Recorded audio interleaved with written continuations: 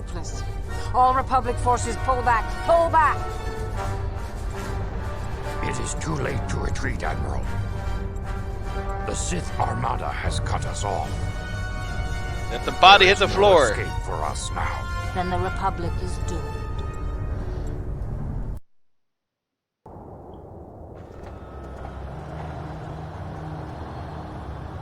Malak is dead. All hail the return of Darth Revan, the true Lord of the Sith. All hail Lord Revan. All hail Lord Revan. All hail Lord Revan. The Sith bow before you. You have reclaimed your rightful throne. The Jedi Order is in tatters. It is only a matter of time until your Sith minions wipe them from the face of the galaxy. The Republic fleet is decimated. The core worlds are defenseless against us. I thought the music cue fooled me. My ultimate is targeted.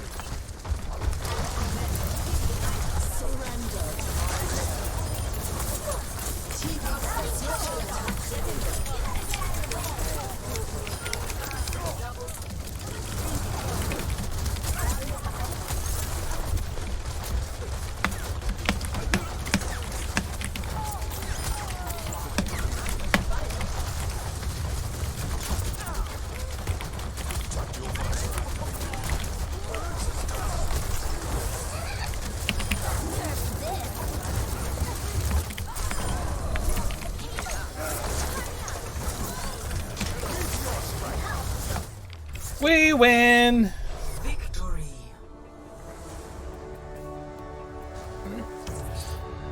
I don't know what the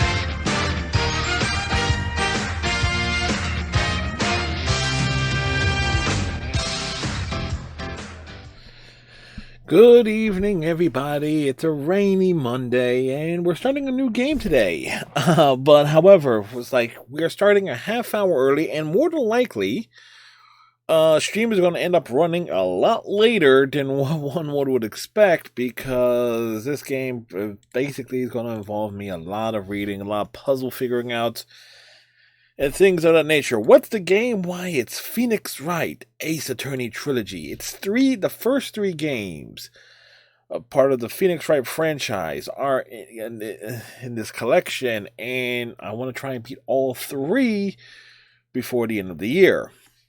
I think for sure I might be able to get through the first two games, but yeah, apparently these games have about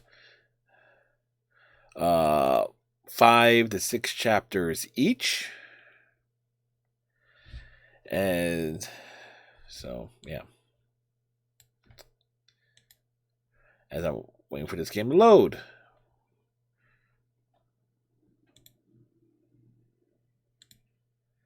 Apparently, this is what I get for trying to start early.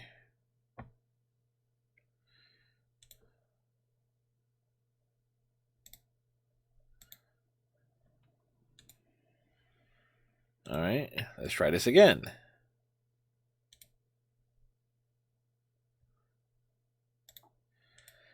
Alright, but still, I hope everybody had this episode for a good day. System interrupt. So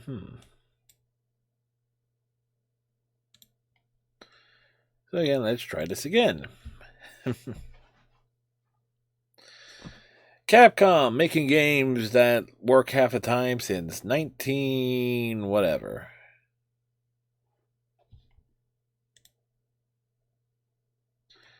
It's not responding.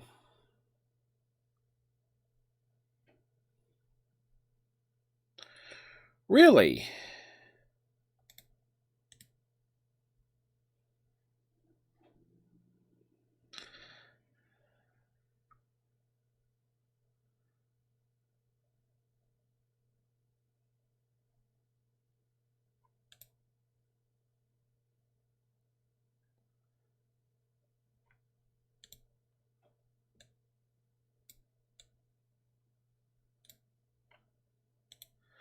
As we are... There you go. Gotta load it.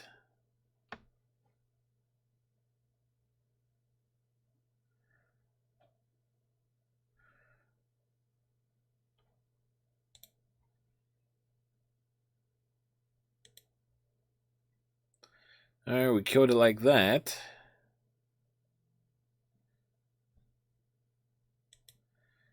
Again, we're trying to get this... The game launched fine off stream.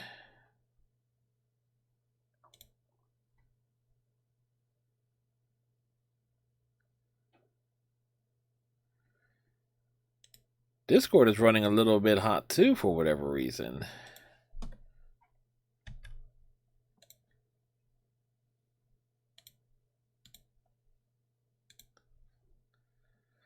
Alright, let's try this again.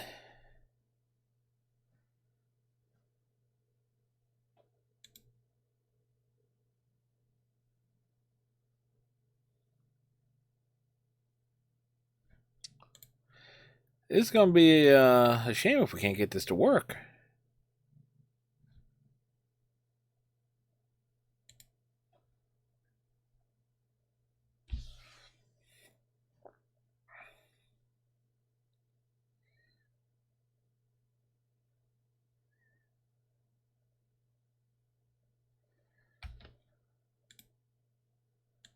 There we go.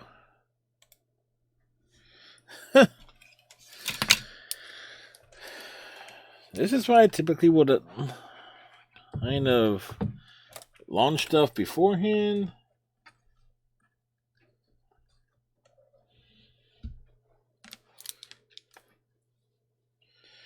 You know, where things are happening.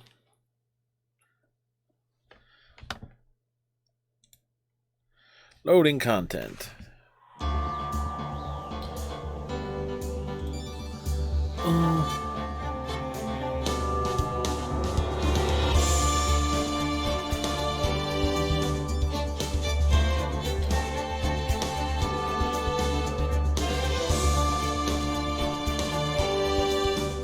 I don't know why, I feel like I'm sitting a bit low here.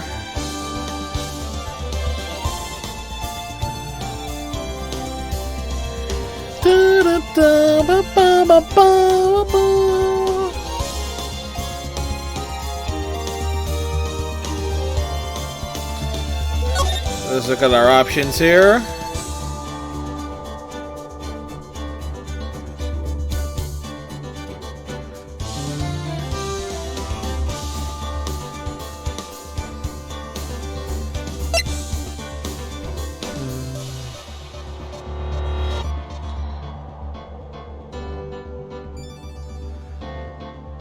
Alright. New game.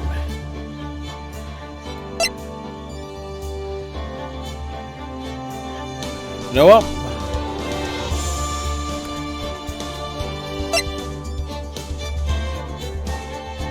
Best to take screenshots of these just in case. Episode 1. The first turnabout. Played the yes. All right. First steps, achievement unlocked.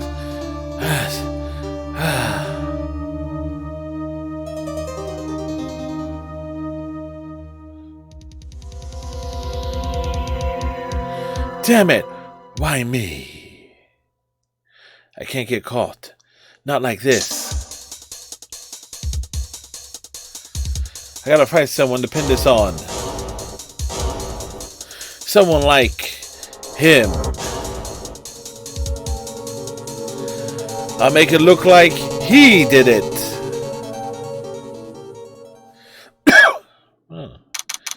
August 3rd, 9:47 a.m. District Court, Defendant Lobby number 2.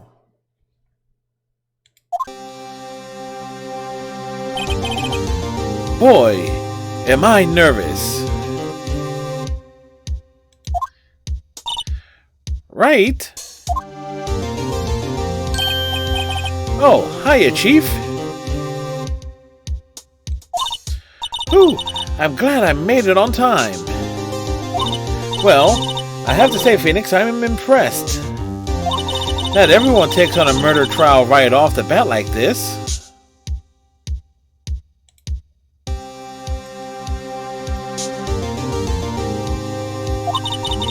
It says a lot about you and your client as well. Thanks. Actually, it's because I owe him a favor. A favor? You mean you knew the defendant before this case? Yes. Actually, I kind of owe my current job to him. He's one of the reasons I became an attorney. Oh, that's news to me. I want to help him out any way I can. I just really want to help him. I owe him that much. It's over. My life, everything, it's all over. Is that your client screaming over there? Yeah, it's him. Death! Despair! Oh! I'm gonna do it! I'm gonna die! Sounds like he wants to die. Yeah. Nick! Hey! Hey there, Larry! Dude, I'm so guilty. Tell them I'm guilty.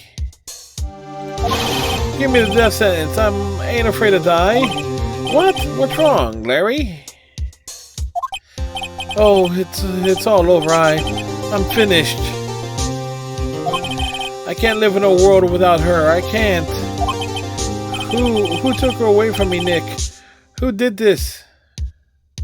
Where did I get Nick from? Oh, Nick, you gotta tell me who took my baby away. The person responsible for your girlfriend's death? The newspapers say it was you. My name is Phoenix Wright. Here's the story. My first case is a fairly simple one. A young woman was killed in her apartment. The guy they arrested was the unlucky sap dating her. Larry Butts, my best friend since grade school. Our school had a saying, when something smells, it's usually the butts. In the 23 years I've known him, it's usually been true. He has a knack for getting himself in trouble. One thing I can say, though, it's usually not his fault. He's just had terrible luck. But I know better than anyone that he's a good guy at heart. And I owe him one, which is why I took the case to clear his name. And that's just what I'm going to do. August 3rd, 10 a.m., District Court, Courtroom number 2.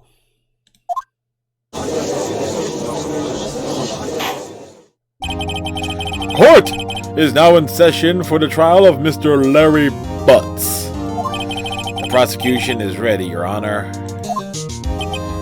The defense is ready, Your Honor. Mr. Wright, this is your first trial, is it not? Yes, Your Honor. I'm a little nervous.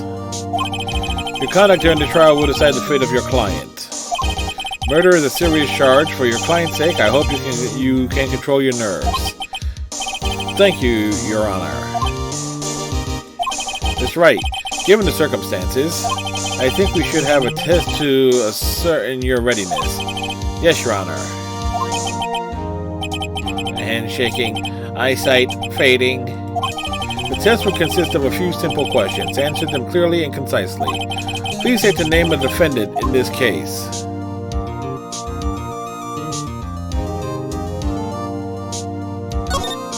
Larry, the defendant? Well, that's Larry Butts, Your Honor. Correct. Just keep your wits about you and you'll do fine.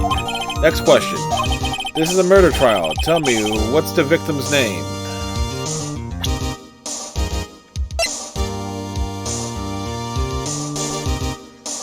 Okay, Cindy.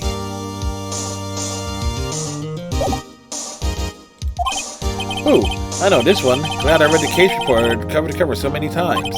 It's... wait. Uh-oh.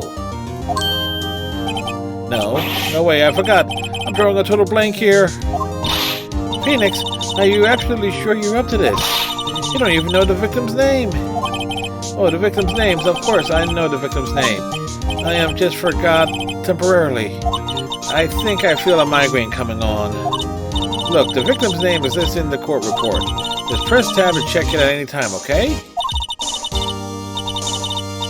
Remember to check it often. Do it for me, please. I'm begging you. Mr. Wright, who is the victim in this case?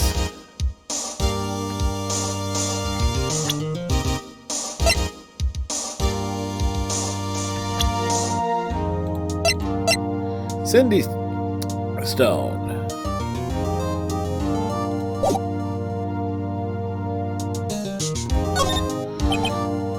The victim's name is Cindy Stone. Correct. Now, tell me what was the cause of death. She died because she was...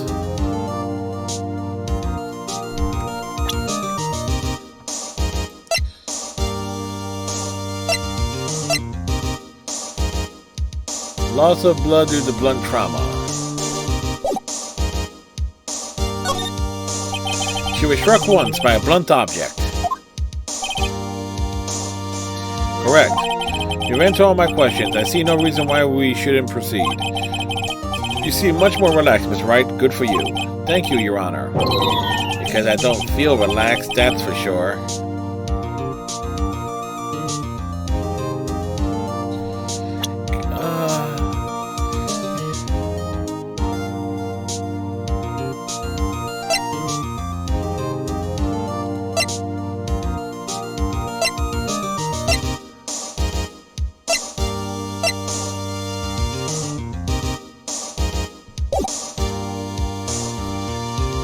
Oh, that's better. Well then. First, a question for the prosecution. Mr. Payne? Yes, Your Honor. As Mr. Wright just told us, the victim was struck with a blunt object. Would you explain to the court just what the object was? The murder weapon was the statue of the Thinker. It was found lying on the floor next to the victim. I see. The court accepts it into evidence. Okay. Right. Be sure to pay attention to any evidence added during the trial. That evidence is the only ammunition you have in court. Use tab to check the court recorder frequently. Mr. Payne. The prosecution may call its first witness. The prosecution calls the defendant, Mr. Butts, to the stand. Chief, what do I do now? Pay attention. You don't want to miss any information that might help your client's case. You'll get your chance to respond to the prosecution later, so be ready. Let's just hope he doesn't say anything unfortunate. Uh-oh, Larry gets excited easily. This could be bad.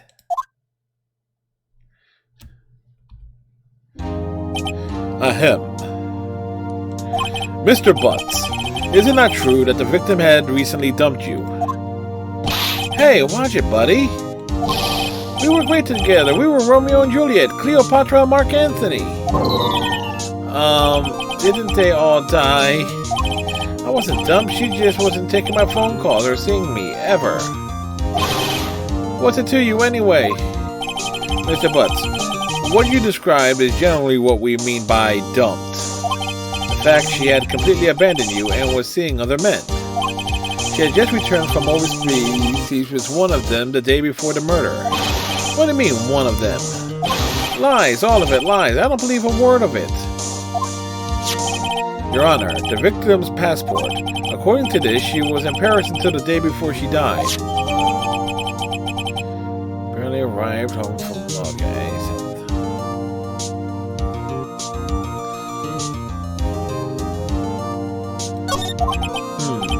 Indeed, she appears to have returned the day before the murder. Dude, no way! The victim was a model, but did not have a large income. It appears that she had several sugar daddies. Daddies? Sugar?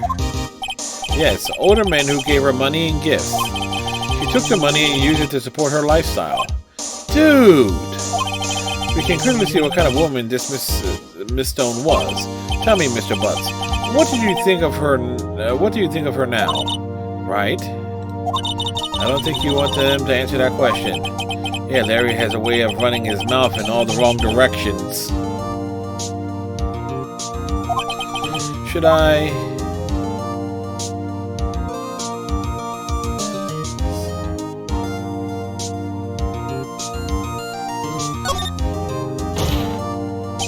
My clan had no idea the victim was seeing other men.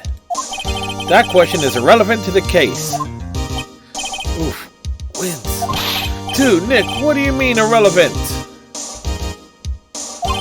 That cheating she-dog? I'm gonna die. I'm just gonna drop dead. Yeah, when I meet her in the afterlife, I'm gonna get to the bottom of this. Let's continue with the trial, shall we? I believe the accused's motive is clear to everyone. Yes, quite. Oh boy, this is not looking good. Next question. You went to the victim's apartment on the day of the murder, did you not? Well, did you or did you not? Hey, well, maybe I did, and maybe I didn't. Uh-oh, he went. What do I do now?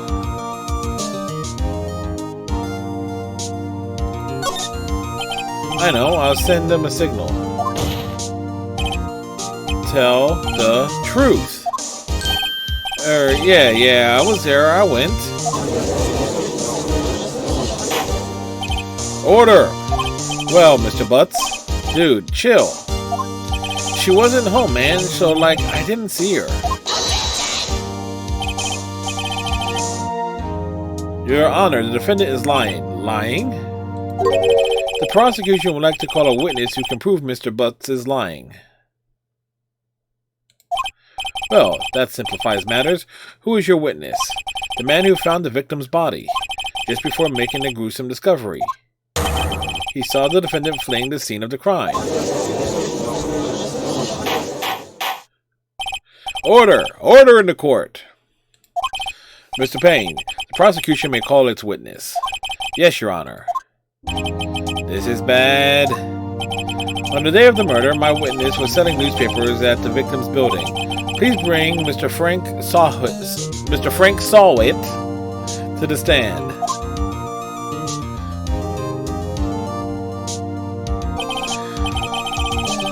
Mr. Sawit, you sell newspaper subscriptions. Is this correct? Oh, yes. Newspapers, yes. Mr. Sawit, you may proceed with your testimony. Please tell the court what you saw on the day of the murder.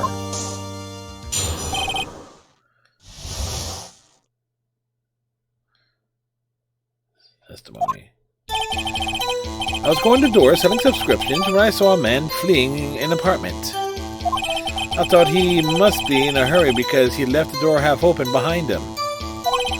Thinking it strange, I looked inside the apartment. Then I saw her lying there, a woman not moving, dead. I quailed in fright and found myself unable to go inside. I thought to call the police immediately. However, the phone in her apartment wasn't working. I went to a nearby park and found a public phone. I remember the time exactly. It was 1 p.m. The man who ran away was, well, the defendant sitting right over there.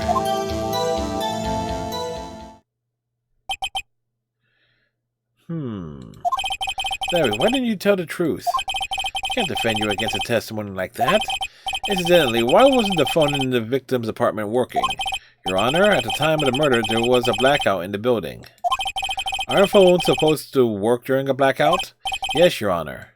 However, some cordless phones do not function normally. The phone that Mr. Sawyer used was one of those. Your Honor, I have record of the blackout for your perusal. Was that from noon to 6 p.m. on the day of the crime? Okay. Now, Mr. Wright. Yes. Yes, Your Honor. You may begin your cross-examination. Cross-examination? Your Honor? Alright, Wright. This is it. The real deal. What exactly am I supposed to do? Why, you exposed the lies in the testimony the witness just gave. Lies? What? He was lying? Your client is innocent, right? then that witness must have lied in his testimony. Or is your client really guilty? How do I prove it's not? You hold the key. It's in the evidence. Compare the witness's testimony to the evidence at hand. There's bound to be a contradiction in there. First, find contradiction between the court record and the witness testimony. Then, once you found the contradicting evidence, present it and rub it in the witness's face. Okay. Open the court report with tabs and point out the contradictions in the testimony.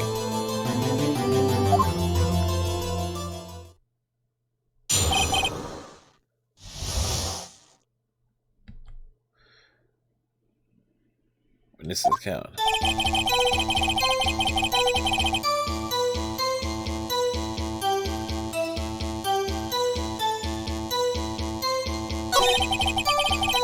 Yeah,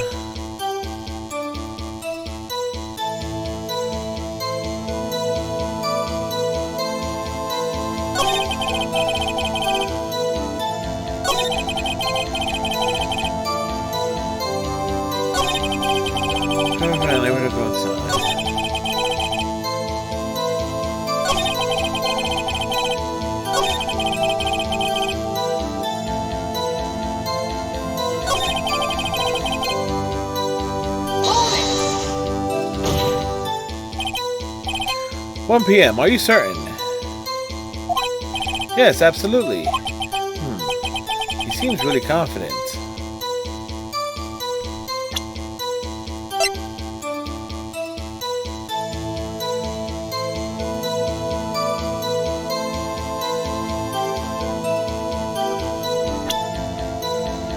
Hi, Final No Nightmare. How are you, sir?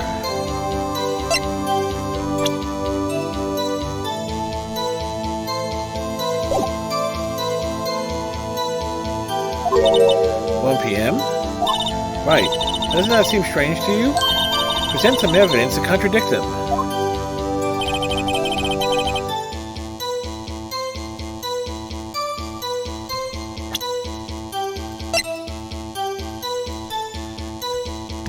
How do I select it?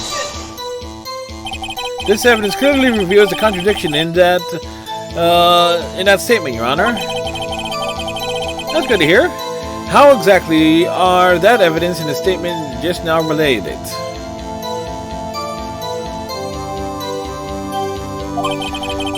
They aren't, are they? Not at all. Miss Wright, please think the facts over before making accusations.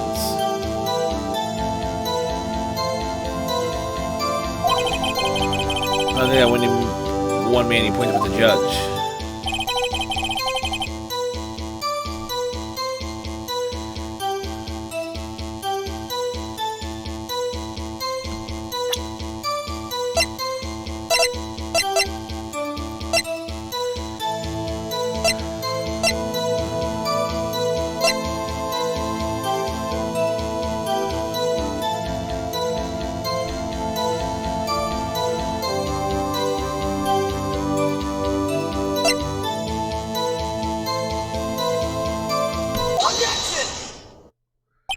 You found the body at 1 p.m. You sure? Yes, it was 1 p.m. for certain. It is. Frankly, I find that hard to believe. I missed a bit of dialogue there. Your statement directly contradicts the autopsy report. The autopsy notes the time of death at sometime after 4 p.m. There was no body to find at 1 p.m. How do you explain this 3-hour gap? Oh, that. This is trivia. The witness really forgot the time.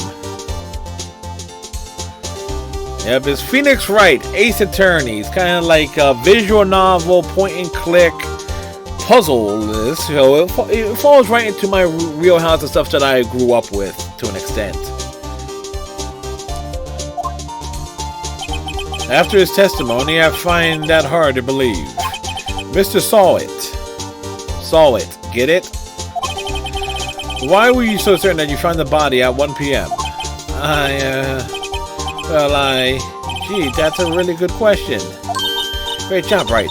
Way to put him on the spot.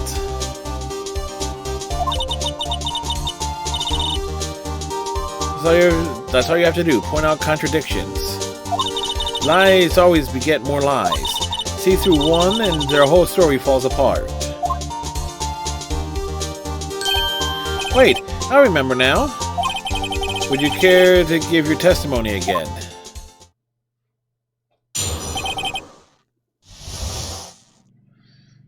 The time of discovery. You see, when I found the body, I heard the time. There was a voice saying the time. It was probably coming from the television. Oh, but it was 3 hours off, wasn't it? I guess the victim must have been watching a video of a taped program. That's why I thought it was 1 p.m. Terribly sorry about the misunderstanding.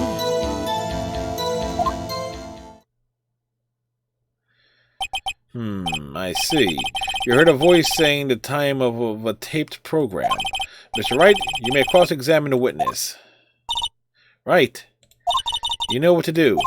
I got this one.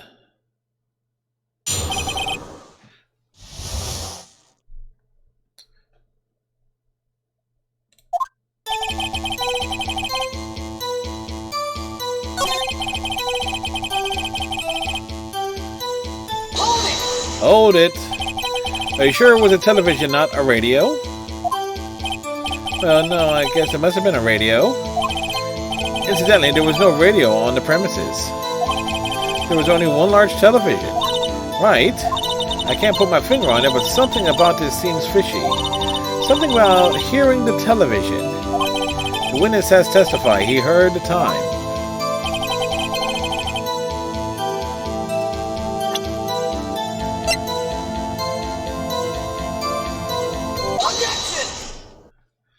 Hold it right there. The prosecution has said there was a blackout at the time of the discovery, and this record proves it.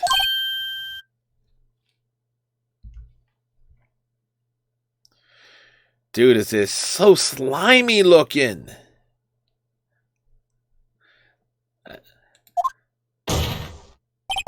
You couldn't have heard a television or a video. Gah! The defense has a point.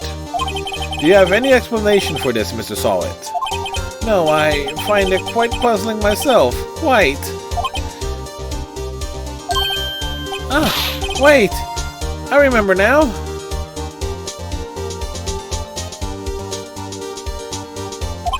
Mr. Solid, the court would prefer to hear an accurate testimony from the beginning.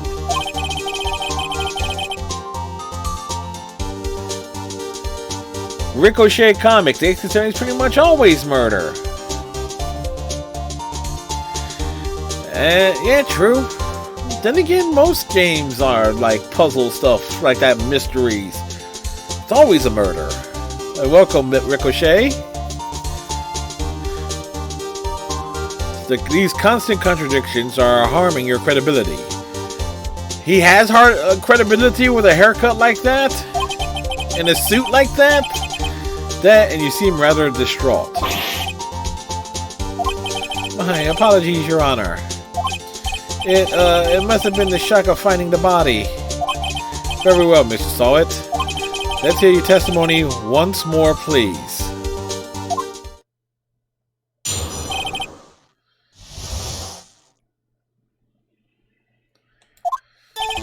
Actually, I didn't hear the time, I saw it.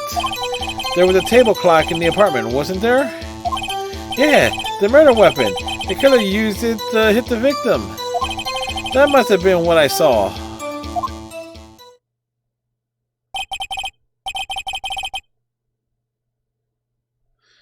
You saw a clock. I guess that would explain it. The defense may cross-examine the witness. Gladly.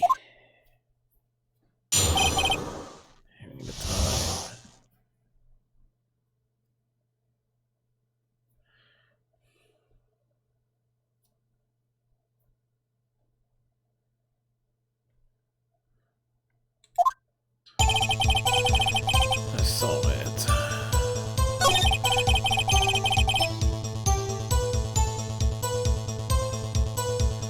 There's a table.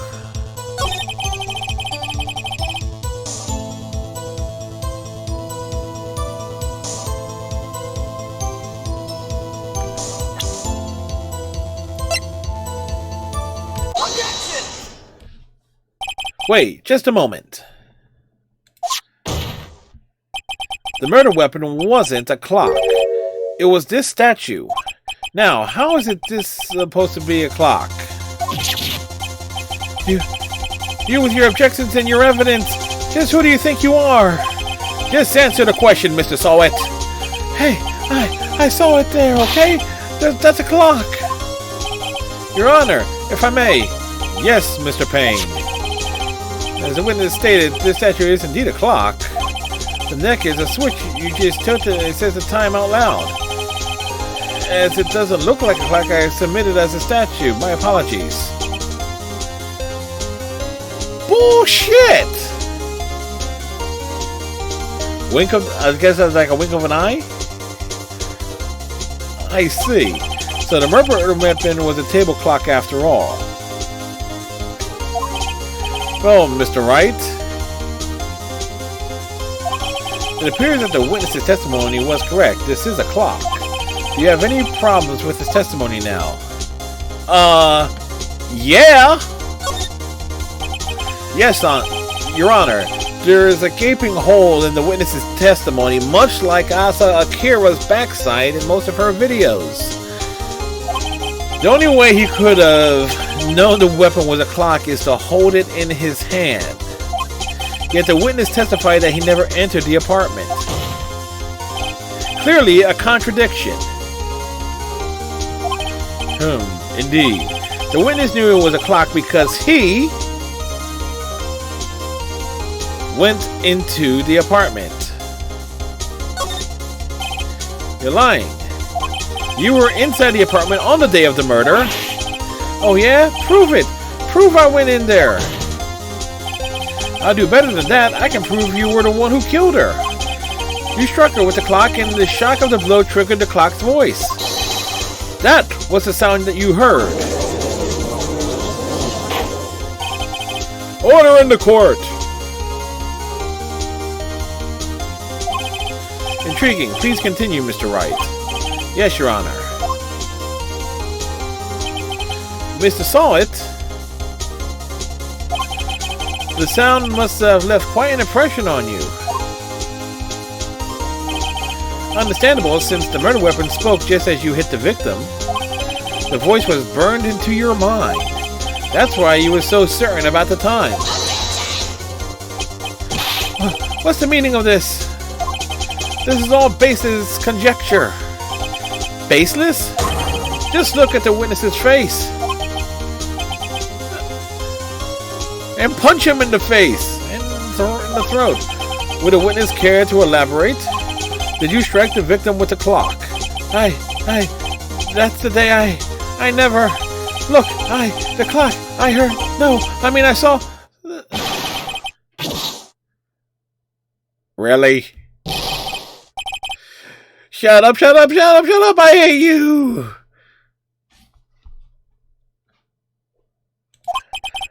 It was him! I tell you, I saw him!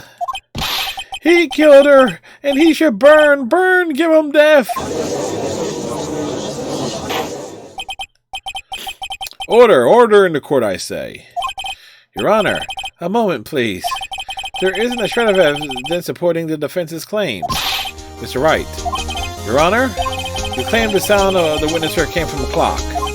Do you have any evidence?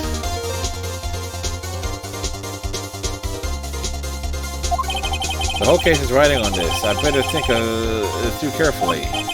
Your Honor.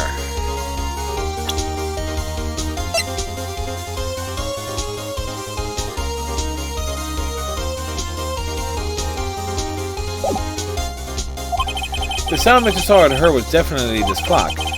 A fact which is clear if you simply try sounding the clock. Let's sound the clock now, here in this court. Your Honor, may I have the clock? I ask the court to listen very carefully. I think it's 8:25 p.m. That certainly is a strange way to announce the time. Well, he is the thinker after all. So, we've heard the clock. What are your conclusions, Mr. Wright? Mr. Payne, can you tell me what time is it now? It's 11:25. As you can see, this clock is exactly 3 hours slow. Precisely the discrepancy between what Mr. Saw had heard and the actual time of death. So, Mr. Sawit, try to talk your way out of this one. You forgot one thing. Uh-oh, what's he talking about now?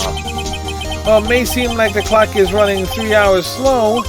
It proves nothing. How do you know it was running 3 hours slow on the day of the murder? If you can't prove that, you don't have a case.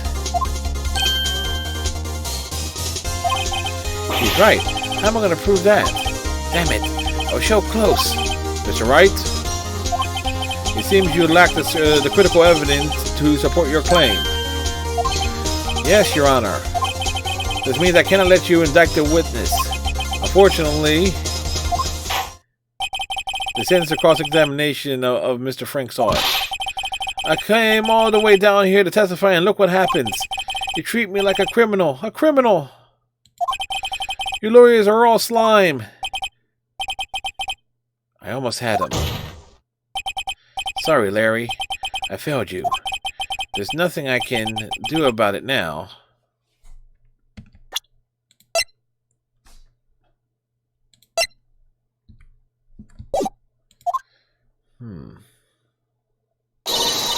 Not so fast, Mr. Sawit. Chief. Listen up, Wright. Don't throw this one away. Not like this. Think. But Chief, it's over. I can't prove the clock was slow the day of the murder.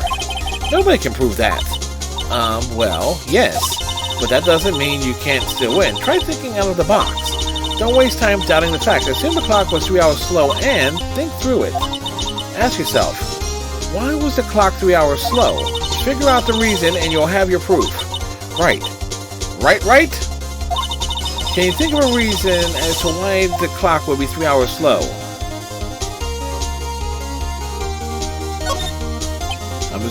Yes, because I don't really see no other option here. Wait, maybe I can prove it. You must have evidence somewhere that can prove it, right? Find it and let them have it. Well, Mr. Wright, you say the clock was already running slow on the day of the murder. Have you found evidence to support this claim? Of course. There is a piece of evidence in the court record that can prove my claim beyond a doubt. Huh! Tough words. Let's see you pull this one off.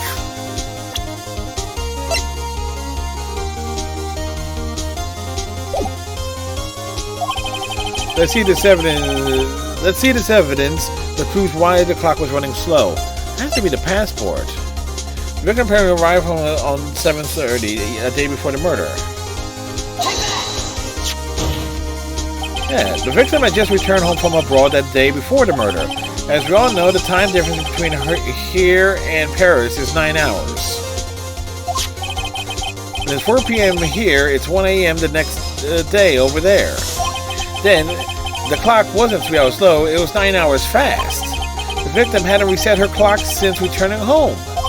That's why the time you heard when you struck her dead in her apartment was wrong. Proof enough for you, Mr. Sawit? Or should I say, Mr. Did It?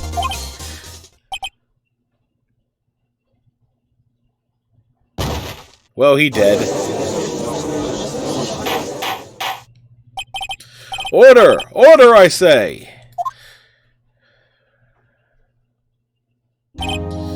Well, this case has certainly turned out differently than we all expected. Mr. Payne, your witness? He was arrested and has been taken away, Your Honor. Very well. Mr. Wright? Yes, Your Honor? I have to say I'm impressed.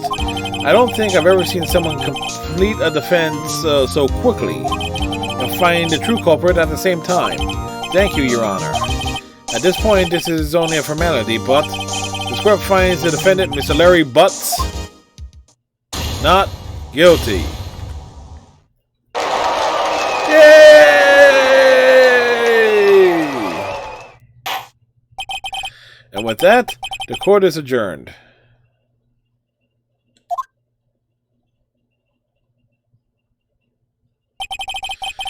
turns out that Frank Sora was a common burglar.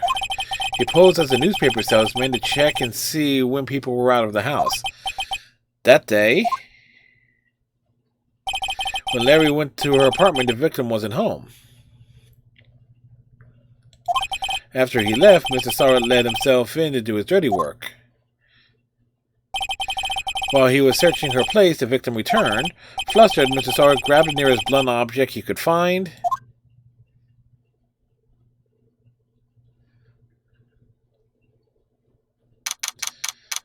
August 3rd, 2013, District Court, Defendant Lobby number 2. Whew, I still can't believe we won. Right, good job in there. Congratulations. Thanks, Chief. I owe it all to you. You gave proper motivation. Not at all. You fought your own battles in there. It's been a while since I've seen a trial end on such a satisfying note. I've never seen the Chief looking this happy. I'm not sure all lawyers should have... She certainly dresses uniquely. If she's this glad, imagine how Larry must feel. My life is over. Larry, you're supposed to be happy. What's wrong now? Oh, Nick. Why does it call him Nick? Don't worry about me. I'll be dead and gone soon. Good. Wait. No. I mean... Bad. Larry, you're innocent. The case is closed. But my Cindy Wendy's gone, man. Gone forever. Larry, she was a... Nah, never mind. Phoenix, Nick. Oh! I get it now. Then why do they call him Nicks? If he was calling him Nicks, I would have called on to that. It's like Nick, but I get it now. Thank you, Ricochet. By the way, I'm a big comic book fan myself, falling in and out of comics depending on how greatly Marvel and DC decide to piss me off at any given time.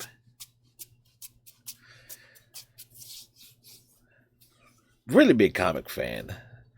I think the last comic I actually bought was Vampirella #1, for the current series that Dynamite started up earlier this year. So that was the last comic I bought. I still got a backlog of stuff to read. Like, I got boxes and stuff. Maybe I will start up my old... maybe I start doing comic book reviews again. Who knows? Congratulations, Harry. Harry? Yes, you. I can practically see the headlines now. Harry Butts, innocent. Thanks. I really owe you one. I won't forget this ever. Let's celebrate. Dinner, movie, my treat? Oh no, I couldn't. Hey, I wasn't the one who got you off... Hey, I was the one who got you off the hook. Oh, hey. Here, take this. It's a present. A present? From me?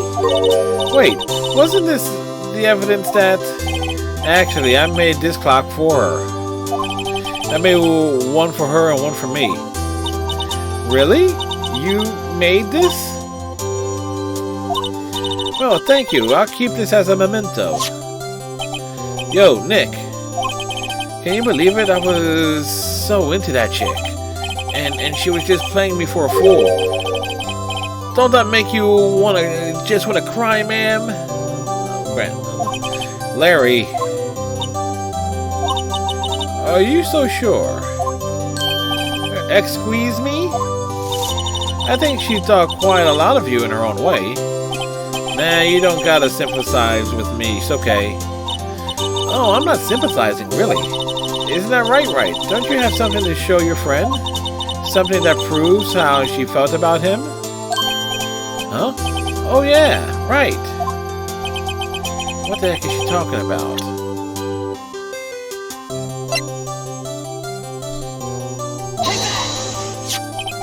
Check this out, Larry. Proof positive you weren't just some chump to her. Huh? what about that clock? This is the clock you made for her, Larry. And she took it with her when she traveled. Whatever, she probably just needed a clock, that's all. You think so? It's a pretty heavy clock to take traveling. Well, make of it what you will. Hey, Nick. I'm glad I asked you to be my lawyer. Really, I am. Thanks. Hope that made him feel a little better. Right? I hope you see the importance of evidence now. Also, hopefully you realize things change depending on how you look at them. People, too. We never really know if our clients are guilty or innocent. All we can do is believe in them. And in order to believe in them, you have to believe in yourself. Right? Listen, learn, grow, strong. Cryptic dialogue is cryptic. Never let go of what you believe in. Never. Well, I think our work here is done. Shall we be off? Yeah, I guess so. Say, how about dinner on me? We'll drink a toast to innocent butts. Yeah.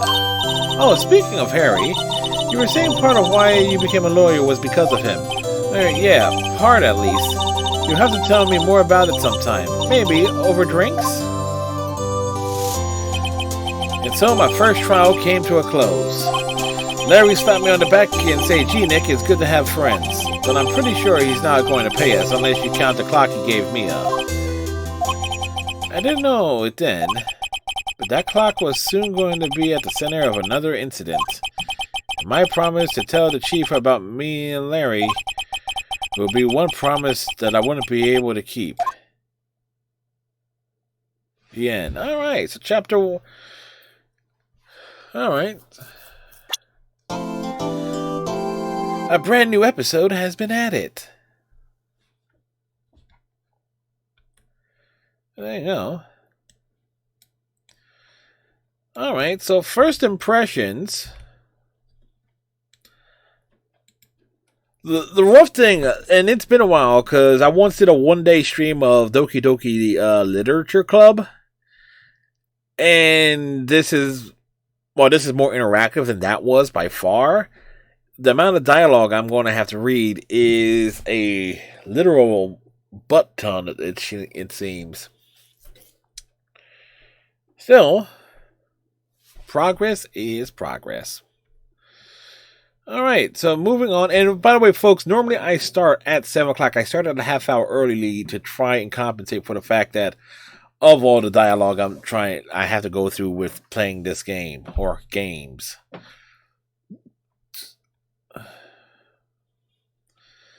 So, a brand new episode has been added. Saving content? Do not turn off your pre-cheese. Save your progress? Yes! Master Savesmith. Master Savesmith is Savesmithy.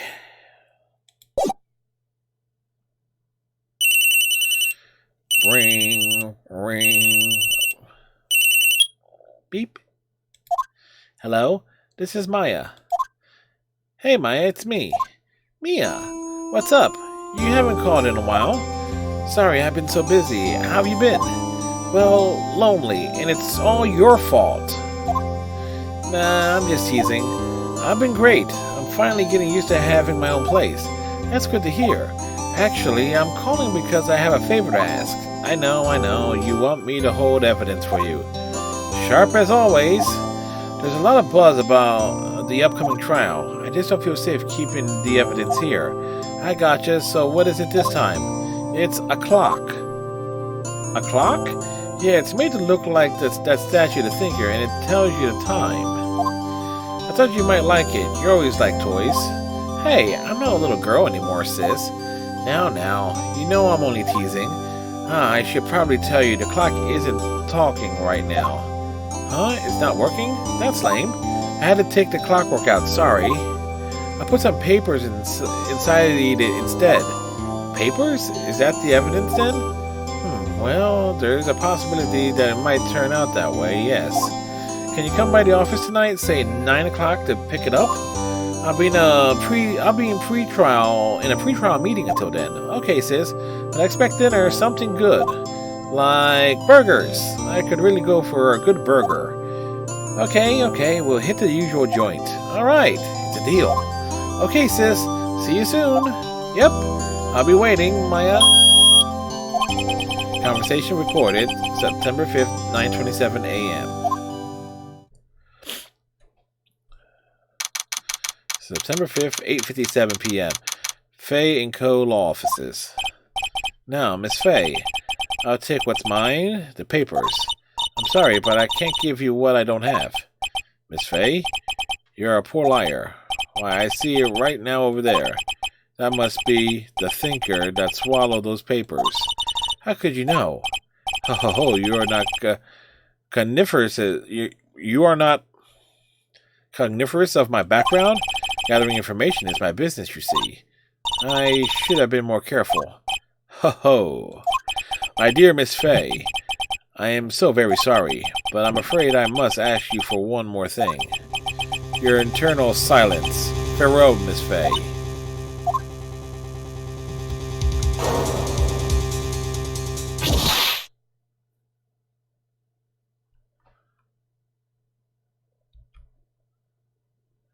Red, white, blue.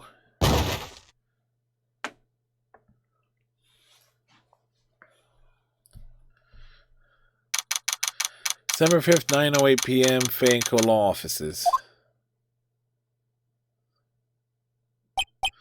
Uh-oh, I'm late. Huh? That's strange. Guess the chief left without me. She said her sister was coming over, so we should all go out for dinner. What's that smell? Blood? Mia! Maybe she's in her office.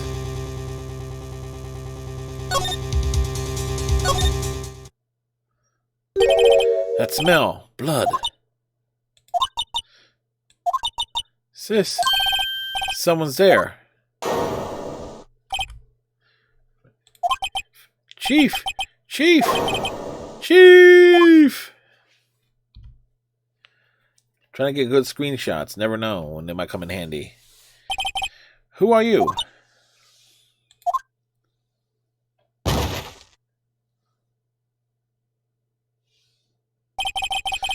This strange girl is dropped out cold. I left her lying on the office sofa. I went back to the chief where she lay under the window. Her body was still warm. I could feel it when I held her shoulder. Then, all too quickly, it began to fade, until finally she was cold. Chief.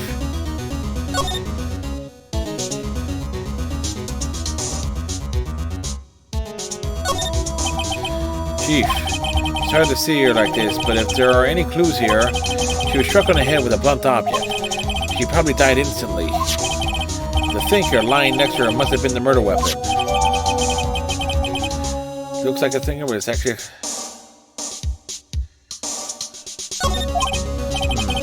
There's some glass shards near the chief's body.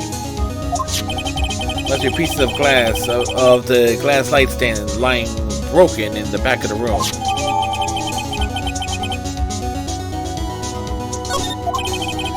Nothing else that seems like a clue here. A piece of paper. It must have fallen from Mia's hand. What could it be?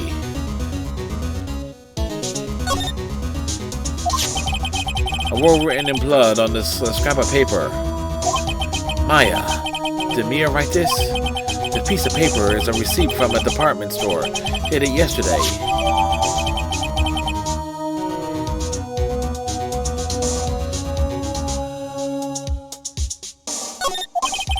I think that's enough snooping around for now. I better call the police and find out what that girl was doing here. Cheap chair, simple, functional design. Feels pretty good to sit in, too.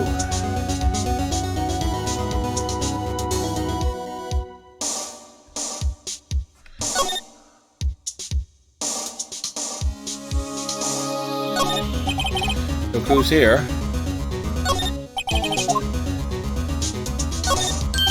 Right, I better call the police. That's funny. A few of the screws on the receiver are missing.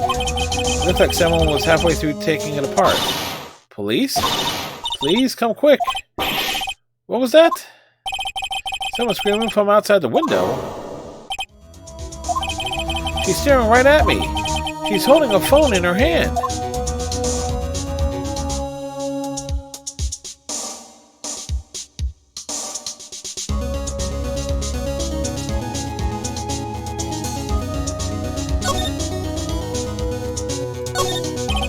There's a large building right across the shoulder from the office. The Gateway Hotel, a nice luxurious place.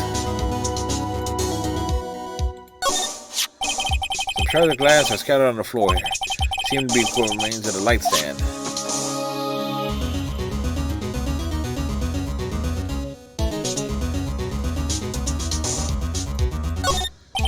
It's painful to look, but I have to for Mia's sake.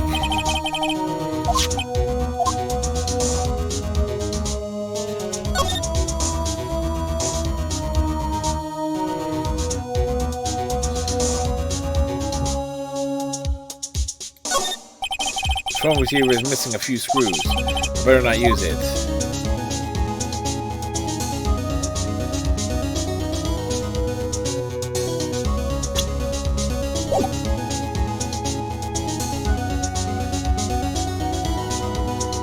What's that say? Escape is on Q slide.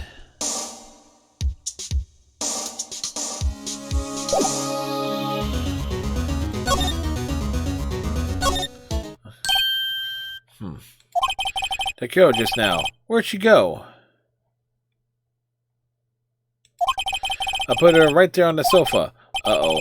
I hope she didn't run off on me. Yipes! Don't scare me like that. Excuse me, but who are you? It's okay, I work here. Maya Fey. Maya Fey? Yeah. So Mia was writing this girl's name. Maybe I should show her the receipt. I never thought there'd be a use for evidence like this outside the courtroom.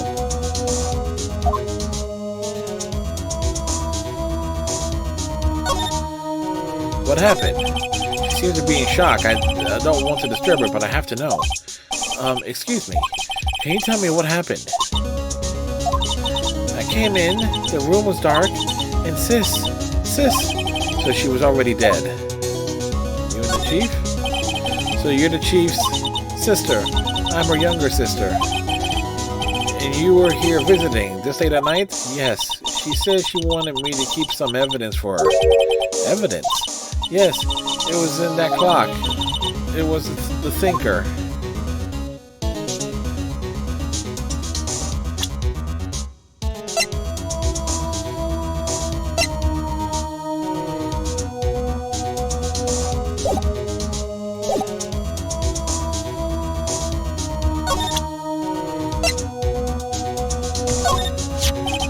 Before Mia died, she wrote a message with her own blood. She wrote it on the back of this receipt. That's my name. Why would she write my name? Please just calm down. Why would she just write my name? Uh-oh. Now I've done it.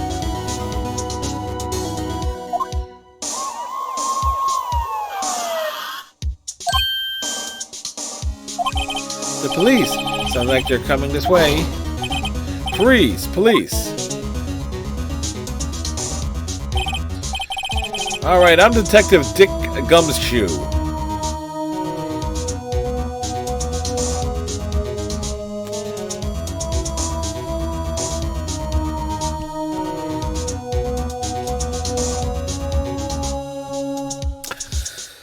Larry Butts, Detective Dick Gumshoe.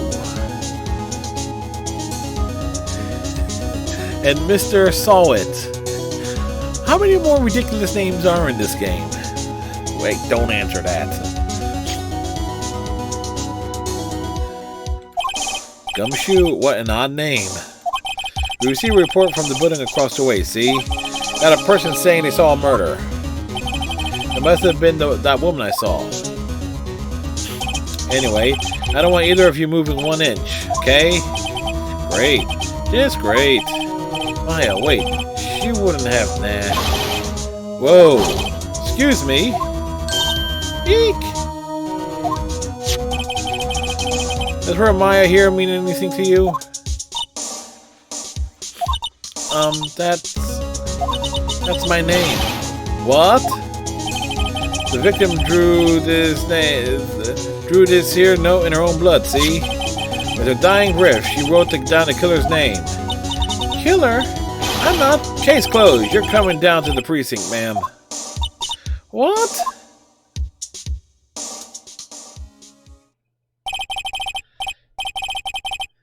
Yeah, this game likes its puns. Yeah, I can imagine. I can certainly imagine. Mia's younger sister, Maya, was arrested on the spot. I was taken in for questioning and didn't get out until the next morning. My eyes were heavy, but I couldn't sleep. I sat around waiting for visiting hours to begin at the detention center. I had to talk to Maya as soon as possible. December 6, 9:07 a.m. Detention center, visitor's room. Wow, they have poor Maya locked up like a criminal. Oh. It's you, the lawyer. Good morning. Good morning. She looks so tired. Are you going to be my attorney? Well, that's what I wanted to talk to you about.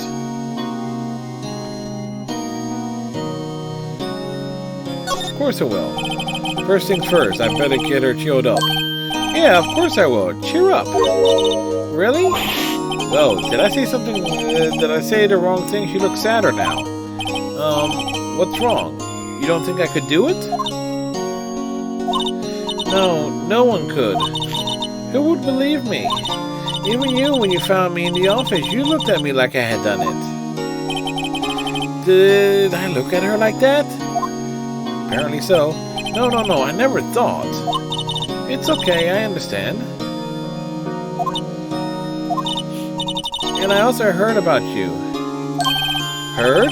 Heard what about me? I was talking to my sister on the phone the other day. Today was my junior partner's first time in court. Wow, really? How'd that go? It was quite the scene. Honestly, I was on the edge the whole time. It's been a while. Huh, so he crashed and burned? He's a genius. Yes, I am. One of those strike fear into the hearts of evil types. This is Phoenix Wright we're talking about, right? The only thing he's lacking is experience. Yeah. Bet she was all about teaching experience to a dress like that. Huh, sounds like it was fun. Well, I know who to go to if I ever get in trouble now. I don't know, Maya. I think you might want to wait to give him 3 more years. That is, unless you want to be found guilty. That's what she said. Not really a voice of confidence. I'm sorry. I didn't mean to insult you. Too late. No, it's okay. It's true, I guess. But, at the same time, I can't just sit by and watch. When I think of the person who did this to Maya, I know.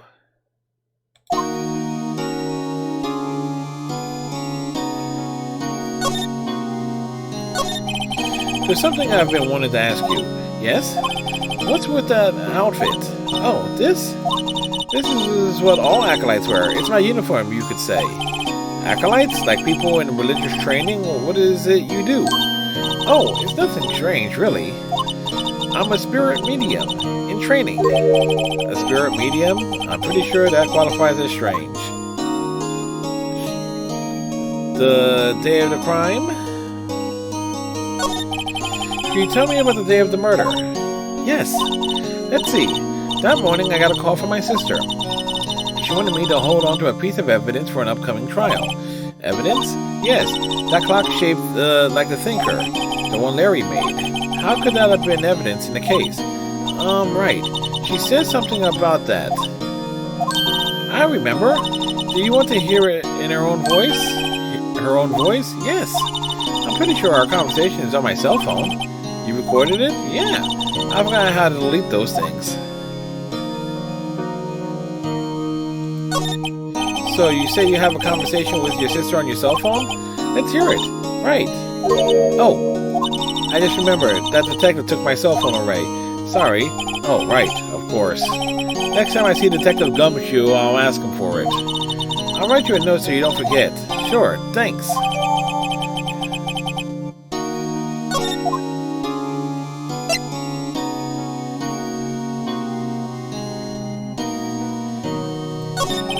Can you tell me more about the day of the murder?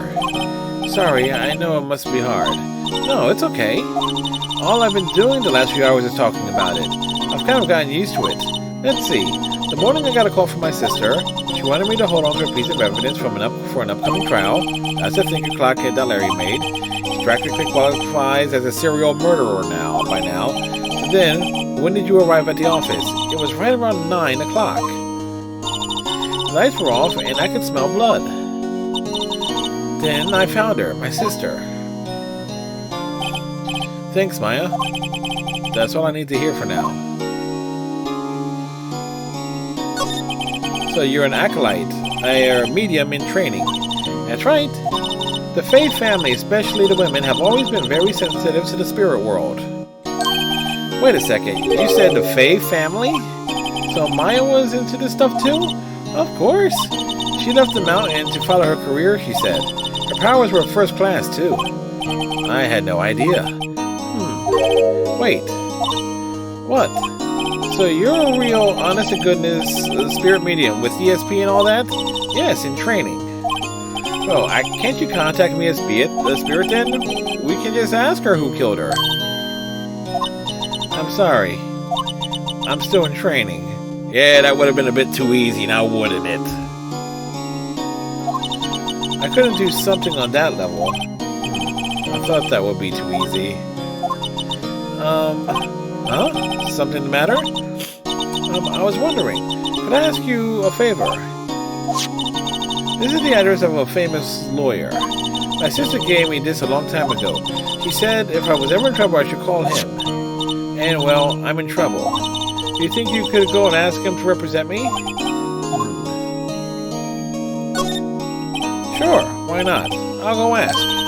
Thank you so much. I have no one else to turn to. Say, what about your parents?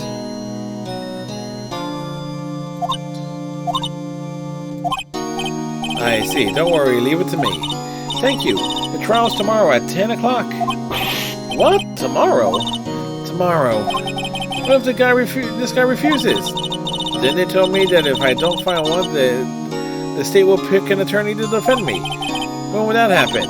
They're going to give me until 4 o'clock this afternoon. And visiting hours are almost up. I better hurry. Right, I'll be back.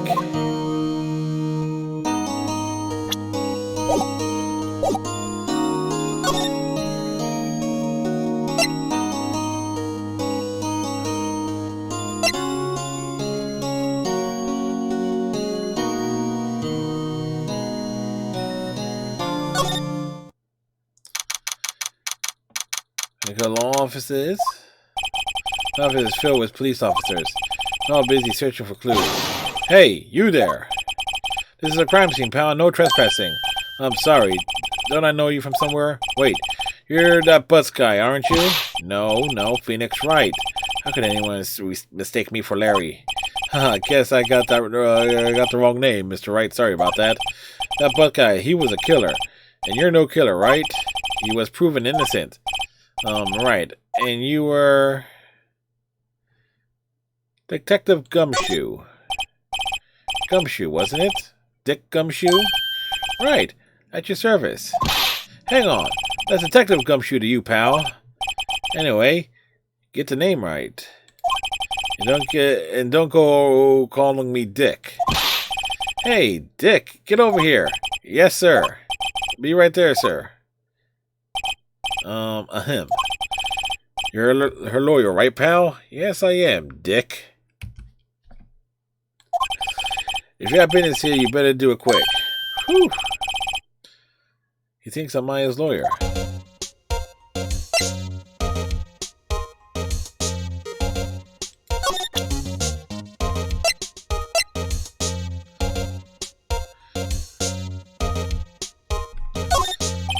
I was wondering, did you see Maya Faye's cell phone? Oh, that? I have that. Do you think you could give it back? Sure. I mean, wait a second, pal. Tricky lawyer? Uh-oh, he's on to me.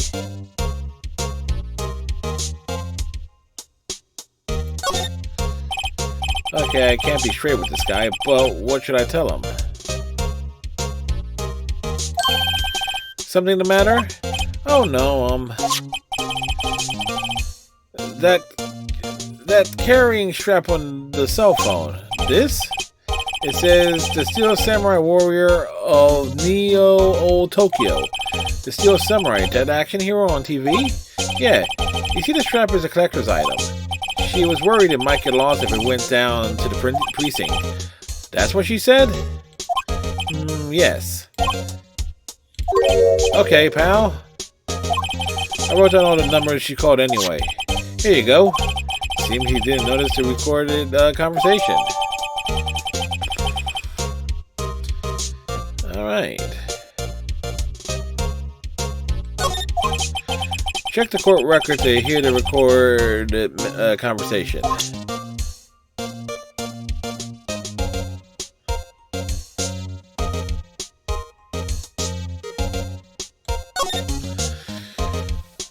Maya, what's up? You haven't called in a while. Well, actually, there's something I want you to hold on to me. Again, what is it this time? The clock is it's made to look like the thinker. Okay, this I know.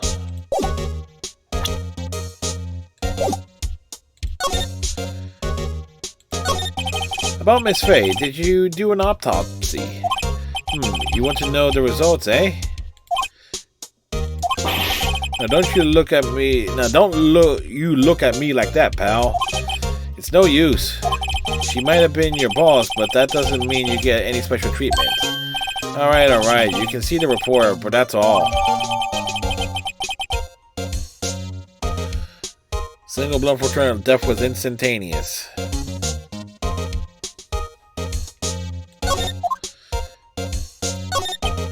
About Maya. Yeah, I'm looking forward to the trial. Sorry, pal, but this is one trial you aren't going to win. Why do you say that? The city's put Prosecutor Edgeworth on the prosecution. Edgeworth. I'm sure you know what that means, you being a lawyer and all. I guess I've asked all the questions I need to. You all done, pal? Yes, thank you. I'll be heading out now. Oh, wait. One more thing I wanted to mention to you. I don't suppose you're planning on talking to that witness. Anyway, you better not. No influencing the witness with your lawyery ways, pal. Come to think of it, I had completely forgot about her. The witness? Yeah, Miss April May. Will her sister be Miss June July? I'm sorry about this, but I can't tell you anything about her. Well, you just told me her name, Miss May, huh? So you sent her home already then? You're trying your lawyery tricks on me now. She's not to go outside the room until the trial.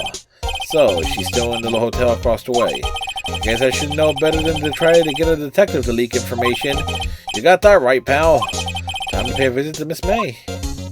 By the way, Prosecutor Edgeworth. That's right, pal. Mr. Miles Edgeworth himself. Wait, you do know him, don't you?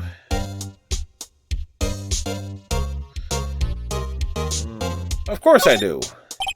I know him. He's a fair prosecutor. He doesn't feel pain. He doesn't feel remorse. He won't stop until he gets his guilty verdict. Oh, don't talk about him that way. You made him barely sound human. Still, I'm afraid this pretty much decides the case. So Edgeworth is on this one.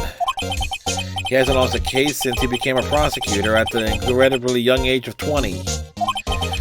Of course, there are rumors of back alley deals and forged evidence. All I know for sure is that Edgeworth hates crime with an almost abnormal passion. I never imagined I'd be facing him so soon.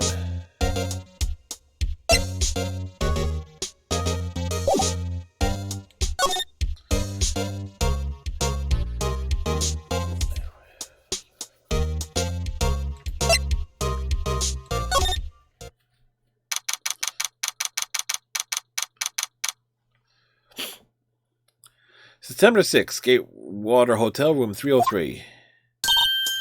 Well, hello there, handsome.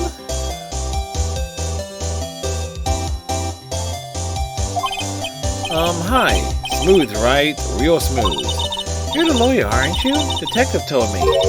He said, don't say nothing to that lawyer, pal. Tee-hee. Remember myself. Thank Detective Gumshoe for making my job harder. Gee, this is all like something out of a movie. It's all so exciting, I can hardly contain myself. Ooh, let me go freshen up so I can look the part of a beautiful eyewitness. I pity the lawyer that has to cross-examine this one.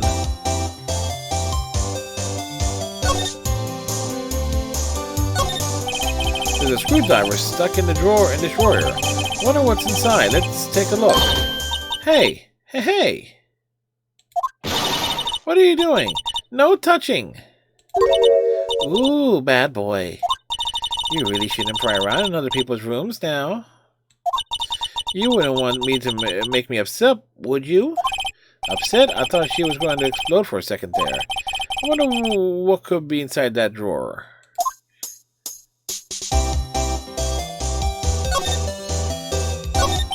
Do you think you could tell me something? I need you to describe what you observed at the time of the incident. Ooh, observe incident. You sound just like a lawyer in the movies. I like a man with a big vocabulary.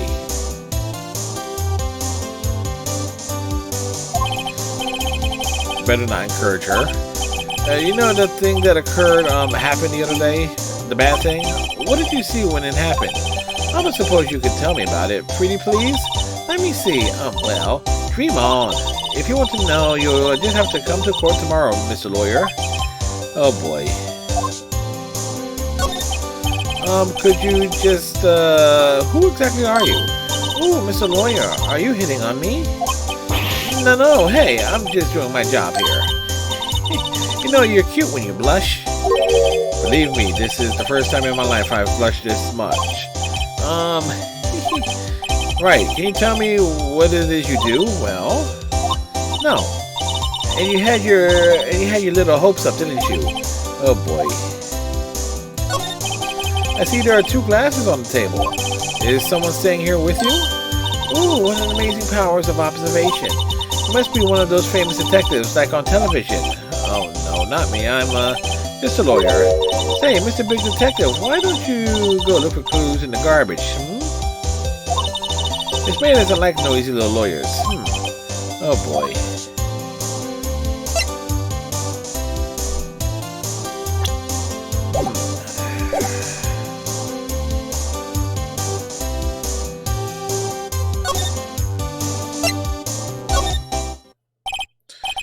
Seems like Mr. Grossberg is out. Well, maybe I should just wait for him to come back. Ahem. If that wasn't the most over-the-top clearing of the throat I've ever heard. Aha, so you're the one they say that has been looking for me. Yes, that's me. He looks even grander than I imagined. That badge on your collar. Ah, so you're a lawyer, are you now? Yes, well, yes. Now what do you want? I'm not particularly busy these days. Please, proceed.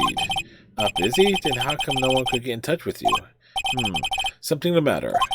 You came to see the one and only Marvin Grossberg, did you not? Well, here I am, boy. What do you want? Out with it. Well, sir, actually, it's about Maya Fey. Ah, yes, Maya Fey. Go on. Why the strange reaction? Cha-cha. I'm really quite busy here, son. I can't go taking cases on a day's notice. No, it's quite impossible. Well, wait a second. How did you know the trial was tomorrow? Ahem. Anyway, I'm afraid it's entirely impossible for me to represent her. Sorry, end of discussion. What's going on here? He refused me before I even got a chance to ask him.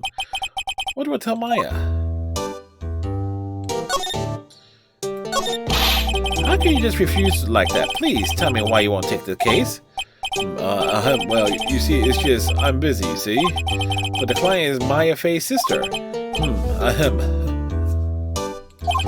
Maya trusted you. She knew her sister will be in good hands. Yes, of course, I know that. However, I'm so sorry, but I must refuse. Sorry, goodbye. Creep.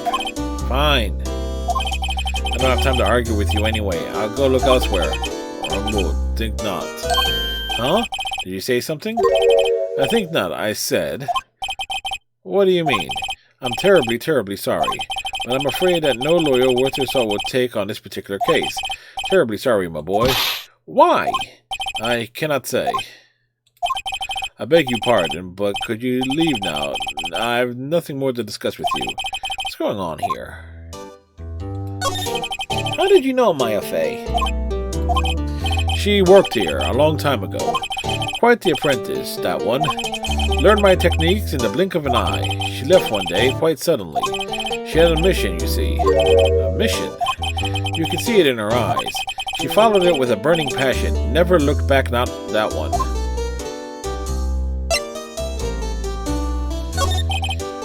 That's quite a painting. Aha, you noticed. It's my pride and joy. Impressive, isn't it? Well, isn't it? The color of the sky, the hue of the sea, the weave of the straw hat. It's worth at least 3 million. I have no intention of parting with it, of course. No, I won't sell it, not even to you. I wasn't interested. It's not for sale. I'm not buying. Jeez. Okay.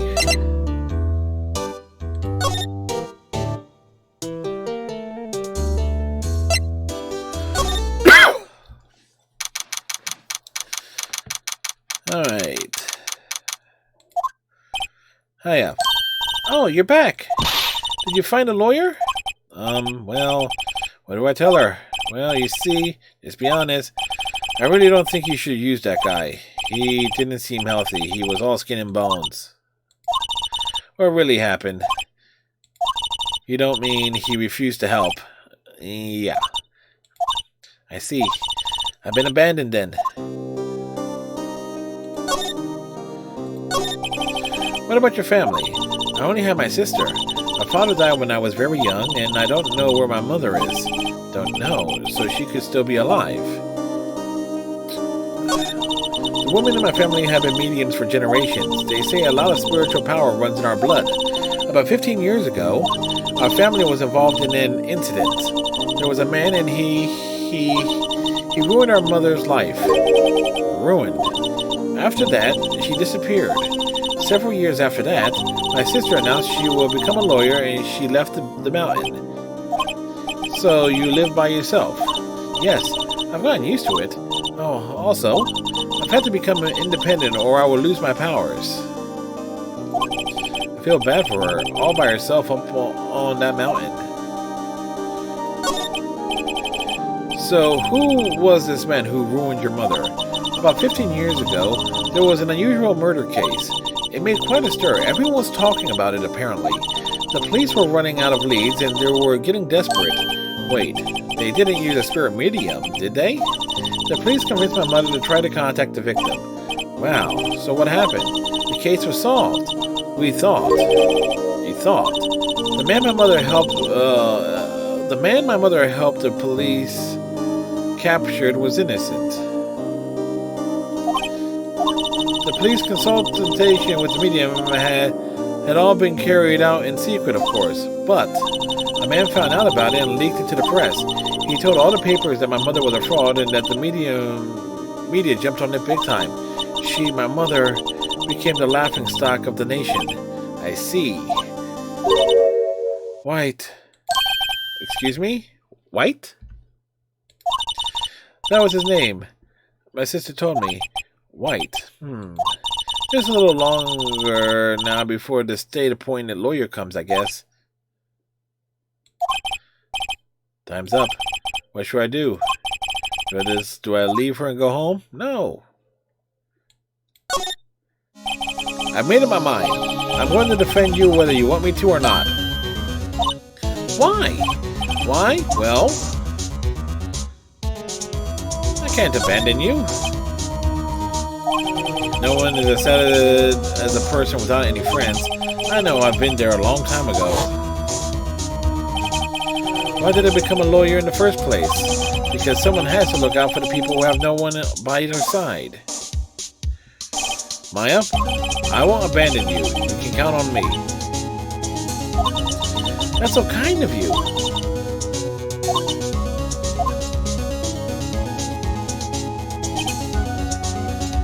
Well, let's fight this one and get you out of here. Right, thank you. Whew, she smiled at last. She looks like an entirely different person. One last question. You are innocent, right? Yes! And I trust you. So you trust me too, okay? It's a deal. So, what next? There's something that's been bugging me. Just what was inside that strange woman's drawer? It was when I tried to look into the drawer that she got all defensive. There has to be something in there.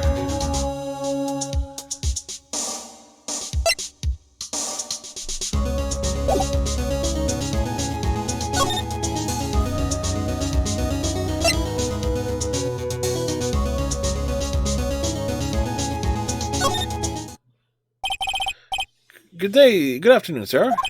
Excuse me, you are... I beg your pardon, sir.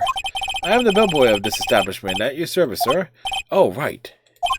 I've just come to deliver room service, sir. Do you know where Miss May might be? I believe our guest Miss May is currently using their facilities. If you need anything, I'll be taking my leave. Please, stay as long as you like. Enjoy. Yeah. Wait, no, hey! Why does it seem like every time I come here, I end up embarrassing myself? Wait, now's my chance to snoop around a bit. I almost forgot. You came back quick. I'd ask you to inform Miss May that there is a message for her. Please tell her that Mr. White of Blue Corps phoned. Oh, right, sure. Mr. White of Blue Corps. Where have I heard that name? White. That was his name. My sister told me. White was the name of the guy who ruined Maya's mother. Could it be a coincidence?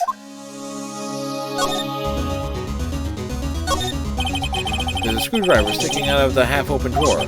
Now's my chance to see what's inside. What do we have here?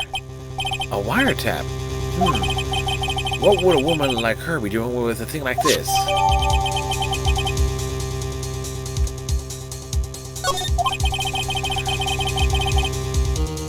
There's definitely something suspicious about this Miss May. Why would she have something like this in her hotel room? There's a story behind all of this. I know it. Alright. I'll be using this bit of evidence in tomorrow's trial, that's for sure. For Maya's sake. I'll get to this woman's bottom. Wait, I mean, you know what I mean. Oh, bellboy, still there? Uh-oh, time to scram. I look forward to tangoing with you tomorrow, Miss May. In court. To be continued.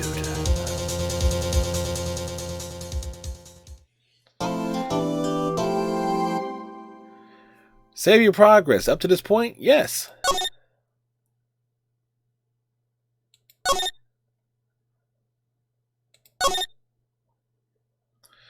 Alright, and I'm going to take a quick BRB, folks. Need to use the restroom real quick and get me something to drink. This is a lot of shit to read, so I shall be back shortly. Didn't we just see him in our last mission? Ensign, pay attention to your station. This is Captain Forrester of the USS Ranger. We are here on a rescue mission for the Kobayashi Maru. Captain Forrester! The Captain Forrester! Yes, I am. We remember you well, honored Captain. We would be happy to help you. Is there a problem, Mr. Corn? What? Oh, no, sir. Captain Forrester. Let them up.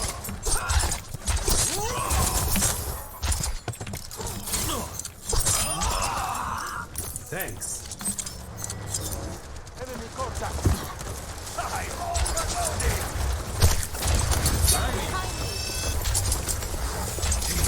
Heal up here. Shield's taking damage.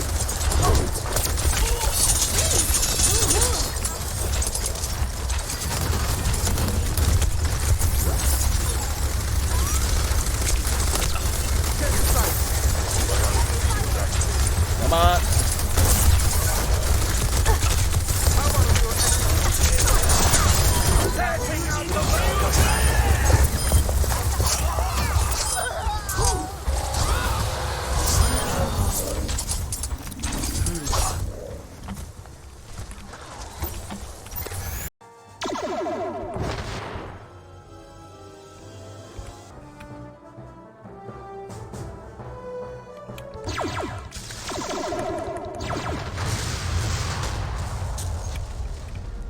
Captain, we have been attacked with the same psychokinetic force as before.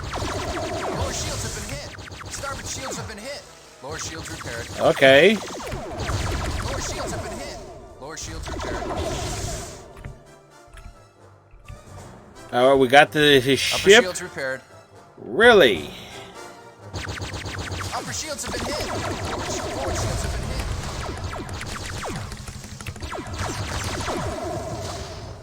That shield system is damaged, Captain. Repair crews are working on it. Starboard shields repaired. Who got it? Whatever prevented us from going to warp is gone. Elshaf is gone. He Victory! must have had extraordinary power. We just will go around, shoot the board.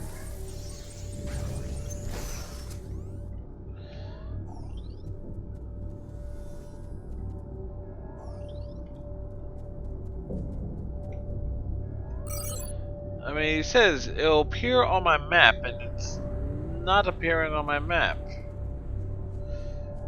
Like, apparently something needed to be done, but I'm not sure exactly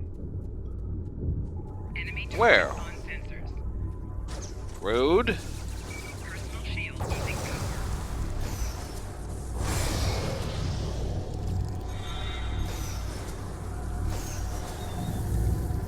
Zul.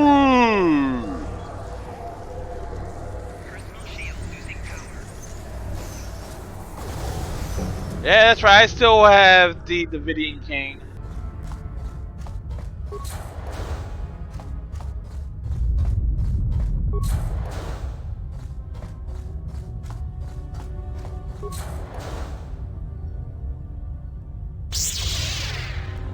I see your Schwartz is as big as mine.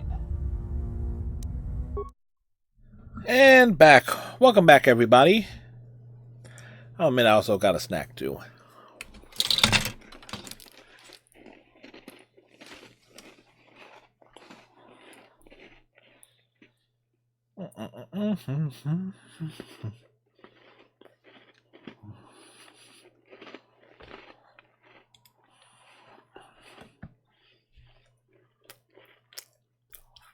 And we did save this. Double check the save.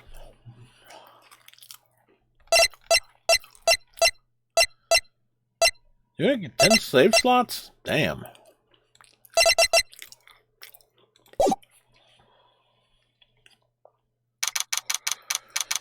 September 7th, 10 a.m. District Courtroom number 1.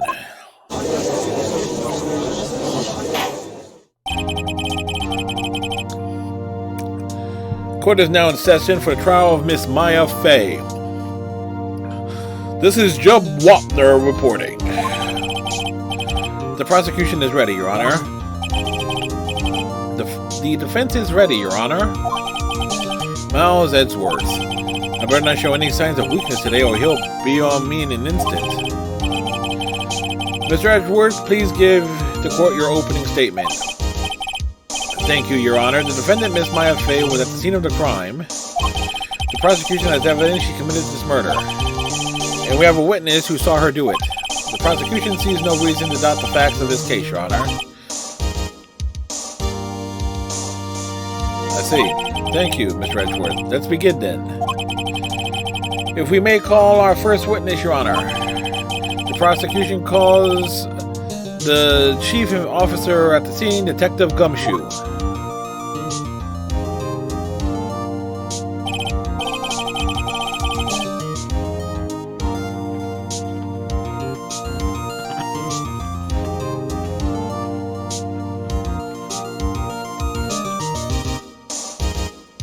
Clearly, I didn't think this through with this snack.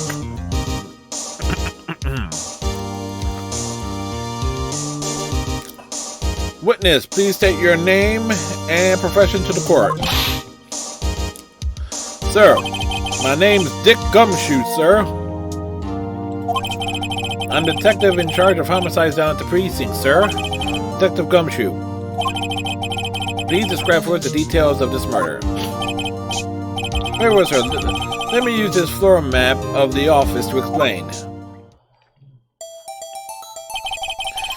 The body was found by this window here. The cause of death? Loss of blood due to being struck by a blunt object, sir. The murder weapon was a statue of the Thinker found next to the body. It was heavy enough to be a deadly weapon, sir, even in a girl's hands. The court accepts the statue as evidence. Again. They're still calling it a statue. Alright, we got the floor pans.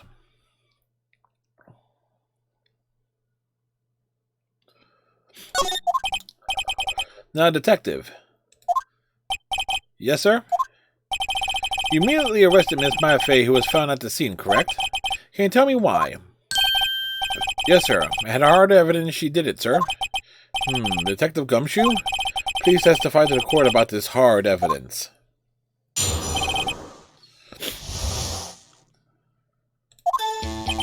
As soon as the phone call came in, I rushed to the scene. There were 2 people there already. The defendant, Miss Maffei, and the lawyer, Mr. Phoenix Wright. I immediately arrested Miss Maffei. Why? We had a witness account describing her. The witness saw Miss Maffei at the very moment of the murder.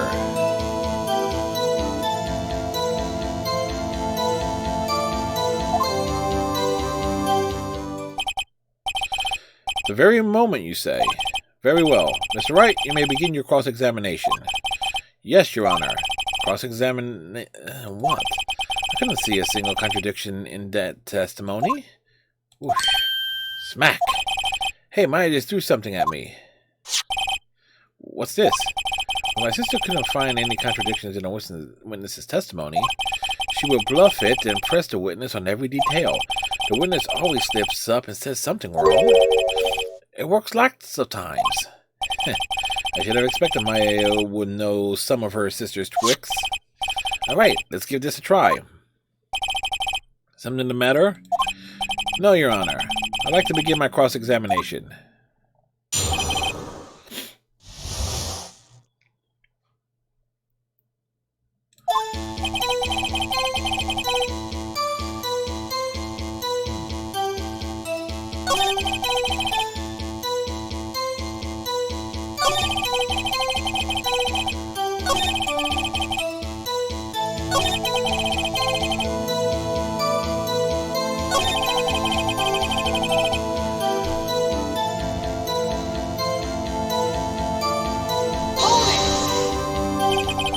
Hold on just 1 second. Yeah? If I heard it correctly, you said you arrested her because you had hard evidence she did it, correct? Huh? Did I say that? Me? I heard you say it. You did say it. You said it.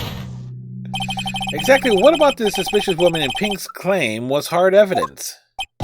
What? Miss May isn't suspicious and she sure isn't Pink, pal.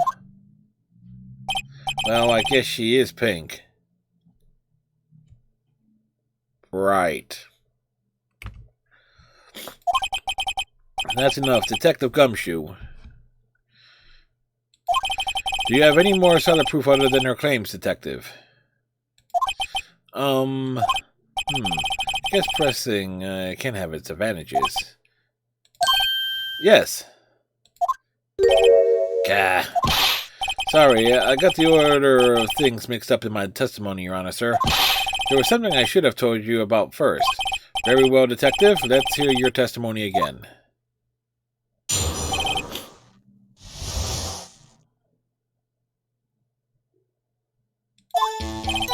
After securing the suspect, I examined the scene of the crime with my own eyes. I found a memo written on a piece of paper next to the victim's body. On it, the word Maya was written clearly in blood. Lab test results, the blood was the victim's. Also, there was blood found on the victim's finger. Before she died, the victim wrote the killer's name.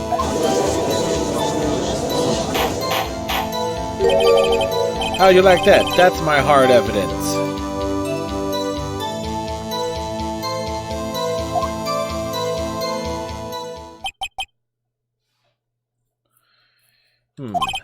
Before we begin cross-examination, I have a question for you, Detective. Your Honor? Why didn't you testify about this vital piece of evidence the first time? I know I'm real embarrassed I forgot about it, Your Honor, sir. Try to be more careful. Very well. The defense may begin its cross-examination.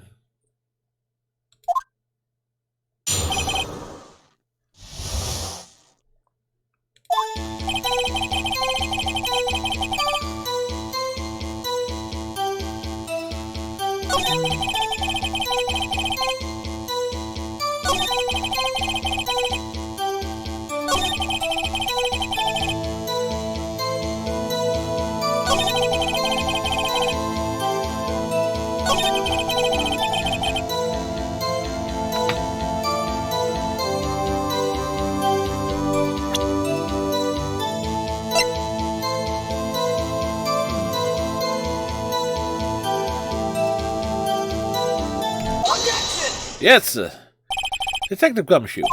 There's one thing I want you to clarify for me here. You said that the victim, Miss Maya Fey, wrote this note. That she was accusing the defendant, Maya Fey. That's really what you're saying. Oh, what? This isn't one of those lawyer tricks now, is it? Of course she wrote it. Who else could have? You have it backwards, Detective. Backwards? The victim is the only person who absolutely could not have written it. This is a report from your department, Detective. Immediate death due to a blow from a blunt object. She died immediately. But no butting your way out of this one, Detective.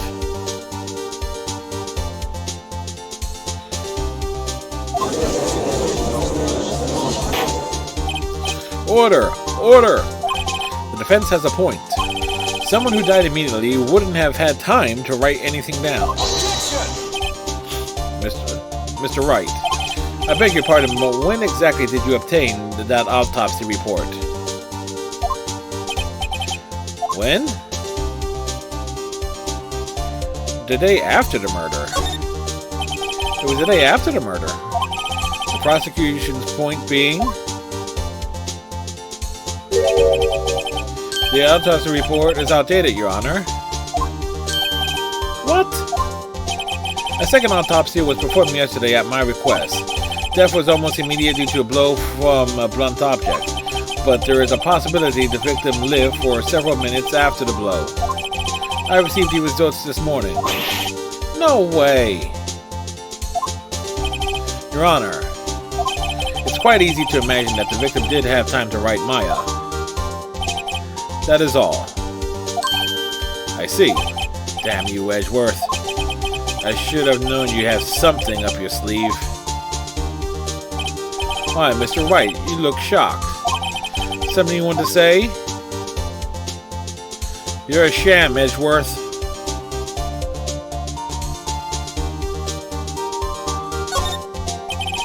Mr. Edgeworth? I've heard there's nothing you won't do to get your verdict. What reason could you possibly have had to request a second autopsy report? Mr. Wright, the defense will refrain from personal attacks on the prosecution. The matter, Your Honor. Mr. Wright, say what you will, the evidence in this report is undeniable.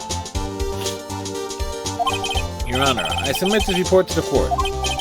Understood. The court accepts the evidence.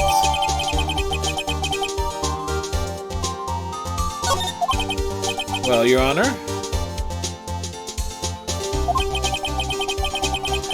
The evidence strongly suggests the victim was identifying the killer. I suppose that's the obvious conclusion, yes. I hate him. Darn, this isn't good. The prosecution would like to call its next witness. This poor, innocent girl saw the murder with her own eyes. Let the witness, Miss April May, take the stand. Exactly what part of her is innocent?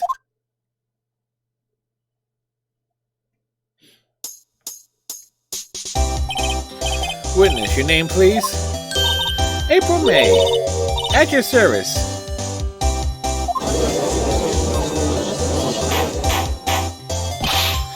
Order. An introduction should not require any reaction from the crowd. The witness will refrain from wanton winking. Oh, yes, Your Honor. This is not good. She's already captured the heart of every man in the courtroom. Tell us, where were you on the night of September 5th when the murder occurred? I was in my hotel room. I checked in right after lunch. And this hotel is directly across from the Fay & Co. law office? That's right, big boy. Please testify to the court about what you saw.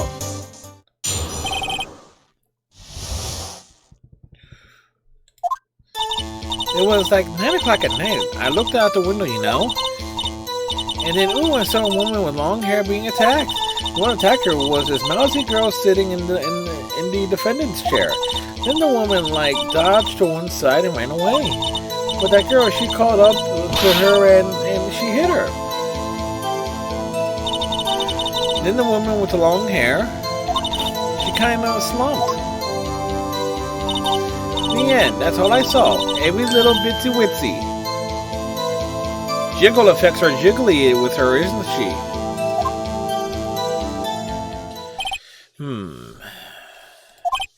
Well, Your Honor, I see. It is a remarkably solid testimony. Quite jiggly in some parts. I don't see a need to trouble the witness any. Wait, Your Honor. Yes, Mr. Wright? What about my cross-examination? I thought the witness testimony just now was quite firm, didn't you? Mr. Wright, I understand you were Mrs. Maya Fay's understudy, were you not? You must know her techniques well. Her cowardly way of finding tiny faults in perfectly good testimonies. Hey, how dare you? Well, Mr. Wright, will you cross-examine the witness? Yeah, damn right I'm cross-examining her. What the hell? I'll gladly proceed with the cross-examination. Only because I have a feeling Edgeworth doesn't want me to. She has to have some weakness. Very well, you may begin your cross-examination.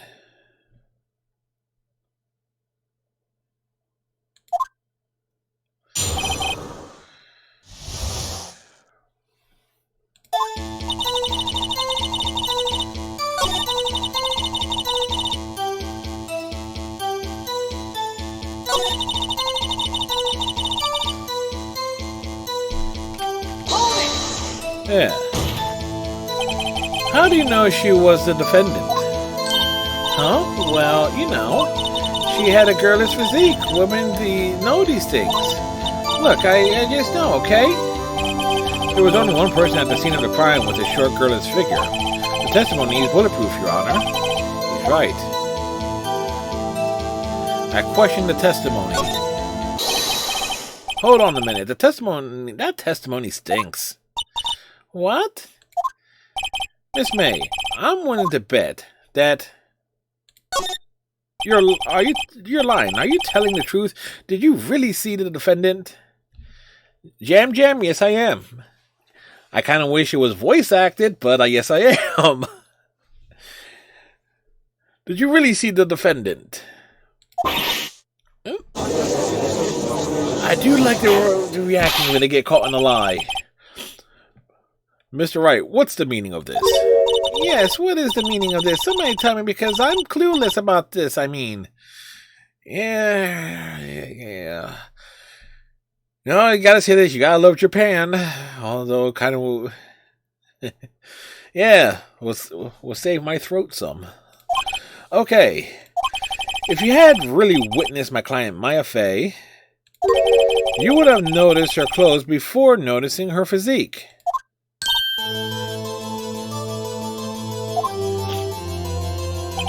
No one wears clothes like this on a daily basis except her. And I'm no expert on fashion, but her hairdo looks far from normal to me. However, the witness's testimony mentions neither of these things. The testimony is bogus.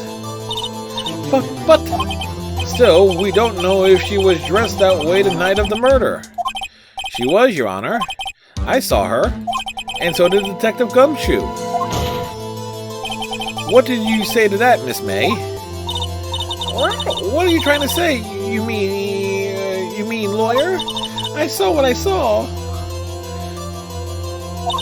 I just didn't think all the words are hard. I just didn't think all the trifling little details were necessary, darling.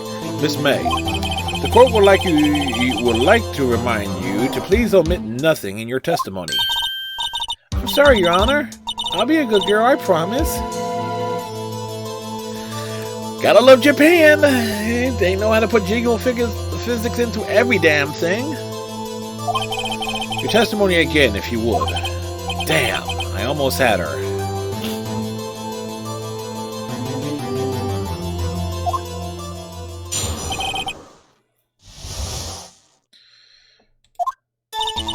I did see everything. I did. The victim, the woman, dodged the first attack and ran off to the right. Then the girl in the hippie clothes ran after her. And she hit her with that weapon. I saw it. I did. That clock. That kind of statue-y clock. The thinker, I think. Well, does the accuracy of my report not startle you? I see. I only wish you had been so detailed from the beginning. Please begin the cross-examination.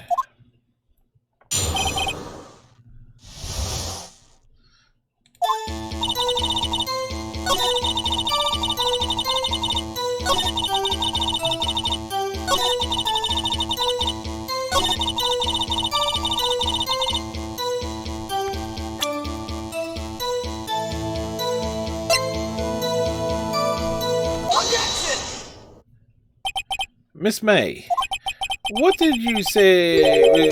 What you said just now was quite revealing, no pun intended. Revealing? Ooh, you like that, wouldn't you, naughty Mr. Lawyer? You just said that this statue of the thinker was a clock, but there's no way of knowing that just by looking at it. Another person in much the same position as you recently called this a clock too, and he was found guilty of murder.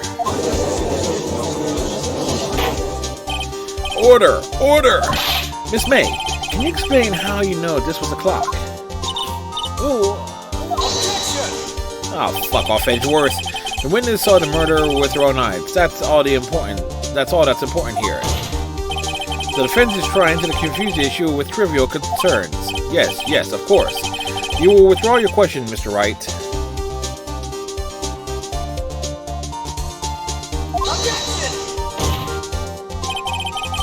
But questions are all I have, Your Honor. And as you may recall, I caught murderers with these questions before. Only once.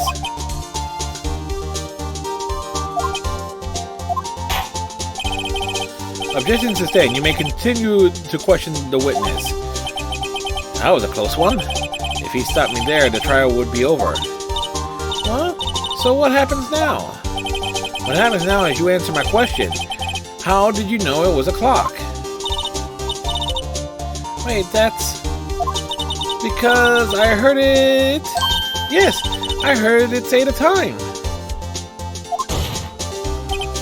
So you've been to the law offices of Faye & Co. No, hey, I didn't say that. Why would I go there? I heard it from my hotel room. The law offices of Faye & Co. where the murder took place is very close to the hotel. You could easily have heard the clock from that distance. Mr. Wright, are you satisfied? Absolutely not. No, Your Honor. I can't give up now. I'm not satisfied because it could not have rung because we know it's empty. Your Honor, members of the court, it is inconceivable that the clock in question rang. That clock is missing its clockwork.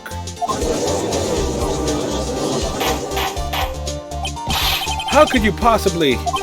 Just take a look, right now. Oh. See anything interesting, Your Honor? It's as the defense says. This clock is missing its clockwork. It's quite empty. Mr. Wright, would you care to explain to the court the meaning of this? It is as you can see. The clock was empty. It could not have rung. Therefore, this witness is a big fat liar. With big fat... Never mind. Fat? Well, Miss May.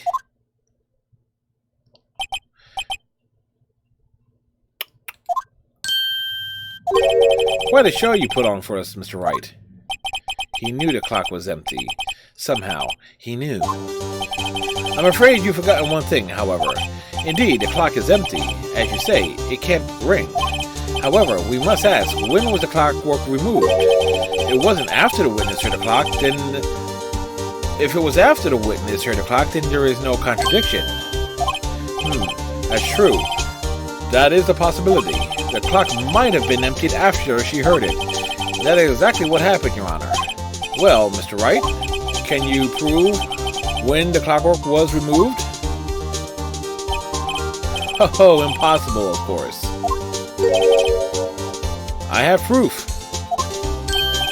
What? Wasn't it you who told me proof is everything? Well, I was listening. And now I'll show you the proof you like so much.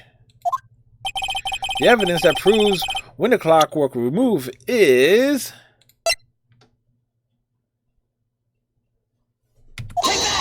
Yes, take a look at this. That's a very cute cell phone. Ooh, you have a girly phone. Wait, this isn't my phone. Listen, this is the defendant's cell phone, and it contains a recording. A recording of a conversation she had with the victim on the day of the murder. Order! The defendant's cell phone. This wasn't brought to my attention. Perhaps Detective Gumshoe overlooked it. The good detective better remember he's up for evaluation soon. I gotta say, I'm starting to feel bad for the big fella. Let's hear the conversation. So you want me to hold on to the thinker for you then? If you could. I should probably tell you, the clock isn't talking right now. Huh? It's not working? That's lame. I had to take the clockwork out. Sorry. September 5th, 9:27 a.m. Your Honor, I think this makes it clear the clockwork was already gone by the time this was recorded. Which was well before the witness even arrived at her hotel. Well, Miss May, would you care to explain to this to the court? Just how did you know that weapon was a clock? Well, isn't it obvious? I saw that clock before. What store was that again? I go to so many. Oops, I forgot. So the witness has seen it before. That would make sense. This judge is a complete idiot.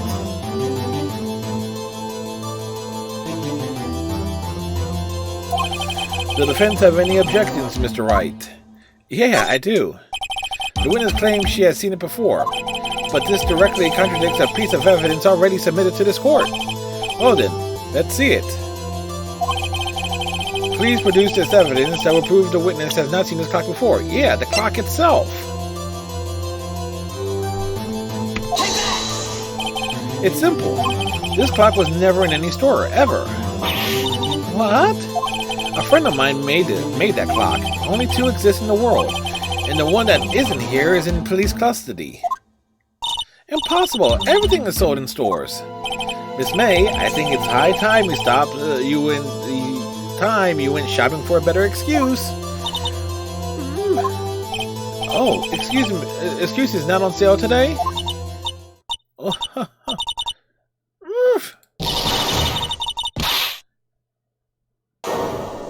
Well now.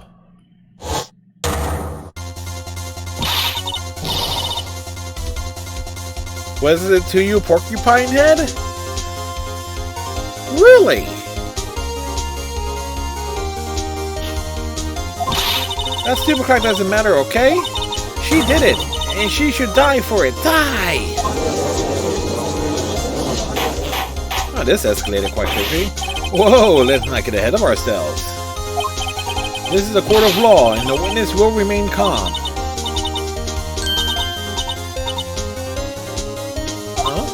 Oh? Silly me. Did I, lose it?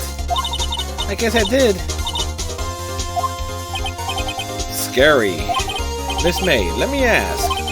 Tell me, how did you know the weapon was a clock?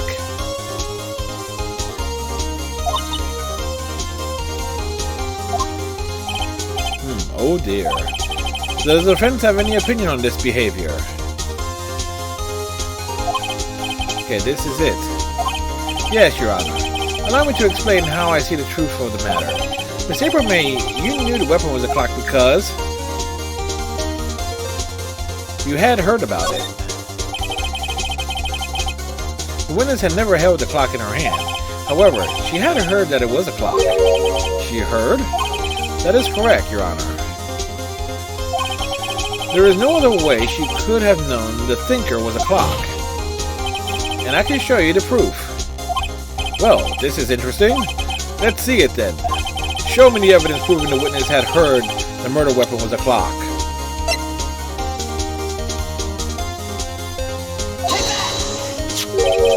Have a look at this.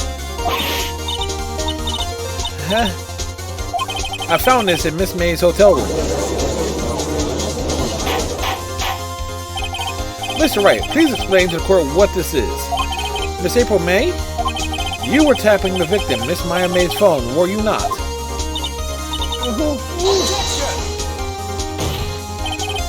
Your Honor, this is irrelevant. I'm not entirely sure that it is. Objection overruled. It troubles me that our witness was in possession of a wiretap. This is outrageous. Does the defendant truly claim that the witness was tapping her phone? Absolutely. Even if that was the case, which it's not, you still have to prove one thing. Did the victim ever say that the weapon was a clock on the phone? Can you prove that? I think not. Oh yeah? I think I can. It's simple. What? Here's my proof. Proof that the victim said on the phone the weapon was a clock.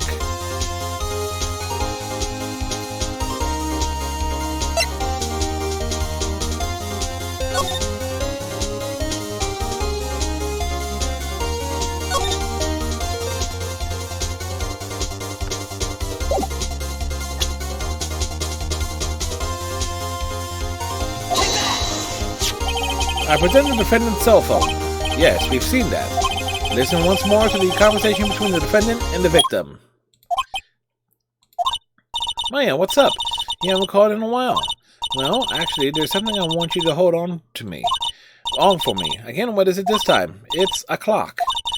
It's made to look like that statue of the thinker, and it tells you the time. Miss April May, you used a wiretap to listen to this conversation. That's how you knew the thinker was a clock. Am I wrong?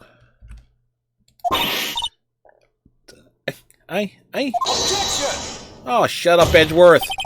Your Honor, this is ridiculous. Your Honor, look at the witness's face. Doesn't she seem amused to you?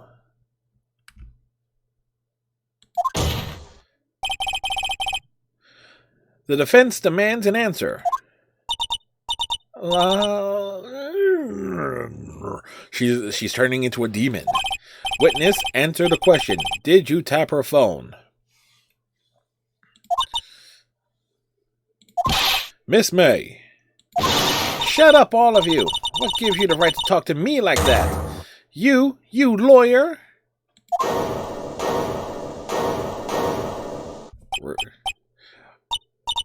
It's not fair, all of you ganging up on me like that.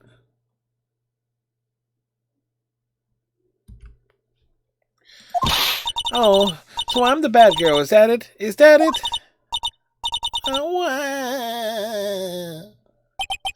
That did it. The court's seen the real Miss May now. Now to deal the final blow. Why the wiretap? Why did you tap her phone? Answer the question. Do I have to? Isn't this a murder trial? Isn't tippy tapping irrelevant? She's saying exactly what Edgeworth wants her to say.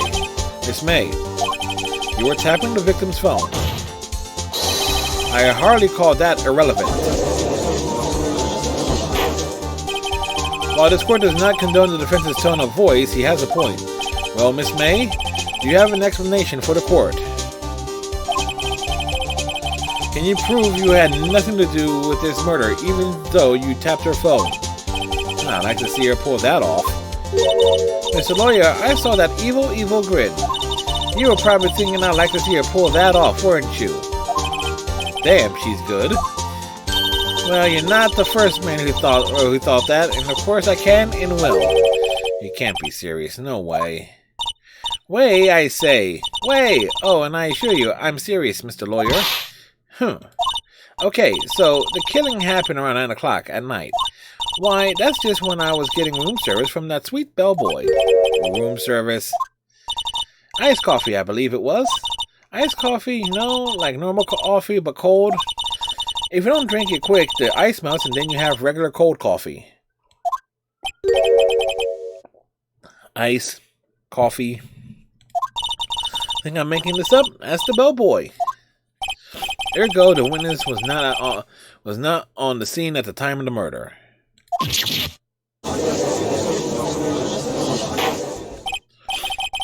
So where does that leave us?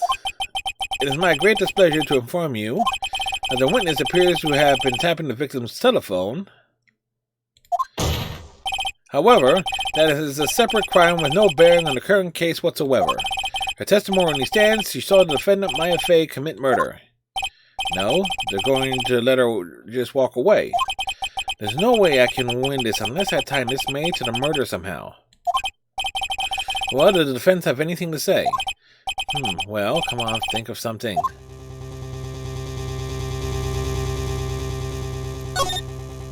The defense would like to call the hotel bellboy as a witness. There's something suspicious here, and I'm going to get to the bottom of it. I think you've sunk in quite low enough already. I jumped to call him the bellboy. Why? What's your reason? Because I hold that the wiretapping had nothing to do with the killing. However, if you agree to one condition, I'll consent to calling this witness. Condition? If Miss April May's alibi is not called into question after you examine the bellboy, then you will recognize that Miss April May was not the killer, thus she is innocent. And thereby, you must also accept the verdict of guilty for Miss Maya Fey. That is my condition. What the hell bullshit is this? I better find something suspicious in that bellboy's testimony. Otherwise, Maya will be declared guilty on the spot. What should I do? Alright, I got nothing to lose except for, well, everything. Understood. I accept your condition.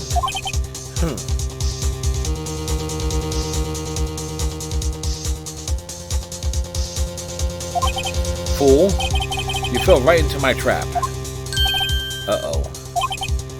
Oh, wait. Very well. The court calls the hotel bellboy to the stand.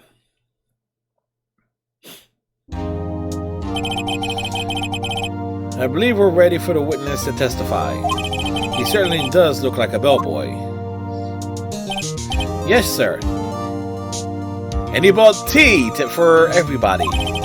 I received your summons in the middle of work, sir. I am happy to be of service. The tea set looks rather heavy.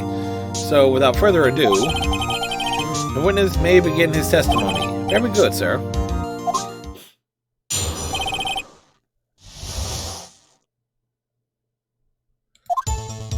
I am the head bellboy at the fine Gatewater Hotel in the business for 4 generations. I believe I received a call after 8 o'clock in the evening from our guest, Miss May. She asked for an iced coffee to be brought to her at 9 o'clock on the dot, sir. I brought it to her at precisely the requested time, of course. And I delivered the iced coffee to our guest, Miss May, herself.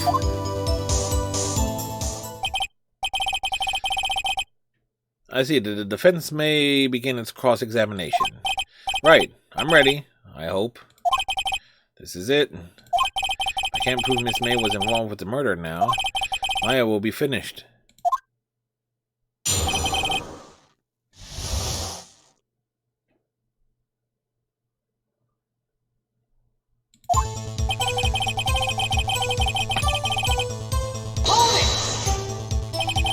exactly is it you do at the hotel? Why, anything required of me, sir. I check in guests, I check out guests, I clean rooms, I make beds, I even deliver room service, sir. I check Miss May in personally. Are you always so prim, Mr. Wright? You will refrain from asking frivolous questions.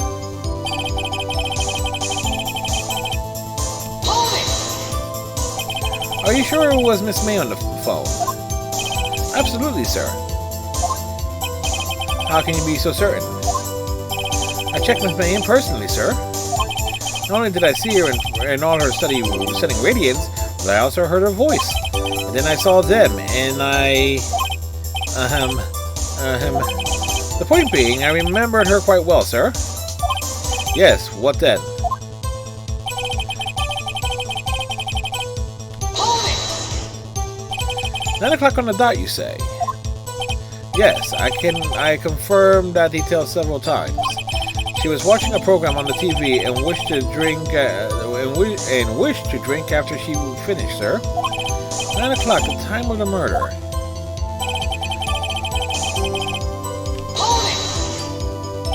Precisely 9 o'clock then? Precisely, exactly, and most definitely, sir, 9 p.m. How can you be so sure? Miss May was quite insistent that it be brought then. Oh, bellboy, tee-hee. I like iced coffee at exactly 9 o'clock. Something like that, sir. Therefore, knock on the door at the crack of 9. Why would you be so particular about that time?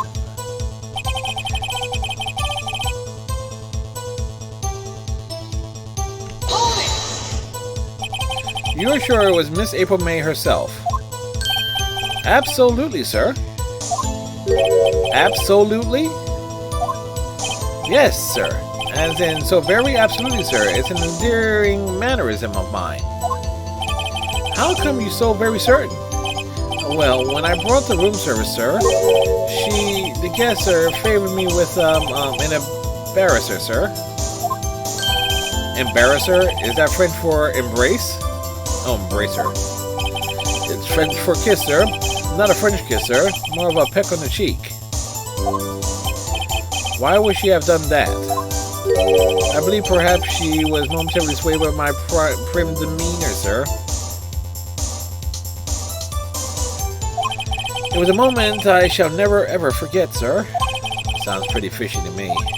I think our Miss May was up to something and wanted the bellboy to remember her. It's no good. There's nothing there. Is that it?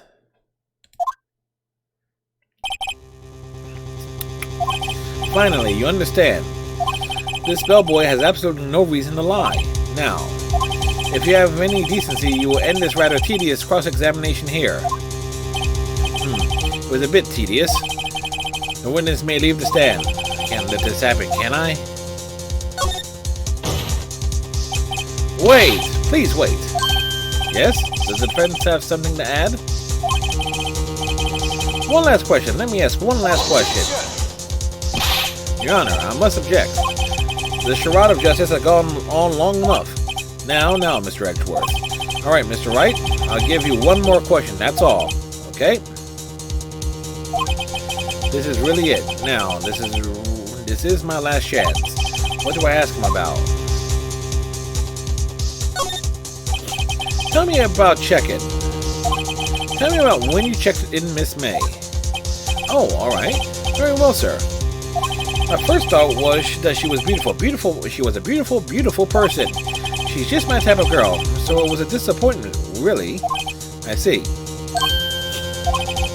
Excuse me, what exactly was a disappointment?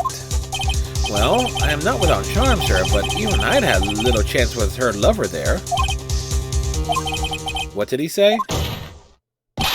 What did you just say? Rather, quite. Bellboy, tell us the truth now.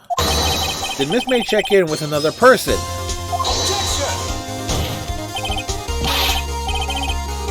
That was not objectionable, you pompous ass.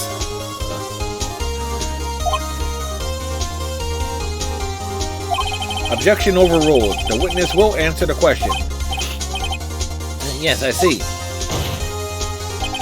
Why did you not mention this in your testimony?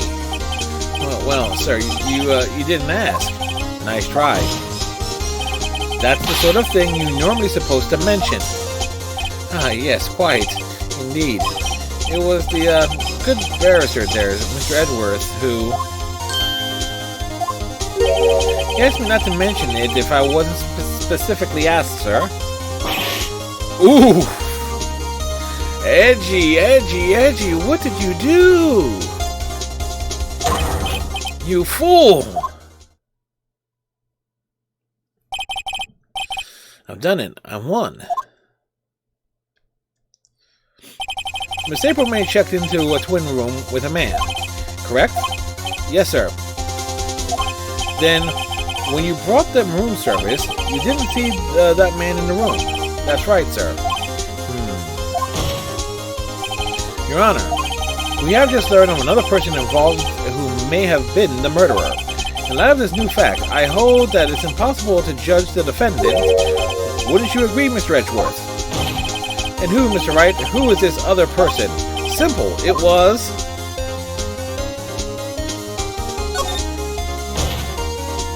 the man who checked in with Miss May.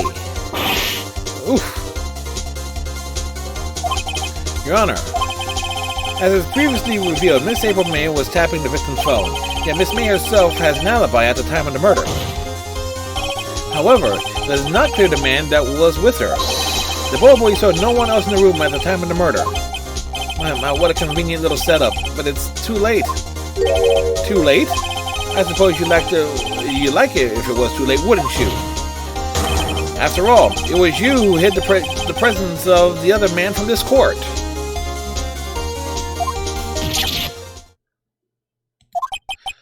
Upstart, amateur. These accusations are ludicrous. Really? Enough. The court acknowledges the defense's argument. I expect the prosecution and defense to look into this matter fully. And am I understood? Yes. Yes, Your Honor. That is all for today for the trial of Maya Fey. Whatever. Court is adjourned. September 7, 2:24 p.m. District Court, Defendant Lobby Number 1. Mr. Wright, you were amazing in there. Really? I think I might be your newest fan. Oh, I was just doing my job, you know? Then again, the other attorney was pretty cool too. Huh? That face of his, with his eyes wide and trembling lips, it sends shivers up my spine. If you say so. So what happens with me now? Do I get to go home now? Oh, well. No, I don't think so. Not yet. Oh, I see. But I got a great lead in today's trial. A lead? That man with Miss May. He's the key. Oh, I get it. What happened to Miss May after that anyway? I heard they arrested her. I guess she's learning her charms won't work everywhere. She's probably at the detention center now. I may have to go down there later. Anyway, this case is far from closed. Yes, sir. I'm going to find out more about this man. You think he was the one who... Maybe so. Sis, don't worry. I'll find him by tomorrow. I promise. I'm counting on you. I asked for a full record of April May's testimony. I thought it might come in handy during the trial tomorrow. But now that I have it, I'm not so sure. Most of her testimony was all lies. In fact, there's only one part that hasn't been stricken from the record.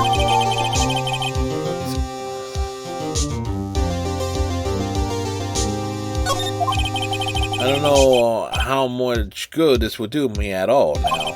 Anyway, time to hit the pavement and do some investigating. Maya doesn't belong in that detention center and it's up to me to set her free.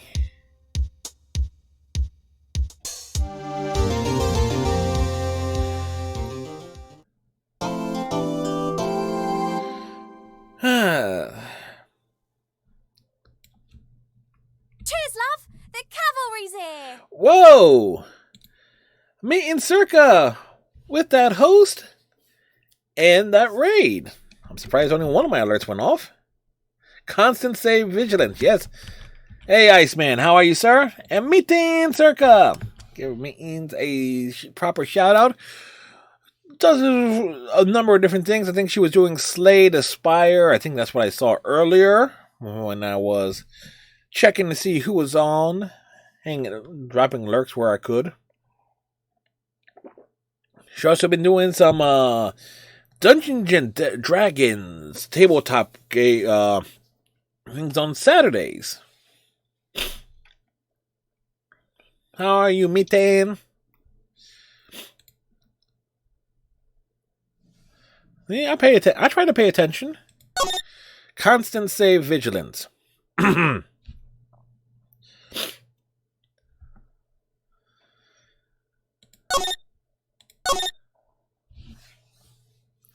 how was your stream, Meetin? I'm sure you had a good stream.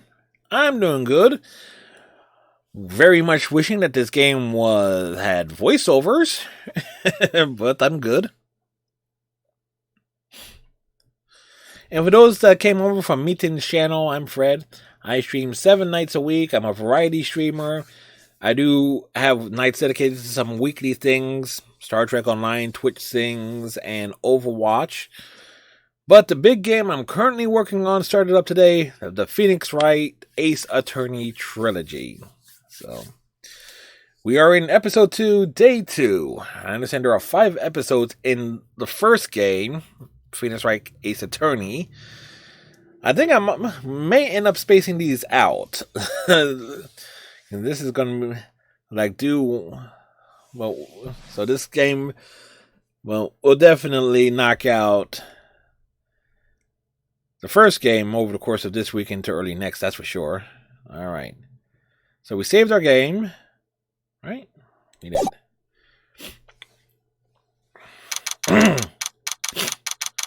September 7th, 3:11 p.m., Detention Center Visitors Room. Yeah, there is. It's 3 games and a shit ton of dialogue.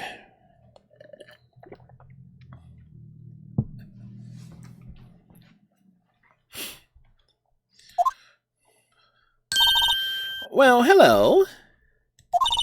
I didn't expect anyone to visit me in such a dank place as this. It's really quite moving. Not you stinking lawyer. I hope you die. She looks like Chucky.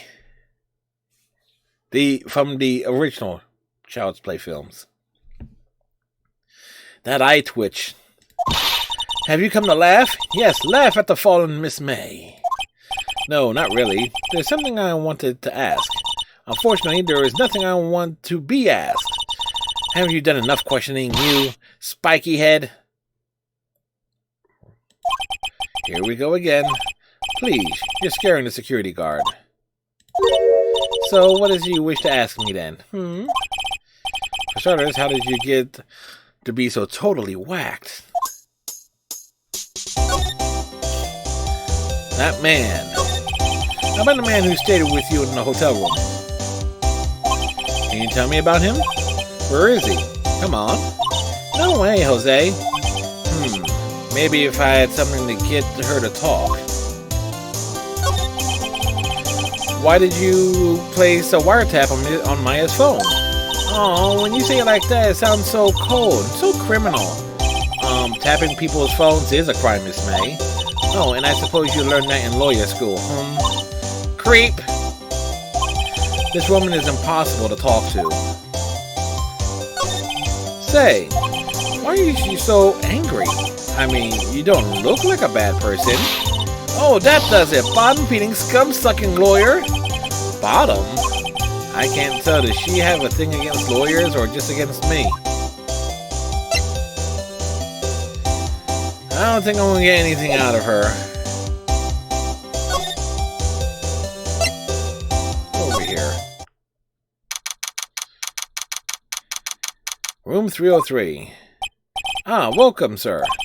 Quite the performance today, if I dare. Quite the... My face is mad.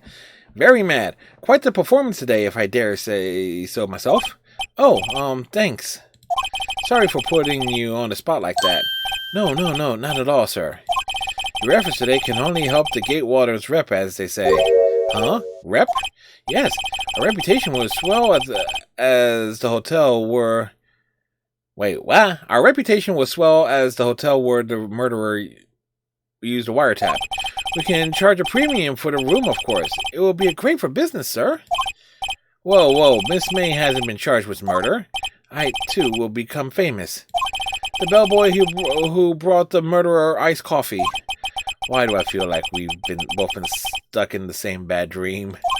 So, you are our honored guest, sir. Please let me know if there's anything I can bring you. Let's talk about Miss May. About Miss May. Oh, her? Certainly not to boast, but I know the moment I saw her, she'd do it. I said, do what? I'm starting to think the most suspicious person here is this guy. The man with May. I want to ask you about the man who was with Miss May. Ah, yes. He struck me as a real lady killer, if you pardon the expression. I knew it from the moment I saw him, sir. He and I are the same ilk. We both carry the scent of danger. There we are in total agreement, Mr. Psycho Bellboy. If you had a photo of the man, I'm quite sure I could identify him. A photo? Can you tell me about this hotel? Absolutely. And on that subject, I have an excellent idea, sir. Currently, this hotel is known as the Gatewater. I propose that we add a subtitle. A subtitle? The Gatewater Hotel, Murder Manor.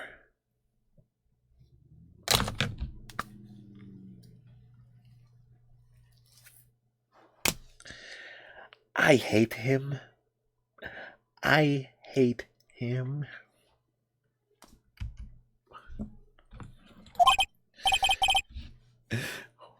Well, what do you think? Sounds great. Whatever floats your tea set.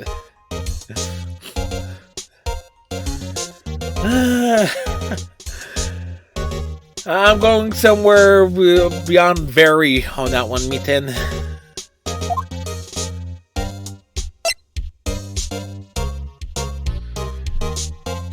I don't think I want to get any more out of this idiot.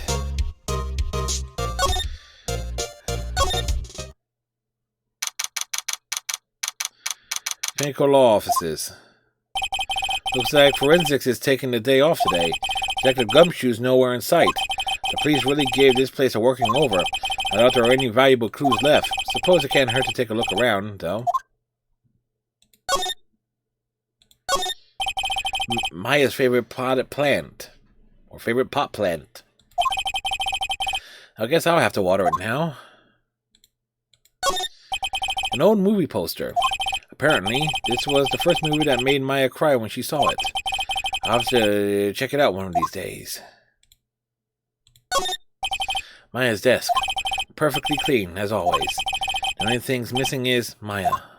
The sky is blue, and so am I. There's the hotel right across the way. Can you choose to water the plant? Apparently not. I was able to look at it. You couldn't cram more legal books in here, even if you wanted to. All the cases that the chief worked on are filed here. Are some of these files missing? Nah, I'm imagining things. No clues here.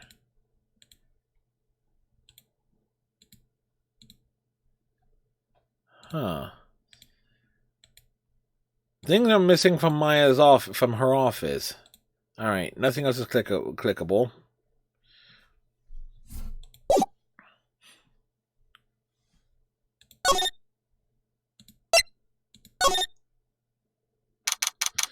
September 7th, the Grossberg Law Office. Huh, looks like Grossberg is out today, again. Maybe he's avoiding me for some reason.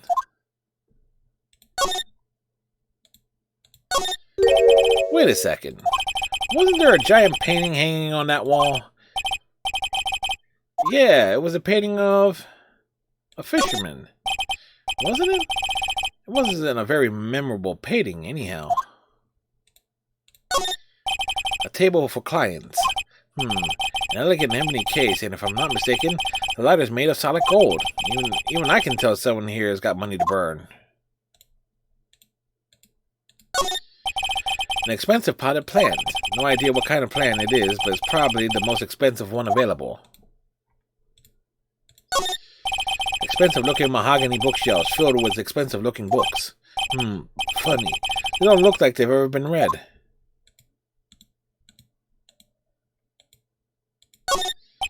No clues here. A solid mahogany desk. The wood's been polished to a deep luster. What's this? Old photos. There are 2 lying here. Something's been written in pencil on the backs. DL6 Incident Exhibit A, DL6 Incident Exhibit B. Let's take a look at these.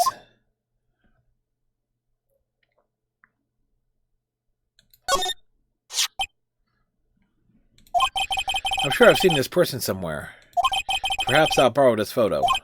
I'm sure no one will miss just one little photo, and it might be a valuable clue. I'll take it for now.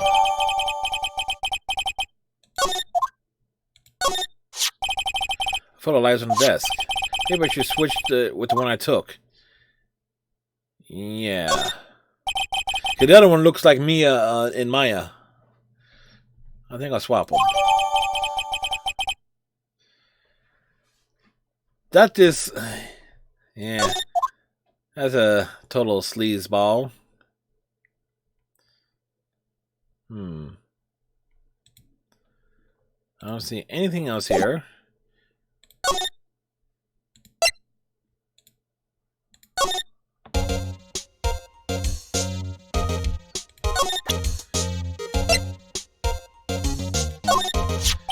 Take a look at this photo. That's him, detective. I'm the lawyer. Oh, I know that. I just wanted to say detective once. You know how it is. No, I don't. Without a doubt, that is the man who checked in with Miss April May. How about I write an affidavit swearing that's him? An affidavit? This guy's way too excited about it. Well, sure. Why not? Yes! I've always wanted to write an affidavit, sir. From henceforth, I will be known as the boy who swore the affidavit. Just hurry up and write it before I fucking string.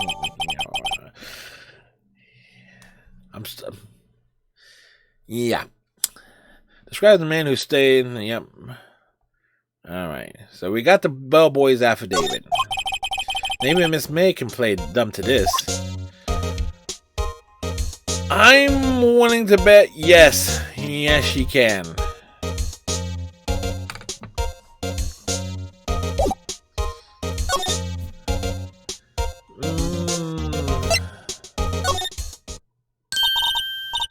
You can take a hint and stay gone. Hey, the only reason I'm back here is because you won't talk to me. Oh, so it's my fault now. You don't just have spiky hair, you also have a spiky heart. That does it. When this case is done, I'm shaving my head. Not me.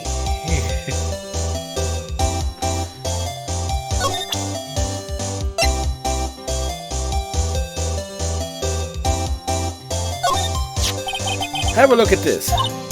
Look, I've said several times I'm not telling you.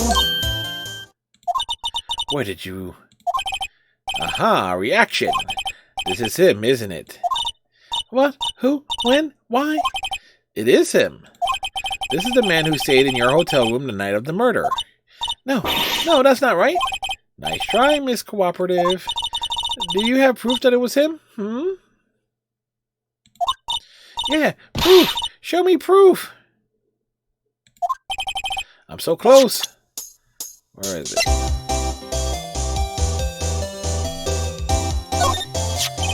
Could you have a look at this? What's that?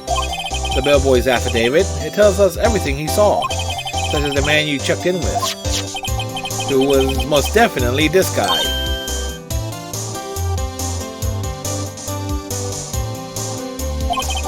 Now I'm getting somewhere. This is it. All or nothing. Time to do a little bluff. No use playing dumb, if indeed that's an act. If you don't talk, I'm taking this info to the press. What? Even though he should have been witness to the murder, your little friend was missing. I'm sure the press would have a field day with his reputation. Ooh, fine, I'll talk. You win, lawyer. Yes! Man, that felt good. It's weird to be alive. Why are you pumping your fist in the air? Because you said I was pumping my fist in the air.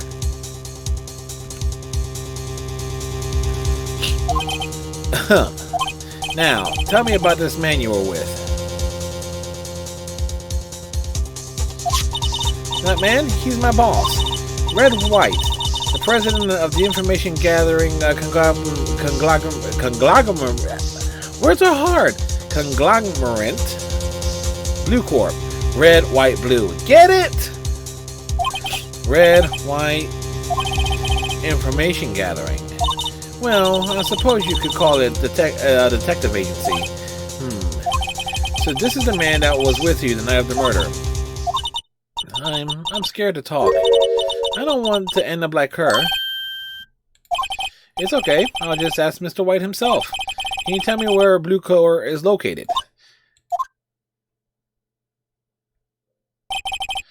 Mr. Red White, at last. Finally, a lead on the guy. If April May couldn't have done it, that leaves him. Time to take action. Bellboy's affidavit David is discarded.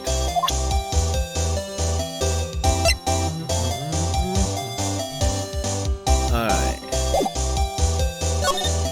Blue Core. September 7th, Blue Core's Incorporated CEO's office.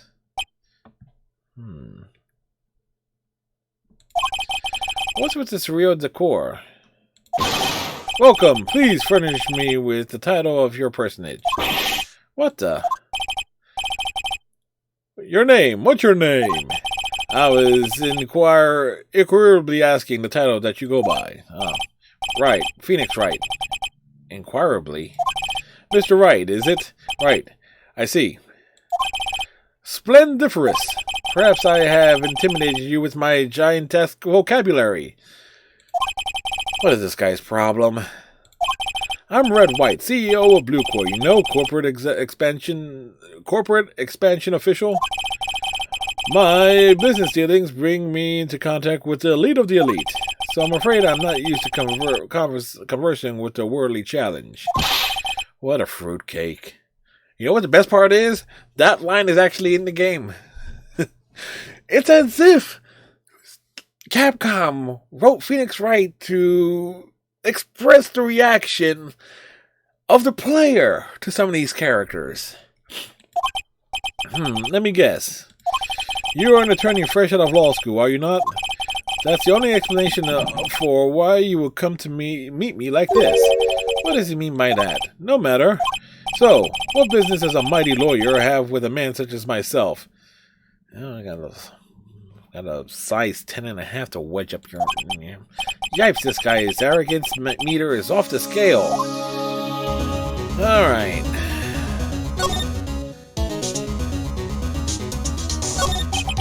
Miss May is an employee of Blue Core, is she not? Correct. She was my secretariat. What a shock it was to hear what she had done. What she had done? You mean the wiretap? Indeed. She's paid to answer phones. Tapping them is not in her job description. She does gather information for us as part of her duties, but I assure you, we do not condone illegal methods. It is infeasible that she would do something like this. Sounds like he's trying to turn Miss May into a scapegoat. On the night of the murder, were you in April May's hotel room? Who can say? I seldom pay attention to mundane details such as time and place. My motto is, don't worry, be happy. Still, Mr. White, the hotel bellboy has stated on the record that he does clearly remember you very clearly. No matter. The bellboy can say what he pleases. I still won't talk to you. If you want me to speak, put me on the witness stand. Although I doubt you'd be capable of doing that. He raises a good question, actually. Why didn't the prosecution call him as a witness? He should have seen the same thing as April May. Oh ho ho! The police, the courts. To me, they are mere toys, playthings for my amusement.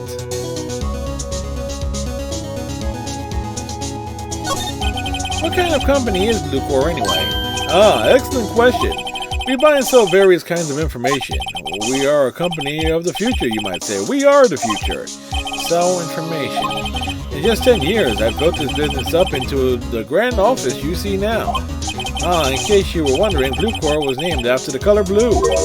I, Red White of Blue Core, as founder and CEO, named it so. And why, you ask? Because I like the color blue, of course. Yeah, he's wearing a pink suit and has purple hair. Fantabulistic, is it not? How about that painting? There's something that's been bothering me. Yes, what might that be? That big painting on the wall over there. I've seen it before. You know, I've actually seen that painting before. Oh? Just yesterday, actually. Your point being? My point is simple. Rather, my question is simple. Why is that painting hanging on your wall? Mr. Wrong, was it? Right. It appears you don't fully grasp your position here. I ask again, who are you? A lawyer? No, my feeble friend. A mere lawyer. Worth nothing. Zilch. Zippo. Nada. Just like that sorry excuse for an attorney. Grody Burger. What?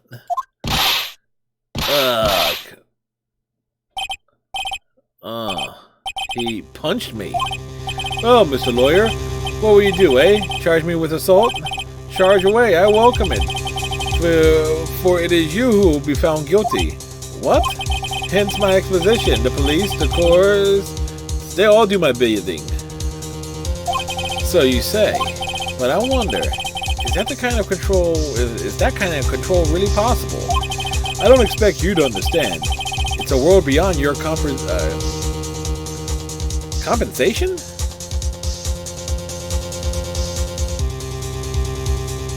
Comprehension. You came here from Grody Burgers, I presume? Mr. Grossburgers, yes. Then you must ask him, why is it that this painting of his hangs here? Perhaps then he will tell you. Perhaps he will explain how a man can live life purely for personal profit. No, now, skedaddle. There's nothing more to discuss. Right.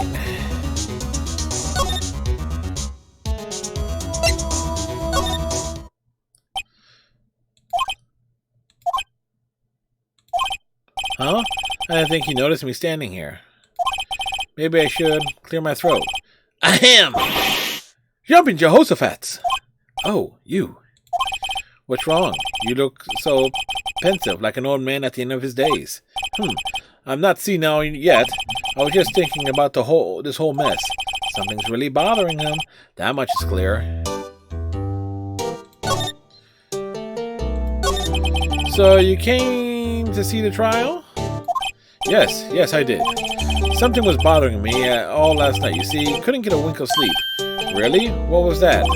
Well, you see, it's just Maya's sister, that poor girl. Mia's sister.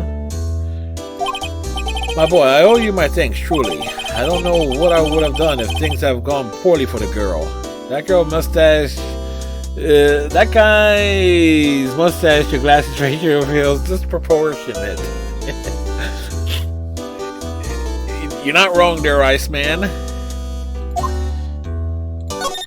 I asked before, but why did you refuse her request for defense? I think I have a right to know. Right, Mr. Wright? No, I'm sorry. It's just, I need more time to think about it, my boy. He does seem troubled about something. I'm starting to have a feeling I know what it is. So I paid Blue Core a visit. Oh, I see. Mr. Grossberg, I have to admit, something has been bothering me. Oh, what is it? Go out with it, my boy. You see, it's just...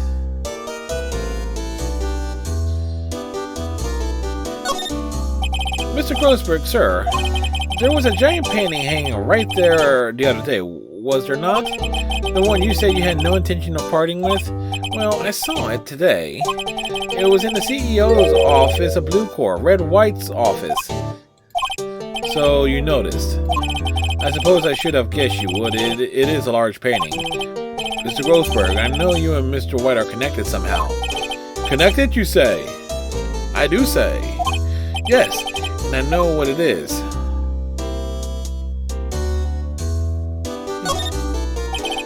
Mr. Wright has something on you, doesn't he? Blackmail? I think that painting is fairly gaudy proof. Very well, this may be the chance I've been waiting for. Maybe it's time to get this off my chest so I can finally rest easy again. After all, you were Maya's understudy. Perhaps it was fate. What's he talking about? Red White is a man who makes his living through intimidation. Blue Corps is a company that excels in finding people's weaknesses, I'm afraid. I've been paying them for 15 years now. 15 years? All because of the DL6 incident, as you may have guessed. The name on the back of those photographs. As you suspected, I could not stand in defense of Maya because of this. White would have destroyed me if I did. So that's the connection. It's hard for me to tell you this, my boy. But arresting Mr. Red White will be nigh on impossible. Impossible? Why? He has information on everybody. It gives him an iron grip. He owns judges, attorneys, prosecutors, police, and politicians. What? They are bound, unable to do harm to themselves, and therefore to him. Don't look at me like that. What you see is nothing more than the weight of many years. Alright, what's the DL6 incident? DL6 is nothing more than the sorting code the police gave the case. It was 15 years ago now. I received a request from a medium, a spirit medium. Mia and Maya's mother. Her name was Misty Fey. Fey, indeed. She was Mia's mother. She has been investigating a murder at the bequest of the police, and she failed. As a result, the police called her a fraud. This is what Maya was talking about the other day. I did all I could for her, and in the end, cleared her of wrongdoing. That murder case, however, remains unsolved to this day. That case is the DL6 incident. So what's the reason for blackmail? Well, why were you blackmailed over this, Mr. Grossberg? The DL6 incident was top secret at the time. It made sense the police didn't want people to know that they were using a medium. They couldn't let people know. But one person found out. I told him. You told White? He offered me riches. It's an embarrassment to me now. Because I talked, the police were mocked far and wide. In secret, they began looking for the one who sold him out. Of course, White heard about it and he came to me.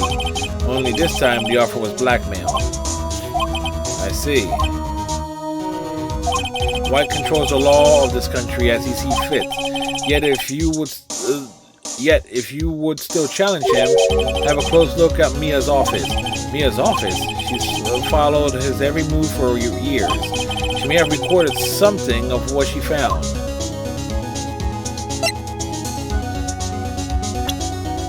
Whoops. Alright. Back to Faye & Co. It's funny. Looking at this room, it seems so normal. Hard to imagine a murder took place here. Mr. Grossberg said there will be clues. Maybe we should have another look.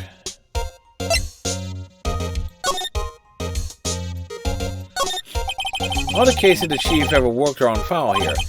They're in alphabetical order. Let's take a look. Which file should I look at?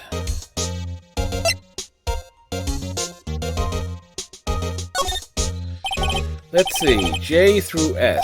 Nothing much in here. Maybe I'll just give him some of this. Well, no harm in flipping through a bit, I guess. The biggest parts here at the end in S. Suicide? Ew. She has a collection of suicide reports. There's politicians, policemen. There's writing on most of these in pencil.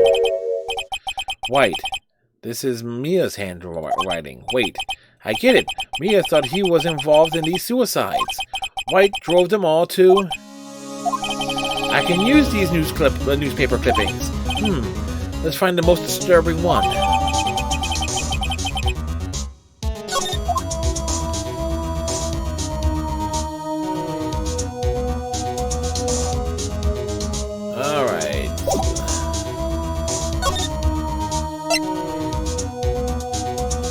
Back over here? Well, aren't you persistent? Sorry, but there's something else I have to ask you. Mr. Lawyer? I really hate having to repeat myself, but it seems the message has not penetrated your thick skull. Stop bothering me. If you try my patience further, I fear a nasty accident may occur. Do I make myself clear? Transparent.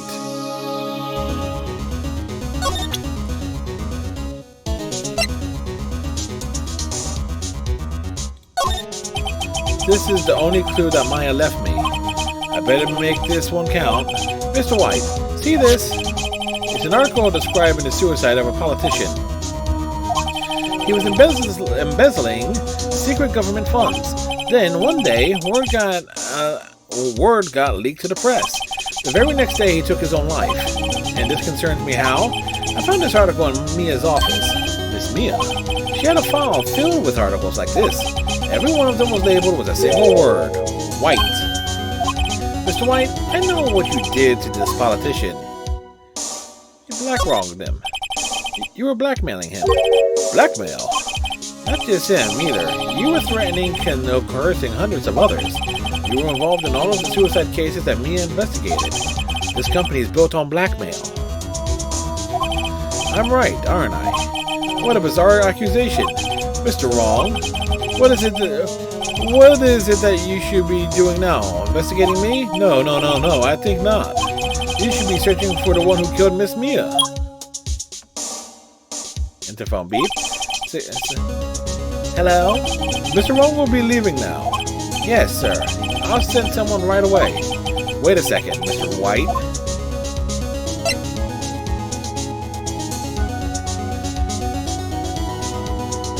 You're wrong. You're wrong, Miss White. Excuse me? What I should be doing now is going after you.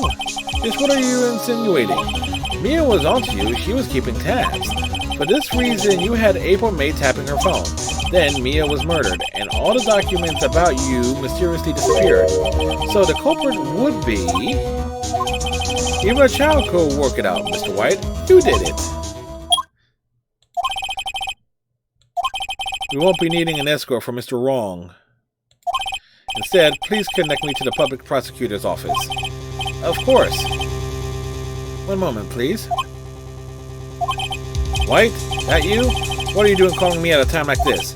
Hello, Chief Prosecutor. I've changed my mind. I want to testify tomorrow. What's this about?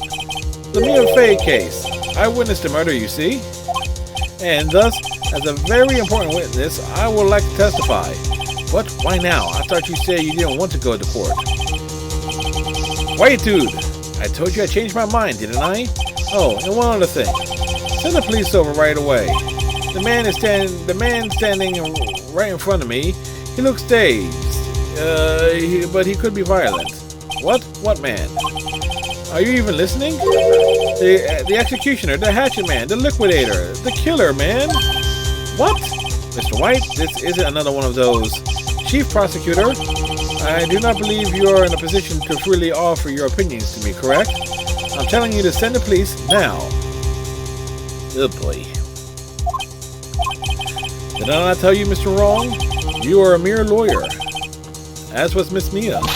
How dare you? I'll point the finger at you and you will be tried as Miss Mia's killer. The case is as good as settled. No lawyer of any worth will defend you. I have friends in the local lawyers association, you see. You'll be given a lawyer so stupendously inept that they make even you look competent. I feel faint. Detective Gumshoe reporting, sir. Aha, Butts, Harry Butts. Right, actually, Phoenix Wright, and my friend's name is Larry. Oh, right, sorry, pal. Butts was the murderer, right? Detective Gumshoe, I present to you the man who killed Miss Mia Fey. What? Take this despicable human being into custody. Farewell, Mr. Wrong. What a jerk. September 8th, 3:37 p.m., Detention Center, Visitor's Room. I can't believe it's only been a day since the first trial. My trial begins tomorrow. White's going to set a trap for me, and the prosecution will be in on it, of course Edgewood included. An attorney who was assigned to me by the state yesterday. I refused. I had an idea. Wright? Mr. Wright? Oh, Maya. Great, they let you out of detention. Just now, yes. So thanks to you. Ha, now I'm afraid we've switched places. What? You mean you? Explain what happened to Maya. I don't believe it. How many people does that man need to destroy before he's satisfied? My mother? My sister? And now you? This has gone too far. Mr. Wright, please tell me, is there anything I can do? Well... You defend me in court! Alright, you can be my defense lawyer tomorrow. Alright. Huh? Leave it to me. I am Mia's sister. After all, lawyership runs in our blood. Wasn't it ghost powers that ran in your blood? I'd better run to the bookstore and pick up a copy of Law for Rookies. Wait. What? I'm kidding. It was a joke. No way. No, really, I was kidding. But thanks. It's good to know you're on my side. And there really isn't anything you can do for me anyway. But I can't just sit here and do nothing. I've got to give that man a piece of my mind. Just a piece? Okay. Then come to the trial tomorrow. Okay, I'll be there. I'll show them a thing or two. Keep the clothes on. Times may change, yet with crime it's the same old story. In fact, it's gotten worse. Lengthy court proceedings are no longer realistic. Beginning a few years from now, a limit of 3 days was put on initial court trials. Beginning a few years ago, a limit of 3 days were put on initial court trials. Almost all finished in a day, most with a guilty verdict. I never thought I would end up in the defendant's chair myself for this case. With the two culprits appearing as a star witness. This is it. Tomorrow it's me or him. To be continued.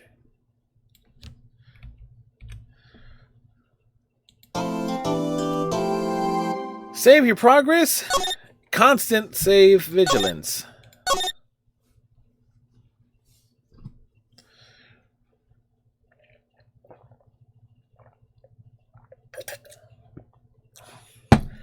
I will say this.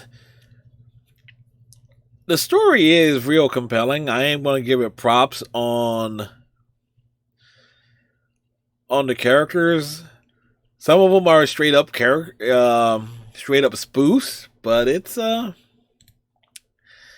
is quite interesting to say the least. All right, so we saved.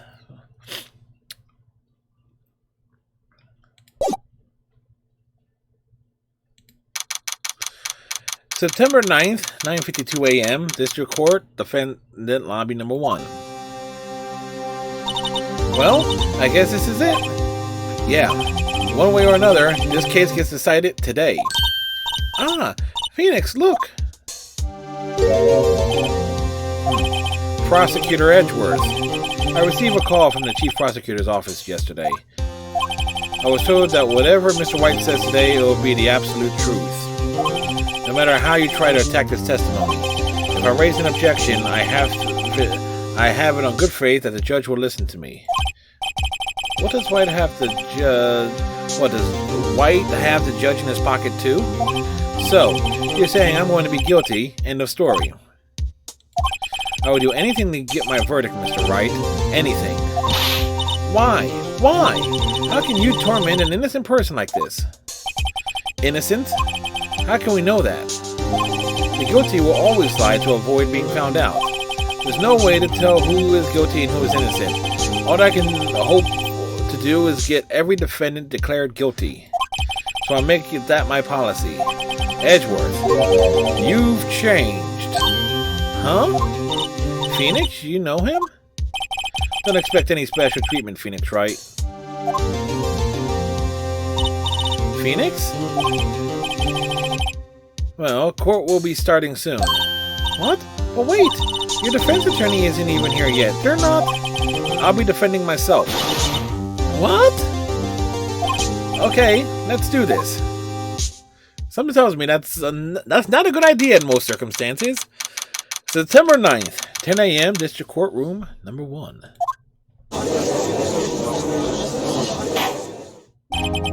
Court is now in session for the trial of Mr. Phoenix Wright. Awkward dialogue placement is awkward. The prosecution is ready, Your Honor. The defense is ready, Your Honor. Mr. Wright, are you sure you're up to doing this? Yes, Your Honor. I will be defending myself. Understood. Very well, Mr. Edgeworth. Your opening statement, please. As the details of this event are already quite clear to the court, today we will hear the testimony of a witness to the defendant's crime. I see. The prosecution may call its witness. That went far too smoothly. Why didn't the judge ask Mr. Edgeworth why his witness didn't testify before? It's like he already knows why. If anyone's going to raise an objection about this, I suppose it's me. Mr. Edgeworth, you owe an explanation to the court. Why didn't this witness testify to the trial against Miss Maya Fey?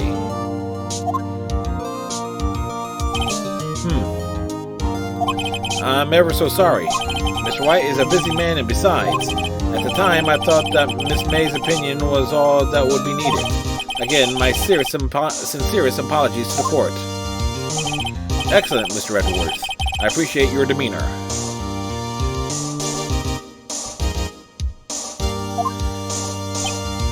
Pompous ass.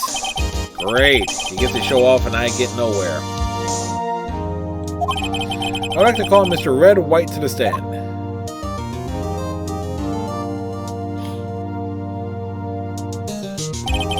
Please state your full name. You wish to know the title of my personage? Your name. Yes, that is what I said. Oh dear, do my locutions confused? Name! These two are great together. My name is Red White, but my friends call me Blanco Nino. I am the CEO, or to use a more common term, the president of Blue Corps. Did you know the victim is Mia Fey? That would be a negatory. No, I did not. You were at the Gatewater Hotel the night of the murder? Correct. And you witnessed the murder from there? Ahem. Oh, why tell you what you already know? Very well, Mr. White. You may begin your testimony. If I can't rip this guy's testimony apart, I'm done for. Why do I always feel like it's the end of the world and I'm the last man standing? Ho ho ho! I hope you have made your peace with God, Mr. Lawyer. Let him have it, Phoenix.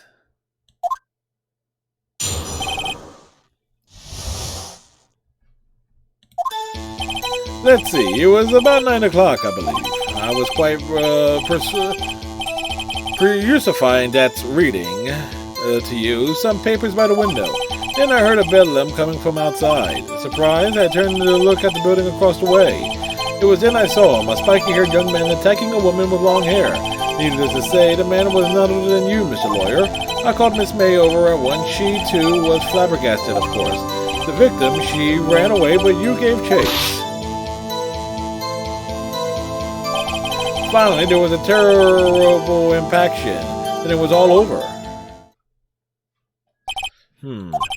If things occurred as you testified, then I'm afraid the defendant is guilty. Very well, defendant. Mr. Wright. Your cross-examination? Yes, Your Honor.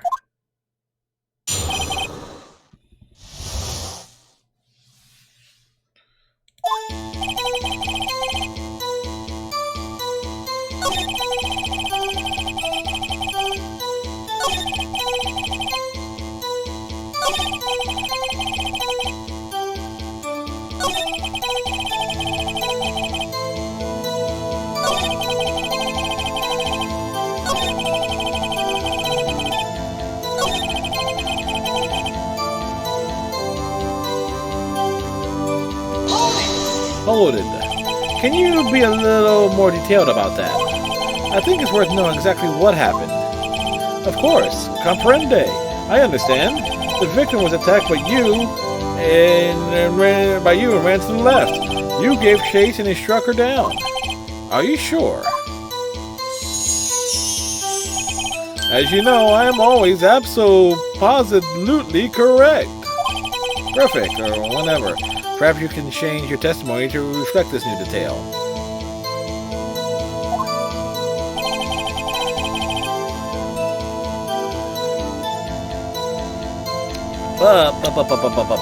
Where is it?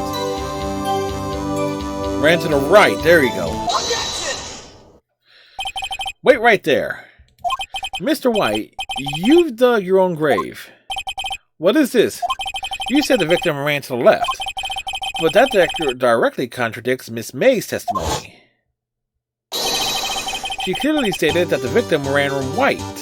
Right, whatever. Oh, ho, ho. It is simple. You have misheard her. I think not. Look at the floor plans. The killer was here, and the victim was here. If the victim ran to the left, as you claim she did, she would have been running directly away from the door. She would have been running into a dead end. Don't you find that odd? We got you, you pompous jerk. Very strange. I did see you run to the left, I did. Phoenix, look at his face. I don't think he's lying about this one. True. Maybe he really did see the victim run left. So he did witness the killing. Wait a second. Mr. Wright?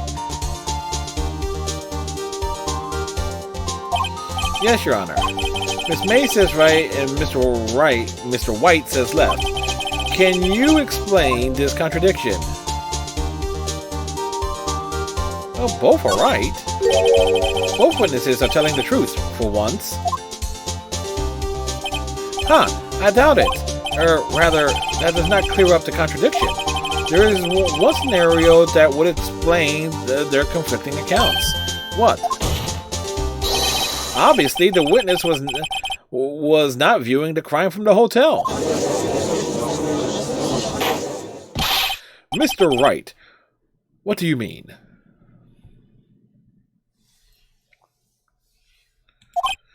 Yes, what do you mean? He was not viewing the crime from the hotel. If he was not in the hotel, where could he have been? In the law offices of Fanco, of course. More specifically, he was standing here.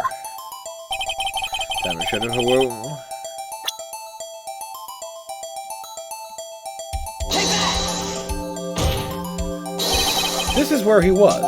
Look, when the victim ran for the door, if he were watching from this viewpoint to him, it would appear that she ran to the left. Please, this is no time for jokes and ill taste. This is where the killer was standing.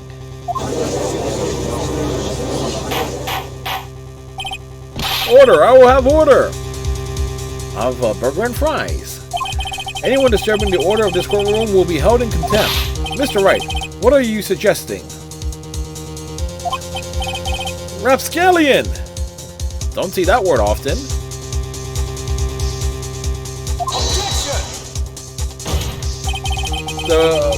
The postulations of the defense are a distortion of the truth, Your Honor.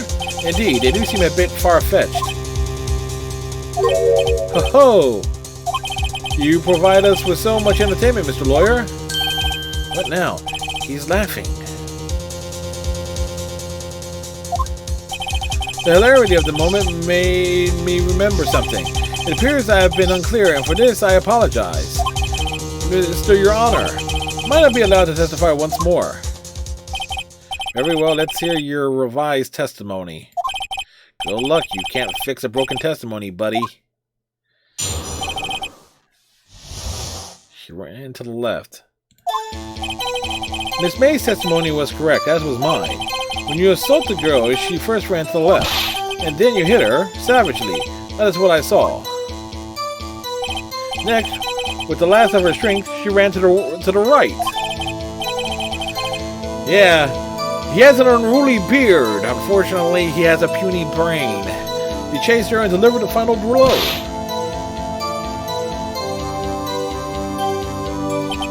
That is what Miss May saw. You see? You hit her twice. Don't you remember, Mr. Lawyer? That does seem to make sense. Will you be cross-examining the witness's testimony? You bet I will. I mean, yes, Your Honor.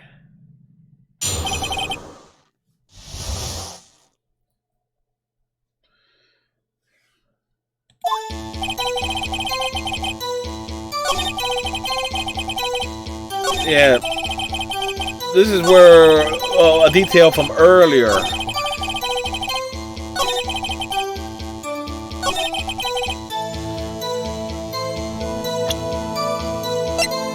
Die from a blow by a blunt object.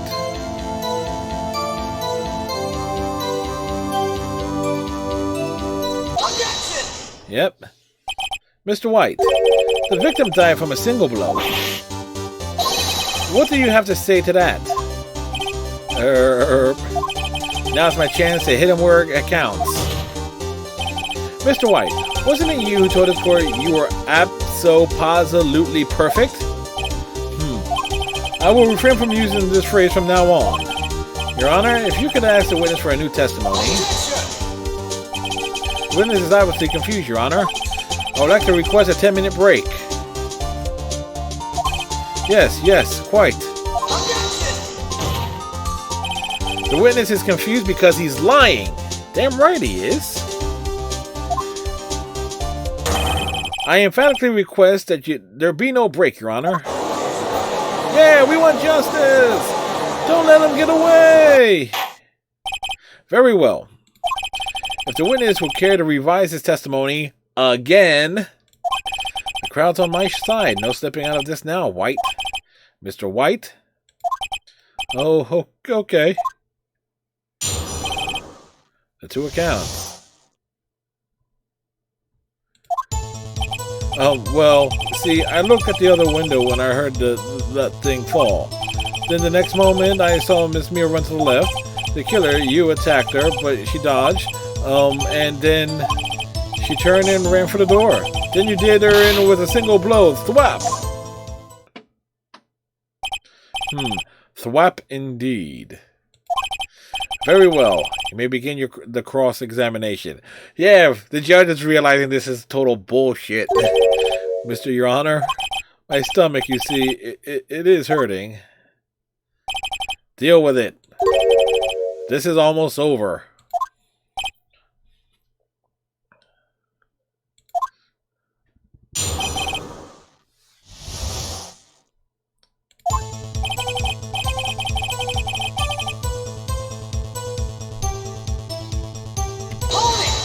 Yeah, you heard that thing fall. What exactly was that thing? Huh? Oh, that, the glass light stand. Right, the one that had fallen over at the scene. Phoenix? Doesn't something about that strike you as odd? Yes, very odd. Yeah, that is. I'll press it further. Mr. White. What? You're saying you saw the glass light stand? Yes. Then change your testimony to reflect that. Sorry, my bad. The witness will revise his testimony. Okay, of course. A light stand was lying on the floor when I looked. Then the next moment I saw Miss Mia run to the left. The killer, you attacked her, but she dodged. She turned and ran to the door. Ooh, shit. And a lot of this is the same.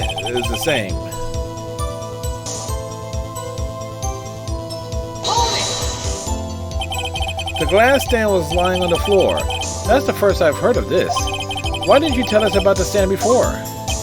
Why? Me? Well, I was instructed not to. Wait. One moment. Give me a minute to gather my thoughts. I am so confused. White's falling apart. Your Honor, please, I ask that you do not allow the witness to be badgered any further. Mr. Wright? Please refrain from badgering the witness. Yes, Your Honor. Edgeworth is on the ropes. Very well. The witness may continue his account.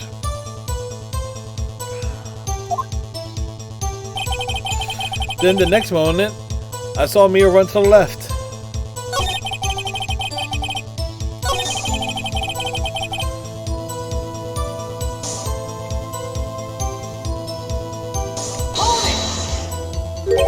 Miss Mia.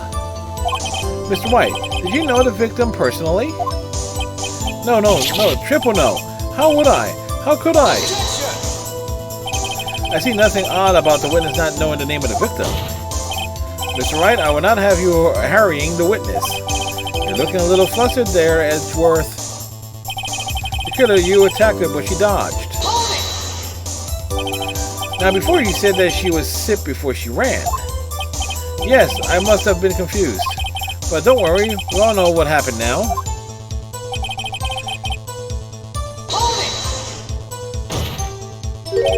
What did you do then? I gave chase, of course.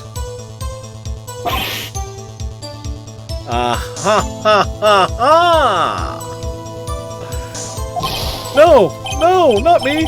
The killer, I mean. He gave chase. Mr. White, please try to remain calm. Mr. Wright here is only trying to fluster you with baseless accusations. Oh, all right. Thank you, Miles. Then you did her in with a single blow. Thwap. Thwap? That doesn't sound like the savage attack from your earlier testimony. Oh, yes, well, I'm a man of peace, you know. You see, Phoenix. He's getting a lot less talkative. He's probably afraid I'll catch him on something. But it won't be easy. A light stand was lying on the floor when I looked.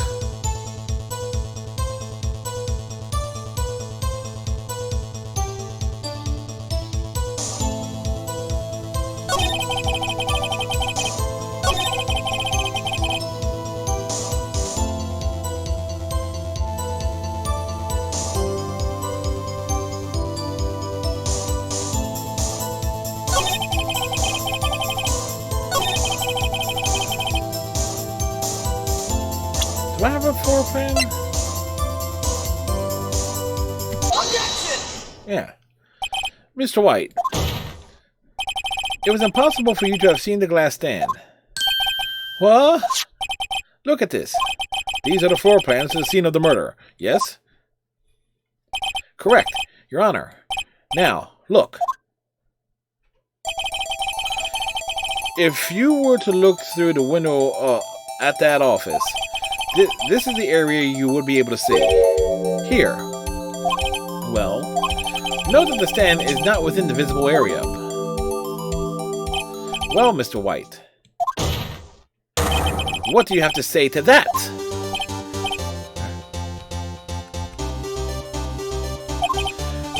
Ridiculosity! Mr. White, if you were in the Gatewater Hotel, as you claim, you could not have seen the stand before it fell over. In fact, you would not have been able to see it after it fell over either. There's no way you could have recognized the broken shards as a glass light stand. So, when did you see the stand, Mr. White? It must have been the moment that it fell. And the only place you could have seen that from is from inside the Fay law offices. In other words, you were at the scene of the crime when the murder took place. That reaction, though.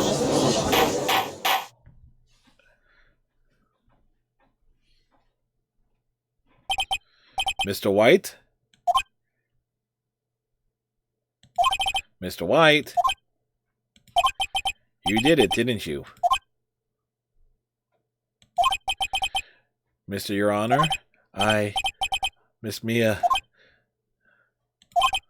Looks like we're about to get our verdict. Objection! Really? That's far enough, Phoenix Wright. What? I forgot about Edgeworth. Mr. White. I think the time has come. Shouldn't you confess your crime now? What? I said you should confess your crime. Ergo, confess that you placed a wiretap. The wiretap. Order! Order! Mr. Edgeworth, explain to the court what you mean by this. Distinguished members of the court, Mr. White is slightly confused.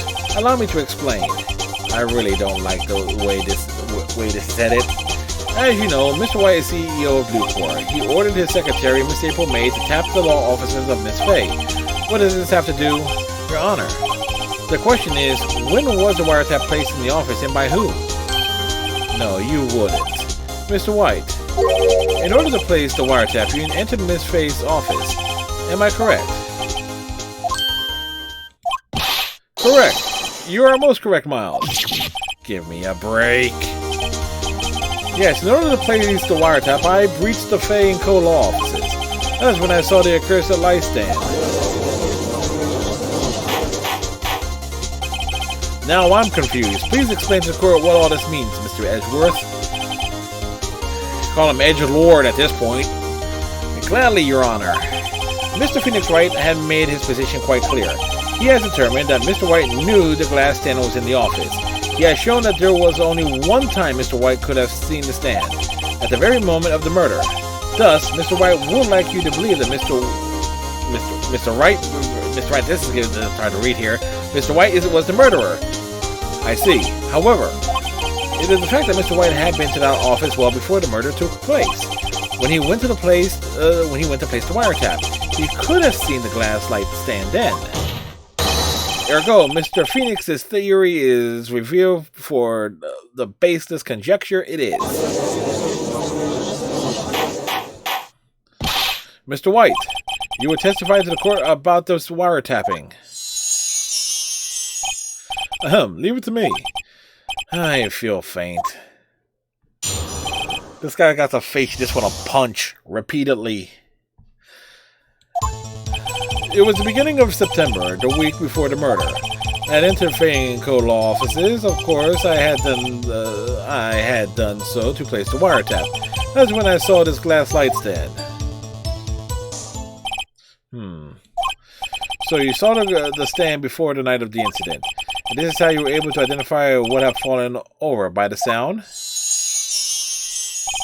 Correct. That is right. I see. Very well, Mr. Wright. You may cross-examine. What am I supposed to do now? Oh. Good luck, Phoenix. You're a real big help, Maya.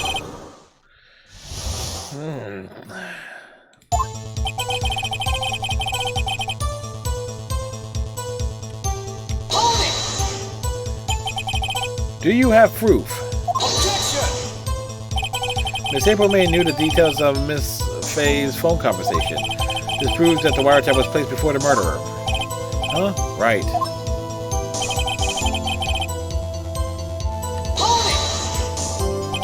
Was it really you that went into the office? Or was it Miss May? Unidentified fingerprints several days old were found in the Fay and Co. law offices. Those are obviously Mr. White's. And if I know Edgeworth, he's already run a check on those prints. Now, Mr. White, tell us why you went to the Fay and Co. law offices. Of course, I had done so to place the wiretap. Why did you tap Mia's phone? It has no bearing on the current case, Your Honor. Bluecore is a detective agency of sorts. We have a responsibility to protect client confidentiality.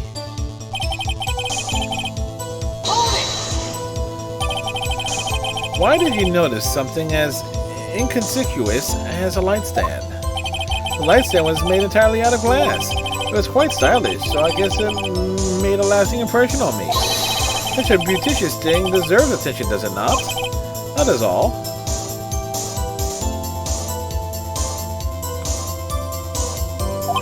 Damn it, there's nothing there for me to press him on.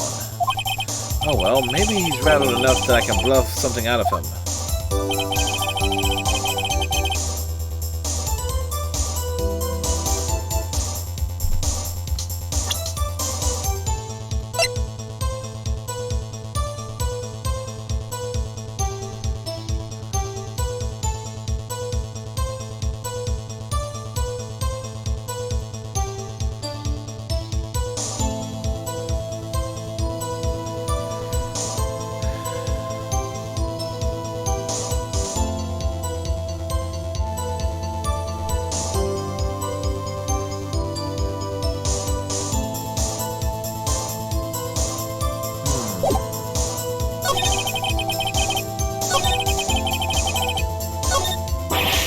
Oh, don't tell me I'm running out of ammo.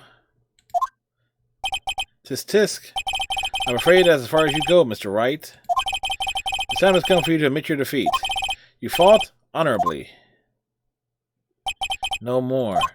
I can't take this anymore. Mr. Wright, are you giving up? Yes, Your Honor. Oh, shit. Phoenix! Phoenix! I know that voice. Mia? Never give up, Phoenix. Mia? I think we fainted. Where am I? The waiting lobby? What happened? Oh, right. I lost the trial. I was hallucinating. Ah, you're finally awake. Ah!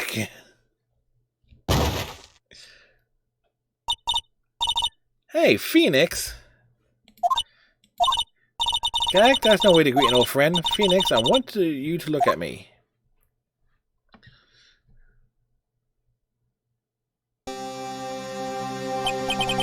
You're Maya. Didn't you know that Fae women have strong psychic powers? When you accepted your defeat in court, it appears that was enough of a shock to awaken Maya's true powers. So, Maya is channeling you. Mia? That's right. I am Maya, but I'm also Mia. Now, I want you to listen to me, Phoenix. Maya never gave up. You can't either. That's what I came here to tell you. But we don't have much time, Phoenix. Now listen, you've already won. You have the receipt in the court record, right? Oh yeah, the one you wrote Maya on. Phoenix, Wright wrote that, not me. So, now what do I do with it? Look at the front of the receipt. The front. It's a regular receipt. Looks like it's from a famous department store. $1,000. Wow, big spender. Item. Glass light stand. Date of purchase, September 4th. September 4th? That's right. I bought that stand the day before I was killed. Whoa. Now, what did Mr. Wright say in his testimony? It was the beginning of September, the week before the murder. He said he saw the stand the week before the murder. There you go. I think the court is about to reconvene. Go do it, Phoenix. You know you're innocent. Now you just have to prove it. Right.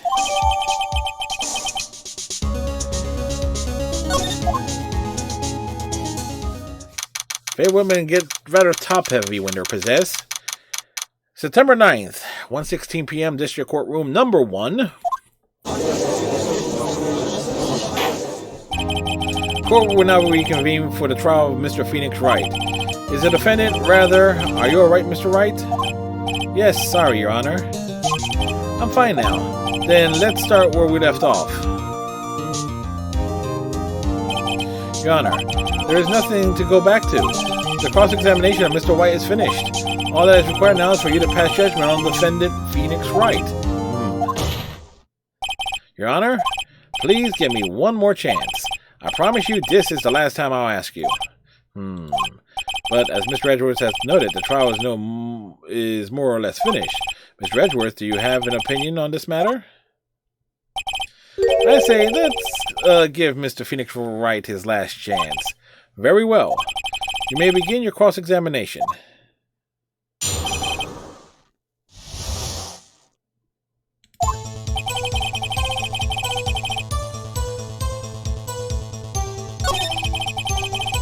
It's like when he saw the light stand.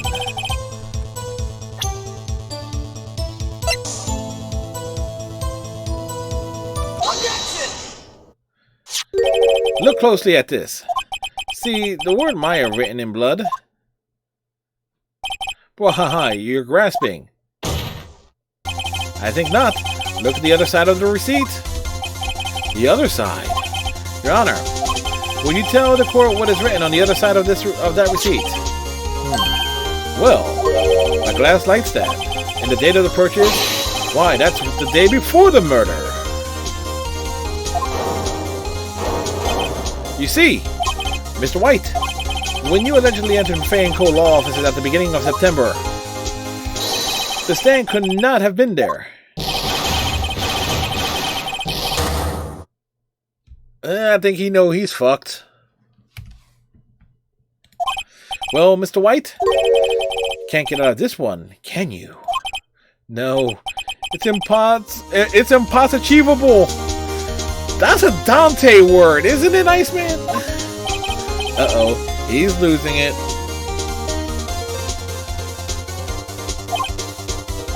Well, Your Honor, I understand there must be quite a lot of pressure on you. But I think you'll agree you can't judge me guilty under these circumstances.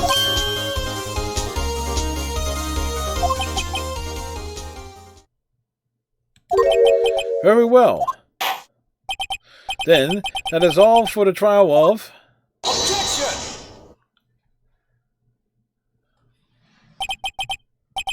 Not so fast, Phoenix Wright. What? No way can he worm his way out of this one. Oh wait, I forgot. It's Edgeworth. There's a certain thread of logic to the defendant's claims. However, there is no concrete proof that Phoenix Wright is innocent. Ergo, I would like to request one more day before Phoenix Wright is granted his freedom. I need time to make one more inquiry into this matter. Another inquiry? This isn't going to be another one of those updated autopsy reports. This guy just makes up evidence as he pleases. This is bad. Mr. White's guilt is obvious. There is no need to prolong this trial any further. Well, Mr. Edgeworth? If anyone's going to call Mr. White to trial, it would be me, the prosecution. I need a day to ascertain whether these new claims have any basis in factual evidence. I see.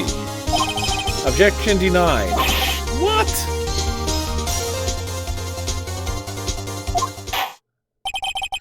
The completion of the trial of Mr. Phoenix Wright will be postponed until tomorrow. No, there's no telling what will happen if I can't end this now. Edgeworth is sure to come up with or just make something. After all, Mia showed up to help me and all. Mr. Your Honor, may I go home? Of course, thank you for your time. God. The witness will stay. Mia? Phoenix? Read this note out loud. Yeah, what's this?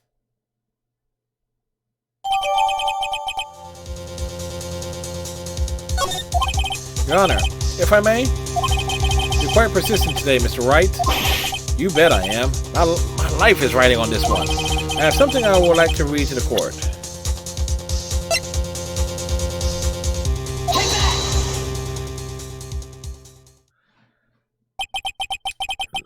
The memo Mia had given me was a list of names. Many of them sounded strangely familiar. People in finance, famous celebrities. That's when it happened. Stop! Desist! Halt! Please! Stop! Make him stop! How did you get that list? Mr. White? Admit your guilt right here, right now. Or else this list will be released to the press.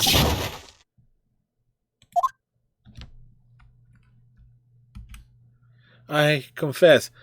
I confess. I did it. I hit her. I hit Miss Mia with the thinker. Case closed, Your Honor.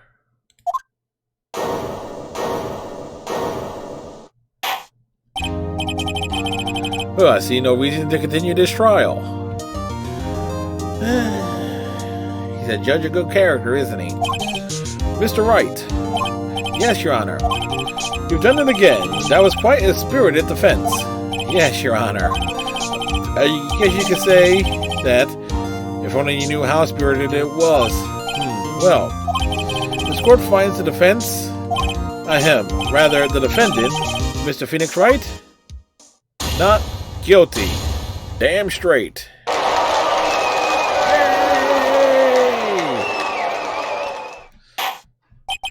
That is all. This court is adjourned.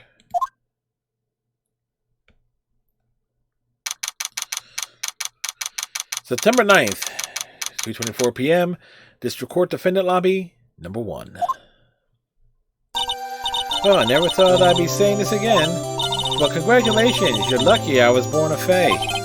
I'm lucky I have both you and Maya on my side. I'm glad you made it. Thank you, Phoenix. You risked a lot to help me and Maya. I won't forget it as long as I live. As long as you live?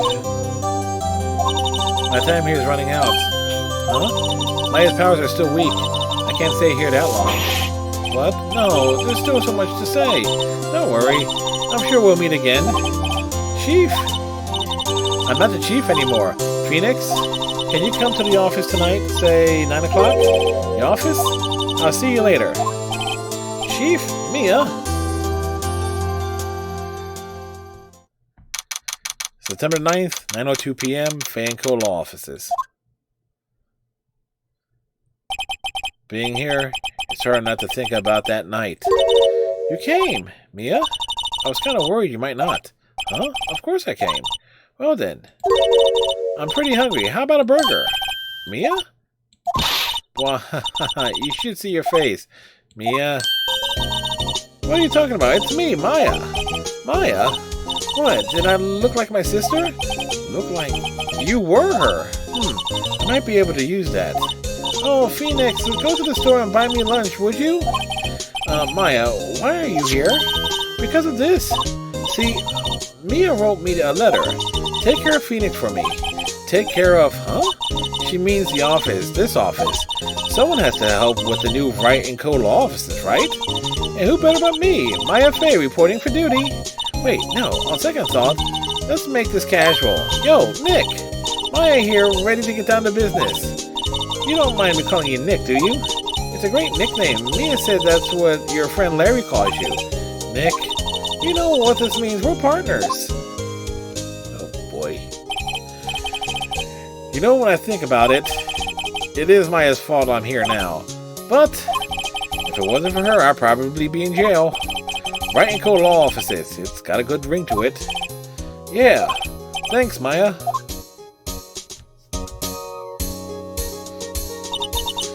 Good luck, Phoenix. I'll always be here, watching.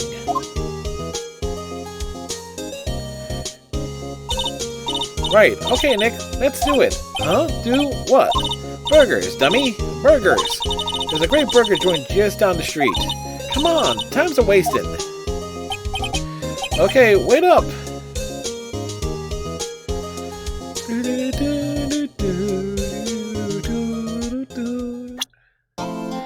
Turnabout Sisters, a brand new episode has been added.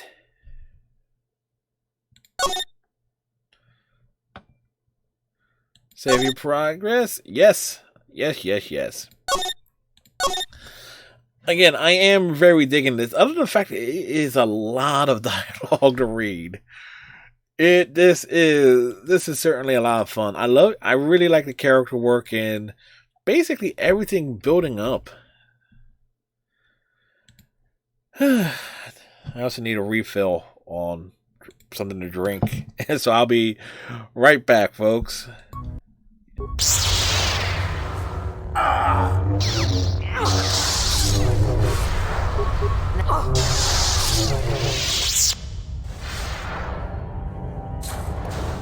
This isn't over, Malak. Your friends do not give up easily, Revan.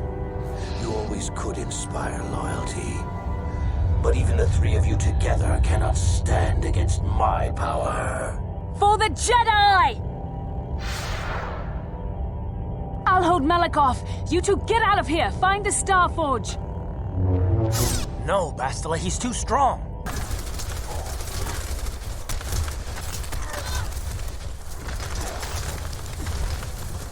Where did Orisa go?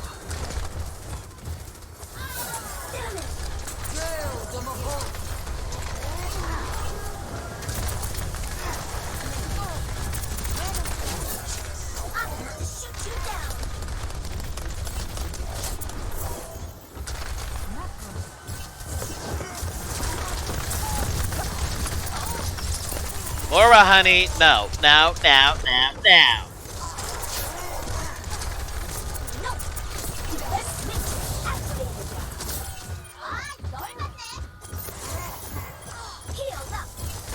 ¡Ay, Dios suitcase!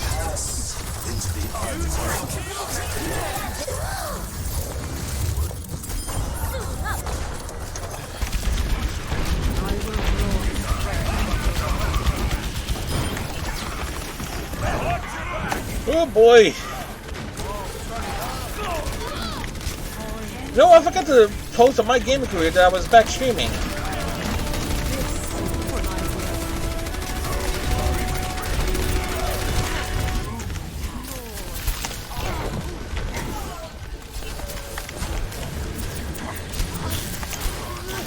Shit, I'm in trouble, I'm in trouble! Timing!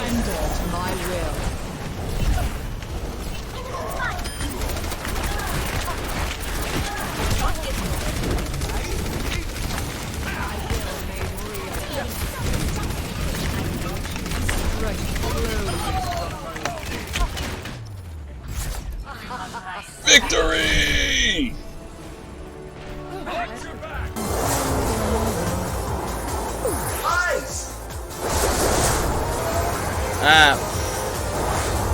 Woo!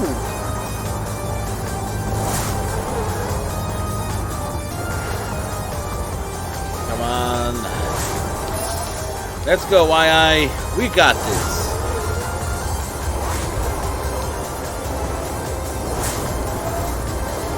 Missed it.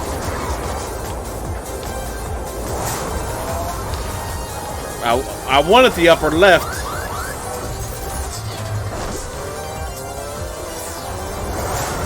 Let's go, let's go, let's go. Damn, I keep missing the boxes. Firework. And he went that way. Ah, shit!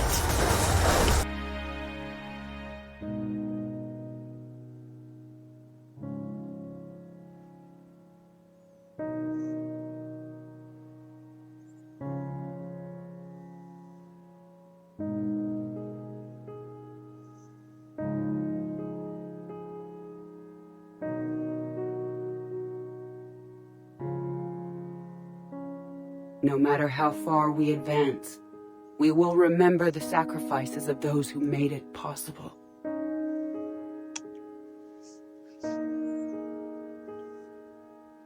And we will remember Shepard.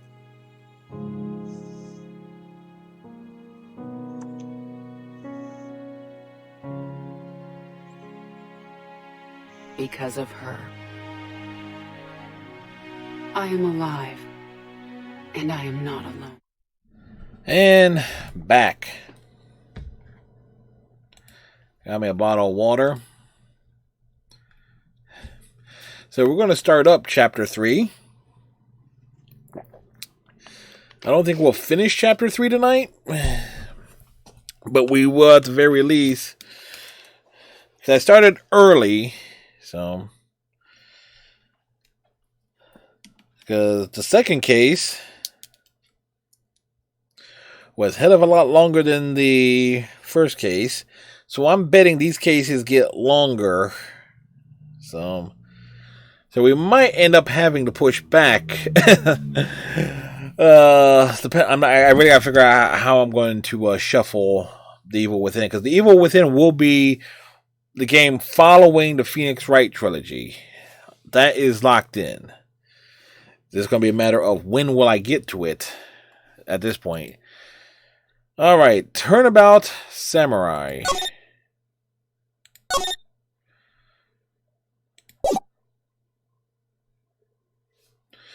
Guy, you have disgraced me for the last time, Steel Samurai. The pale moon in the sky cries for your blood.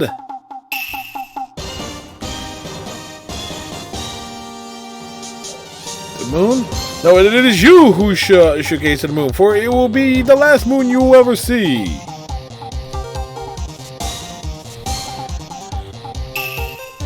See you in hell, evil magistrate. Whoa! Go! The warrior swords gleam and strike in the moonlight. One has fallen, but who? Only the moon knows. Don't miss next week's exciting episode. The Dark Messenger returns. October 14th, 5:31 p.m. Wright and Co. law offices. So okay, so it's been about a month since the previous. Okay, that rocked. See you in hell, evil magistrate. Whoa! Stop waving that broom around. Oh, Nick, I didn't know you were here. Of course I'm here. What was that surreal show you were watching? What? Nick, you mean you don't know the Steel Samurai? He's only the most popular TV hero for young people. Young? Like, how young?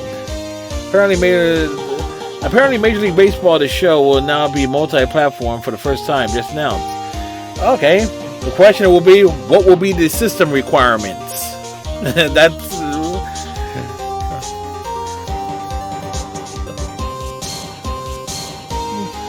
That will be my biggest concern there. Because I'll happily play it.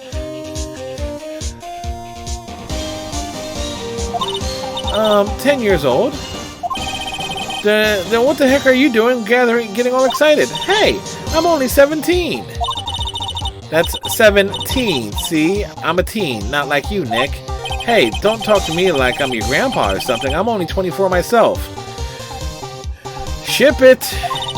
Don't watch it with me. He's really cool and it's really popular. When they asked grade school kids what they wanted to be, Steel Samurai was number one. Still, as an Xbox game that took away. So, as an Xbox game, this took away pretty much my only reason to play PlayStation.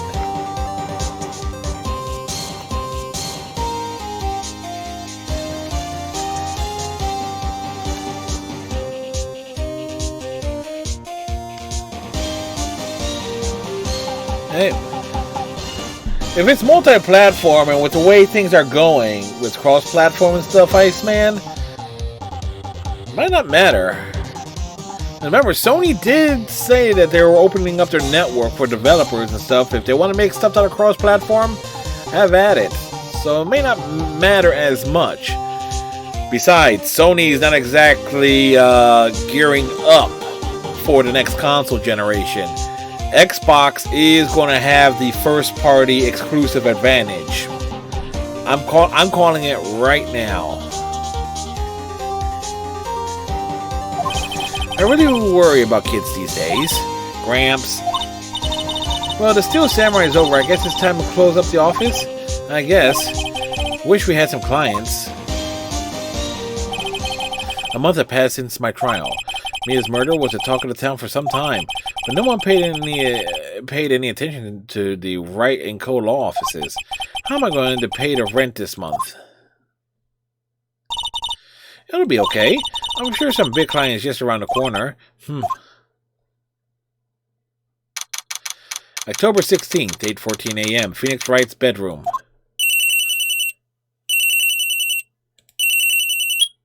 Beep. Hello, this is Phoenix. Nick? Maya, what? It's still early. It's the Steel Samurai. The Steel Samurai got arrested. Huh? You mean the guy on that show? Yes! They're saying that the Steel Samurai killed a villain.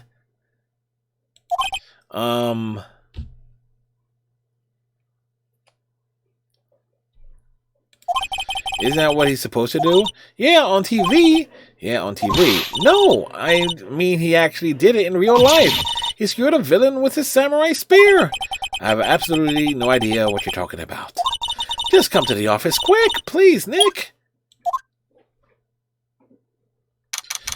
Xbox games have been terrible, so I'm excited Phil Spencer took the steps towards console dominance and exclusive title quality in 2018 at E3. Yeah.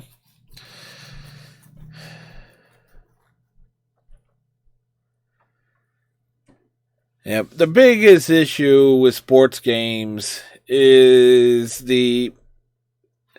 and we actually seen this with the licensing stuff and like the lowering in quality starting to happen quite noticeably. Madden, FIFA, WWE, and the NBA 2K games have all kind of been just recycling the same engine for they've been improving the graphical quality, but not actually improving the actual games. So, if MLB The Show is really opening up and being the first, being on multiple platforms, that's going to be huge. That is going to be huge.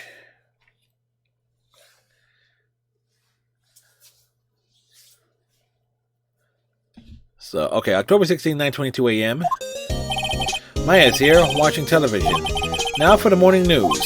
The actor Will Powers was arrested yesterday. Powers plays the lead role in the popular kids show The Steel Samurai, Warrior of Neo-O Tokyo. He was arrested on suspicion of murder. The victim was Jack Hammer, who plays the villain known as the Evil Magistrate.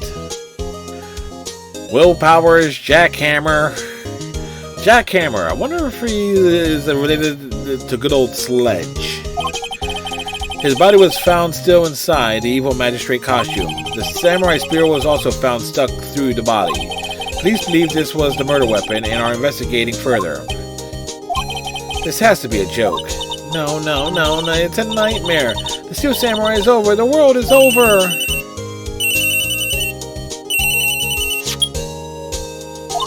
Yes? Wright and Co. Law offices. What? Nick? It's the Steel Samurai. What? Yes, of course. We'll be right there. Let's go, Nick. Go where? They have the Steel Samurai down in detention. So what? So, I've decided that this would be our first case.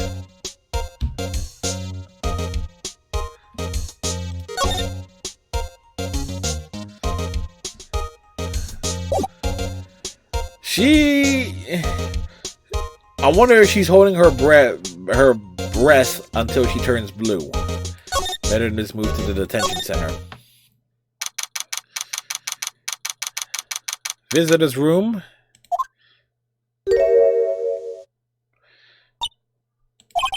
What's wrong, Maya? It's him, in the flesh. Is that guy really him? What do you mean, that guy? Of course it's him. Will Powers, our client. That's him. Kind of looks like Wolverine, don't it?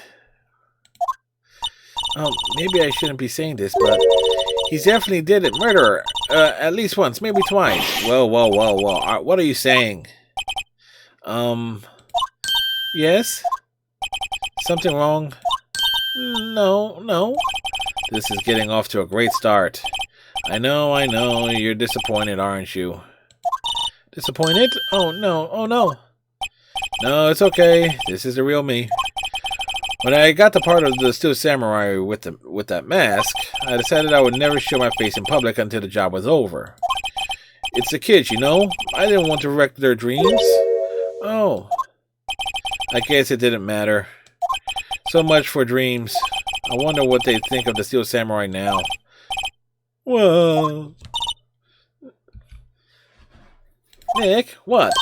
He's a good guy. I mean, he's good. Yeah? He didn't do it. Maya flips on a dime, don't she?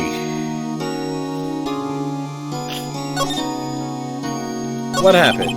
Maybe you could start by telling us what happened. Yes, of course. It seems like it was only yesterday. Actually, it was only yesterday. The cast had come down to Global Studios for a run-through. We went through a few action sequences at 10 that morning. There was a rehearsal scheduled for 5 in the afternoon, but when 5 came around and the staff gathered at the studio, the Evil Magistrate was found lying in a crumpled heap near the set. They took off his mask and discovered that it was Jack Hammer, dead. He had been expertly skewered with the samurai spear. The samurai spear? Yes, it's a long spear that the Steel Samurai uses as a weapon. Maybe you can explain to me just what the Steel Samurai is. Nick, how can you say such a thing? I'm sorry, sir. I apologize for my partner. He's new to this, and a bit out of touch with the world. Hey, who's new to this? No, it's alright, really. The Steel Samurai is the lead character in a popular kids show. He walks the streets of Neo-O Tokyo, fighting... Neo-Old is a contradiction in terms. New-Old. It's like, how can you call it Old Tokyo? How can you call it Neo Old Tokyo? That doesn't make any sense. Fighting battles after battle against the evil magistrate and his minions. Of course, he never really defeats the evil magistrate, although I guess he did defeat him this time. I see. Neo Old Tokyo, who comes up with these names? You have an alibi. Now, where were you on the day of the murder? Well, that morning I came to the studios at 9. We worked through some action scenes until noon. Rehearsal was to begin at 5, but I was a little tired. So after lunch, I took a nap in my dressing room. When I woke up, it was after 5. I was late for the rehearsal. I hurried to the studio and found everyone looking shocked. They arrested me on the spot and brought me here. So he was sleeping the entire afternoon of the murder? Some action hero. What would the kids think? I think I should probably check out the scene of the murder. Right, Global Studios, I'll draw you a map. Wow, Nick, let's go. I'm willing to bet $10 she asked for autographs.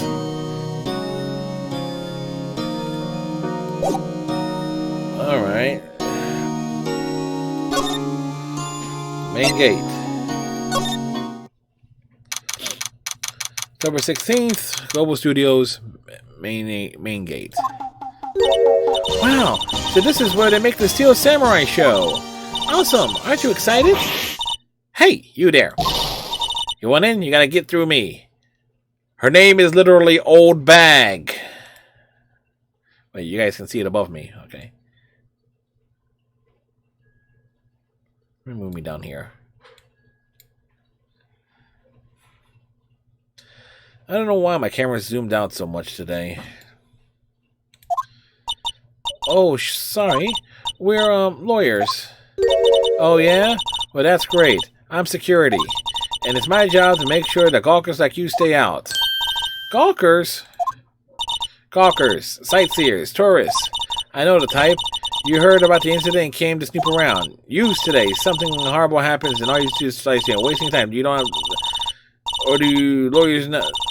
Wow, I can't read that fast.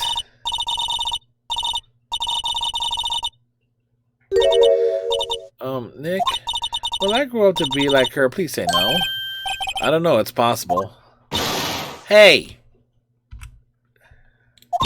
Listen, when you're being spoken to, use today. So, what do you do here at the studios? At Global Studios, we make children's dreams come true. In fact, in my younger days... No, you were a star? Only a little twinkle between the stars here, I'm afraid, dearie. Wow. This place has really gone downhill, you know? But 10 years ago now, that was a studio of dreams. Hammer was a big star back then, too. He was... Hammer?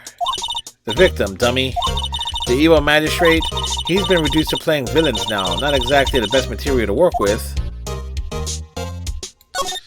Can you tell me about Mr. Will Powers? He's not a bad kid, but don't be fooled by his mask. You wouldn't want him on the silver screen without it, believe me. Little old ladies watching will lose their lunches. That's probably why he thought the Steel Samurai was his big chance. No one thought he was capable of doing what he did to poor old Jack. We don't know for certain that Will Powers is guilty. Powers? Of course he's guilty. How do I know? I know everything. That's my job. What kind of person was Jack Hammer? What kind of person? Oh, if you only knew. Jack Hammer will live on in many hearts as the ultimate action hero. He was simply dashing in the Dynamite Samurai series. Should I have heard of that? But there was an accident during filming 5 years ago. He got an unlucky break after that. Reduced to playing the villain on a children's program. What's more, I heard they were paying him peanuts. It's enough to make you cry. Why are you so certain Mr. Powers is the killer? I was standing right here yesterday, I was here from 1 in the afternoon till 5 when they found the body. Now the studio where the murder took place is to the left here. So if you wanted to go to the studio, you have to pass by me. Only one person went by here between 1 and 2:30 when the murder took place. And that person was Mr. Powers? Yes, I saw him. But Mr. Powers says he was sleeping in his dressing room. Oh, I'm sure he would say that. He's no fool. But he was the only one that walked by. He's the killer. You can bet your biscuits on it. Isn't it about time for you to be heading home? There's nothing to see here. Move along. Actually, we're here at Mr. Powers' request. I thought you were suspicious looking. Show me a letter of request, and maybe I'll just let you in. This lady here thinks she owns the place, obviously.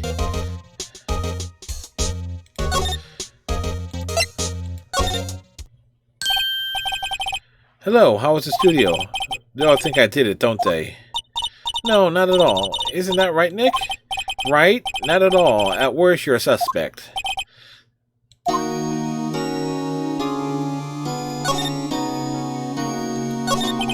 Mr. Powers, you aren't hiding anything from me, are you? What? No, I never do that. Earlier you said that you were sleeping in your dressing room after lunch. Yes, like a baby. But the security lady says she saw you that day.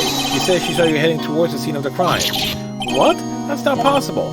I really don't know what to say. I was sleeping, I promise. Mr. Powers, if you want me to help you, you have to tell me the truth.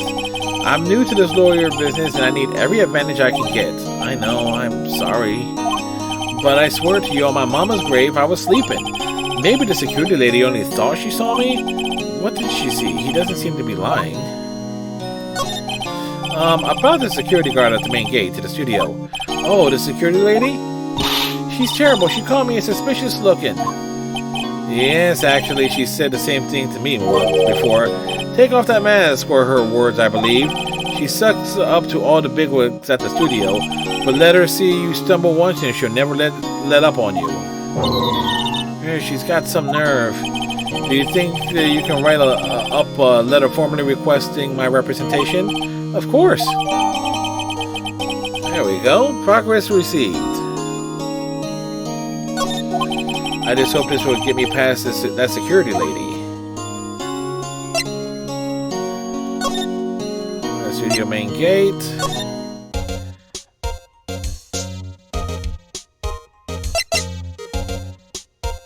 Let's see. Present. Ma'am, have a look at this. It's a letter of request from Mr. Powers. Yes, I recognize the bold, childish scrawl. To think you would entrust this fate to use of such unreliable appearance. Really? Anyway, you may pass, but only left from here toward the studios. No going to the right. That's the employee area. No one allowed inside, pal, were my instructions. The good detective told me himself. Hey, Nick. Huh?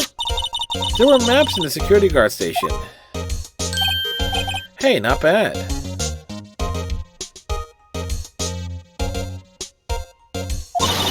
Those are 50 cents a piece, thank you. Damn. Well, time to go, Nick. 50 cents.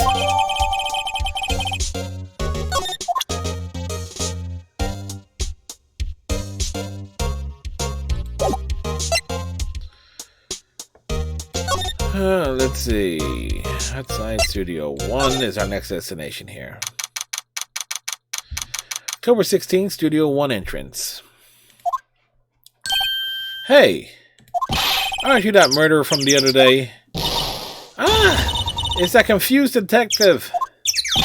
Hey, pal, you know Prosecutor Edwards is still all upset and it's your fault? I saw him sipping tea and staring gloomily out the window. So? Hey! If he's depressed, it's all your fault for doing a sloppy detective work.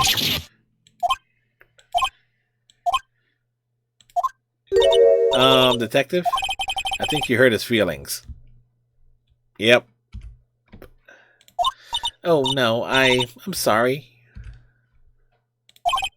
Well, I think his feelings are easily hurt. You're right, pal. It's all my fault. I can blame other people all I want, but I know the truth in my heart. Hey, don't take it so hard. There's always the next case, right? Yeah, I suppose you're right. Dude, it's just breathing heavy. Like, if you're breathing so hard, your chest is, like, pushing out like that, and your shoulders are moving up, like... Well, yeah, I guess breathing heavy. Yeah, I guess so. Okay. Think about it. Hey, what exactly are you two doing here? Well, we're on the case too, pal. Huh? Hey, you can't just go around saying pal like that. That's my endearing character trait.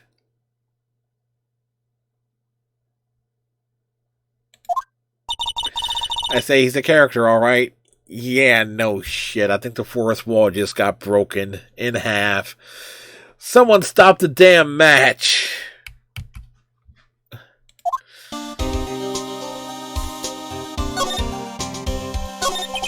So how is your investigation going, detective?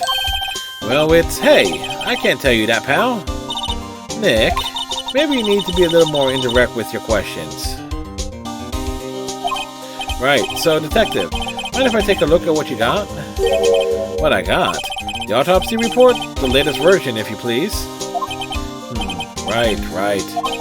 Sorry about what happened last time, pal. The 2:30. Okay.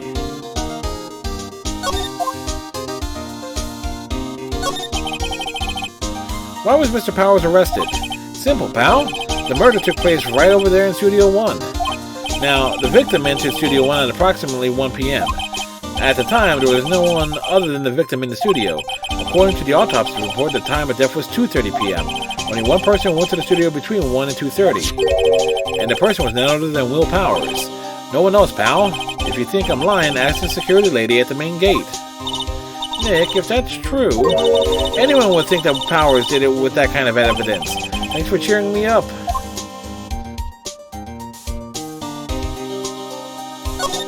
About the security lady. Oh, that sweet old lady? What a charmer. Huh? Are we talking about the same person? When I showed her my badge, she gave me a donut and some coffee. Remember what Power says, she's a sucker for authority. She even gave me a piece of valuable evidence. What? What kind of evidence? Well, that, photo. The photo of the Steel Samurai heading towards the scene of the crime.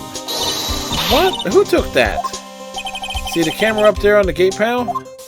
The gate? You mean the one with the welcome sign? Yeah. Whenever someone walks by, that camera automatically snaps a photo of them. Oh no. Nick, he has evidence. We're finished. Funny, for someone with hard proof, he doesn't look too happy. What's wrong, pal? You seem down. Don't look so happy when you say that. We'd like to ask the employees here some questions. Sure thing, pal. Go wherever you like. Of course, you're not going to find any clues I haven't already found. I'm glad someone around here seems to be enjoying themselves. Hey, Nick, let's go. You got a free pass to the place. Now's our chance to check things out.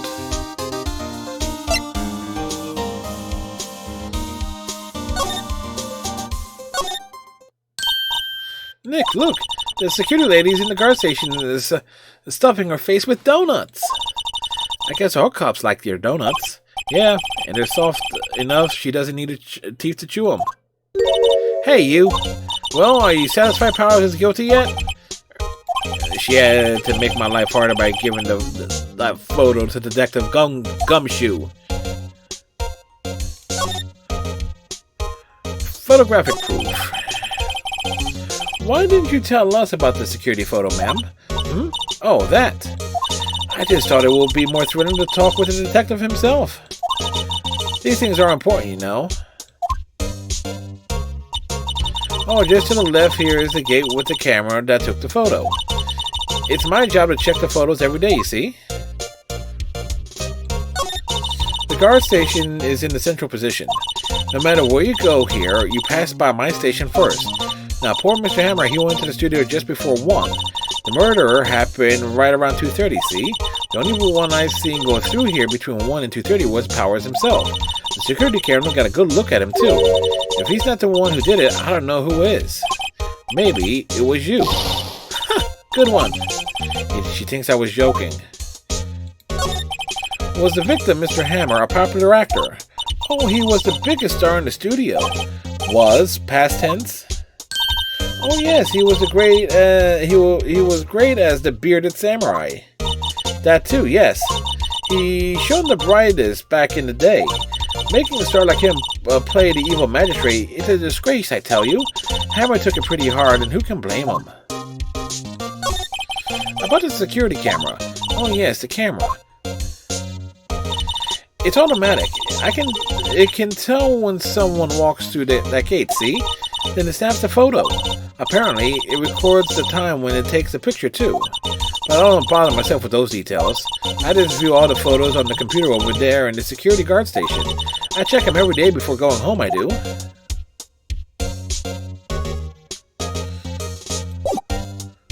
Okay.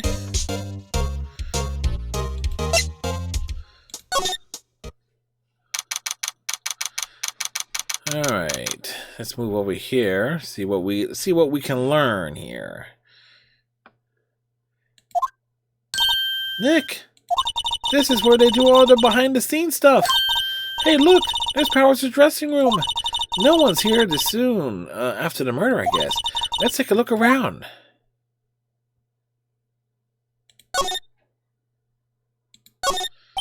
A window into the dressing room.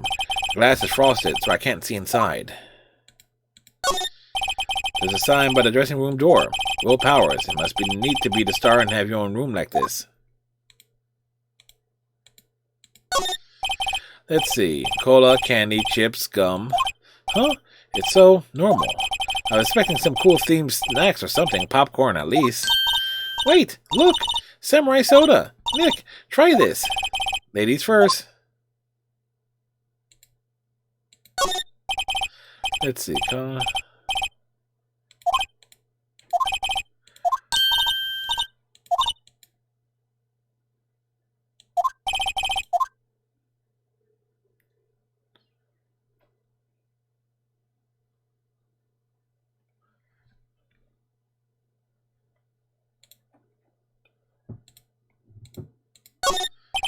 The remains of yesterday's lunch are scattered around.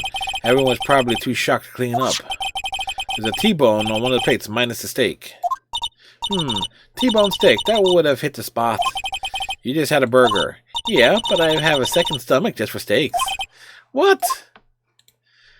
Mia is weird. That must be the storage room. That's where they keep all the film equipment. Wow, Nick! You know a lot about the industry. What else would they keep in the film studio? Alright. Is there anything else here? The door to the dressing room is not locked. Hey, Nick! Let's take a look inside. Maybe we can find something as a souvenir. What do you mean, find? You never know. There might be something like the samurai spear. We don't need a spear. And that's the murder weapon, for crying out loud.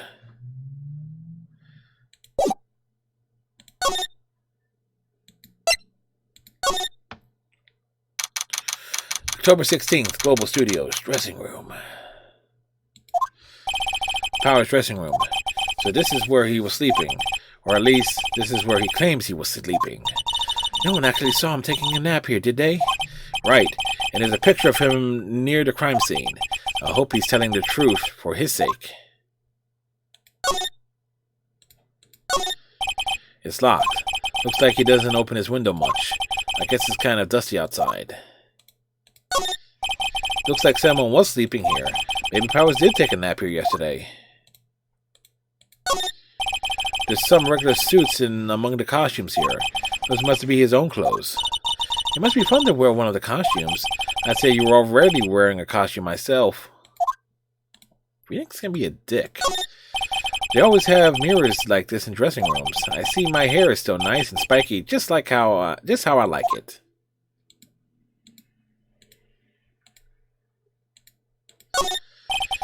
There's a vast array of cosmetics here. Ooh, this is the wig he used in Samurai Boogie Woogie. Nick, try this on. No. And how can you tell the name of a show just by looking at a wig? I kind of like samurai movies. Kind of. Maya is adorable in her own way.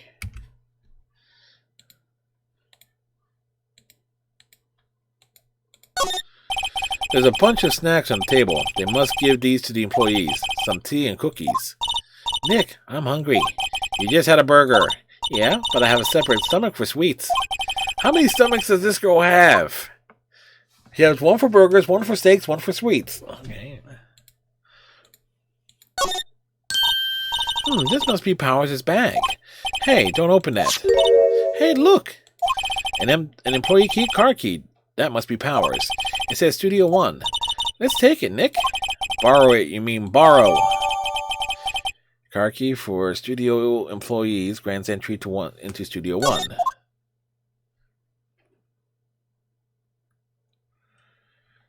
Alright, is there anything else here?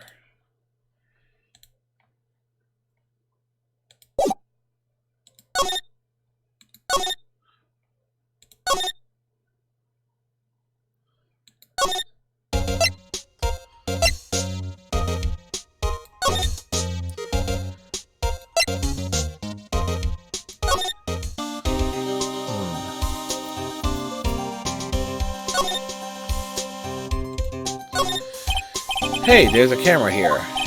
That's the security camera. It takes photos of people going to the studio. All you have to do is look at the data and you can see who went where. There's a number plate on the camera. ST1307. That must be the camera ID number. I'm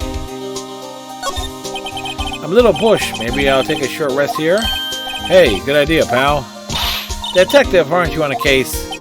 Well, yeah, but... Hey, us detectives get tired of standing around too, pal. The studio mascot. I guess it's a monkey of some kind. But what kind of monkey has a nose like that? He's holding a sign in his hand. Right to the Studio 1, left to Studio 2. What's up with that thing? It looks kind of busted. Oh, the wind was pretty strong yesterday and the head broke off. It took down that tree with it too.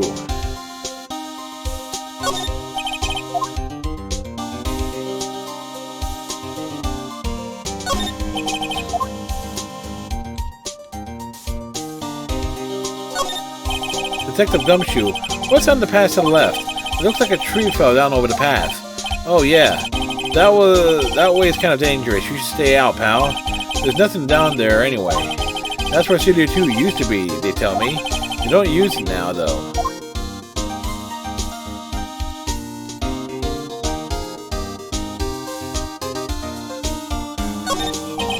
The entrance to Studio 1. This is the studio where they found Jack Hammer's body. Let's go in and check it out, Nick. I wonder if this car key we borrowed from the dressing room will work. It opened. All right, we're in. She's way too happy for someone visiting a crime scene.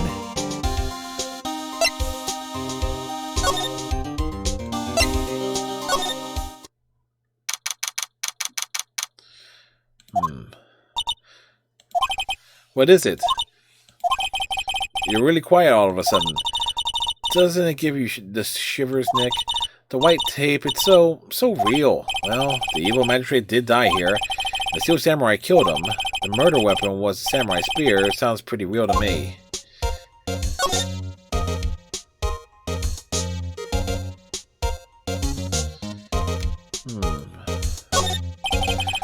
Looks like a backdrop for a stage. This must be used in the Steel Samurai show. Of course, that's the mountain Neo Fujiyama. Doesn't the Steel Samurai take place in Old Tokyo? Can you even see Mount Fuji from there? Not Old Tokyo, Neo Old Tokyo. Oh, right. Wow, look at the camera. That must have cost a ton. Yeah, so don't touch it. Whoa, it's heavier than I thought. Hey, you, no touching that. I'm sorry, my partner is kind of, no, I don't know. Who are you? Who, me? I'm an assistant here. I help with the props and stuff, moving them around, ordering new ones, etc. We're lawyers representing Mr. Will Powers. Oh, you're WP's people. WP? Oh, Will Powers. WP, I get it. I don't envy you guys one bit, but do what you can for WP, okay? He's never hurt a fly. He has to be innocent. Don't worry. Leave it to us.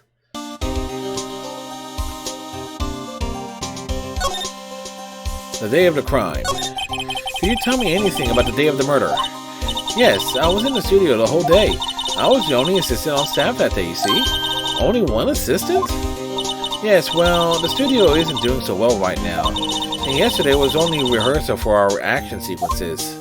Oh, I see. In the morning, we went through the action sequences in the employee area. WP and Hammer were there along with everyone else. The employee area, that's where Power's dressing room is, right? Yes, that's the place. After eating lunch there, Mr. Hammer went to Studio 1. Then I saw WP go into his dressing room. But I didn't see either of them after that. Did you know that Mr. Powers was sleeping in his room? No, I wouldn't go in there unless I had some urgent message for him. I mean, it's his private. What kind of girl do you think I am? What kind of... No. I'm sure you're a fine girl. I'm sorry. So much for getting a confirmation of Powers' alibi. What do we do, Nick? We haven't found anything. If WP was the only one who came to the studio, then he has to be the killer. They even have a photograph. Sorry, I know you're busy. Not really. Actually, there's been something bothering me. Aha! That's what I'm talking about. A clue! A lead! Well, I don't know about that, but today... Z-Man977182, thank you very much for the follow.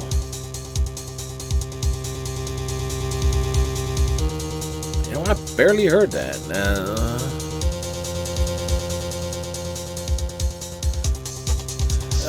Well, I don't know about that, but that day, this afternoon, I sensed someone was here.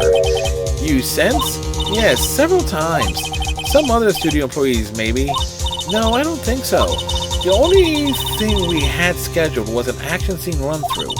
I was the only assistant here that day. I have a feeling it was someone from outside. Really?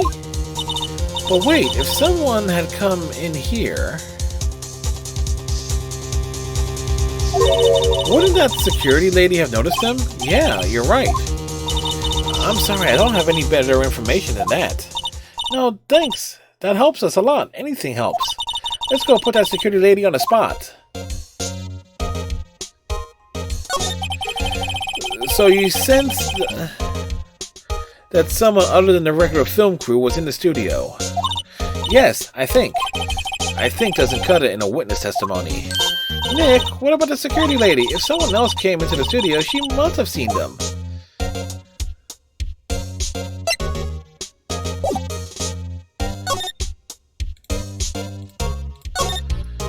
Wow, look at that camera. That must cost a ton. Yeah, so don't touch it. Yeah, we already seen that reaction. You might not spoiling the case, but personally, I hated this case. It's really long and tedious. Yeah, Bob, I imagine that you weren't reading every single freaking line of dialogue. Like I am. Oh, boy. I do want to hear... See, we're going to end tonight's stream when we get to the to-be continued part. So, this is... So, we probably still got a ways to go on my pace. Look, a ladder! That's a step ladder. It's for stepchildren. So, what's the difference? You need to stop judging things based on narrow-minded cultural assumptions, Nick. Right, sorry. This girl is out there. Hey, look! That's the chair the director sits in. I've always wanted to sit in one of these. Hey, Nick, take a look at that. One of those black and white boards they clap at the start of filming. And look, a megaphone, a real-life megaphone. Ready, Nick? Action! This girl is more trouble than I thought.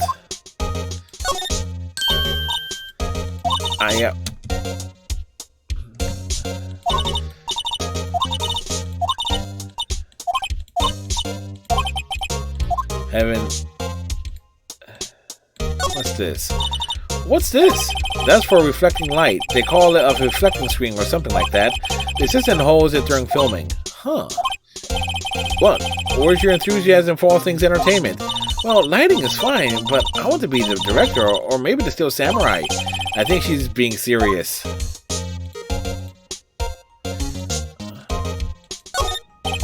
The outline where Jackhammer's body lay with tape. Ah, the old ladder versus step ladder. Yes.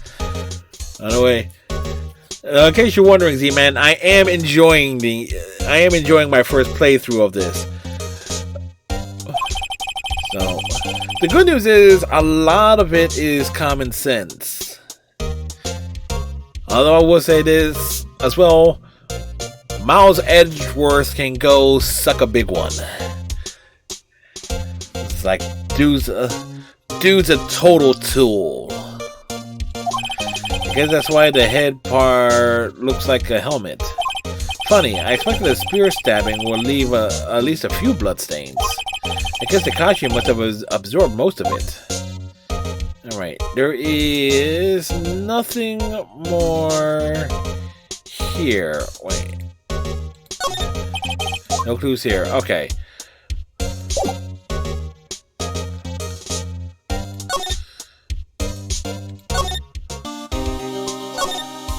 Detective Dick Gumshoe.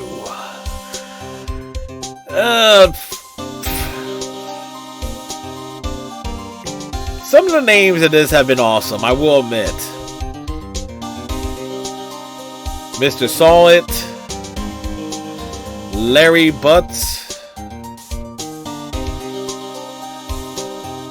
Red, White, and Blue Core. All right. What? You still here? Really? You look as though you've seen a ghost. Well,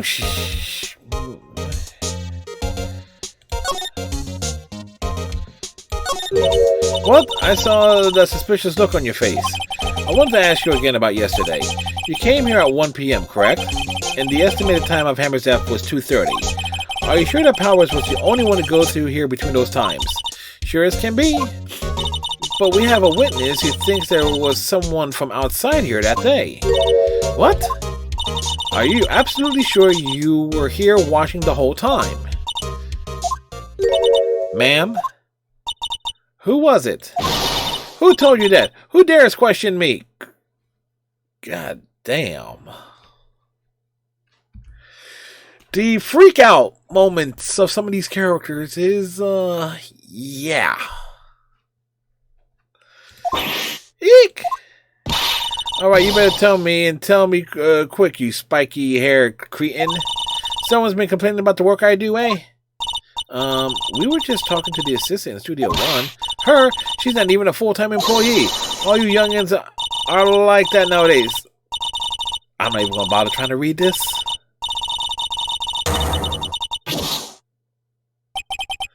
She left. Well, Nick, this is our chance to do what we can without her looking over our shoulders.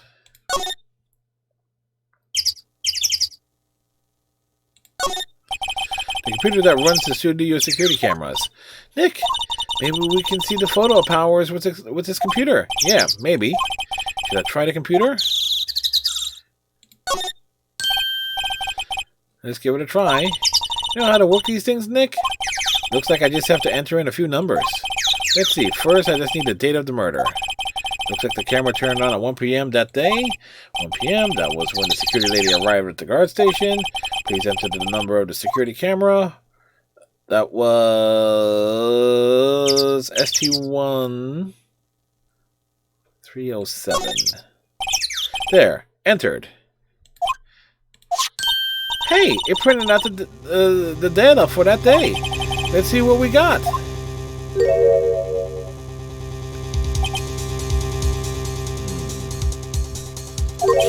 Huh? How is this a picture of Will Powers? Well, he is the one who always wears that suit. I guess that's why the security lady thought it was him. I would imagine the detective was very happy with this photo as evidence. Something's printed on the back. Huh? October 15th, 2 p.m. photo number 2. What does that mean? Maybe there's more photo data from that day. Nope, that's the only one in the computer.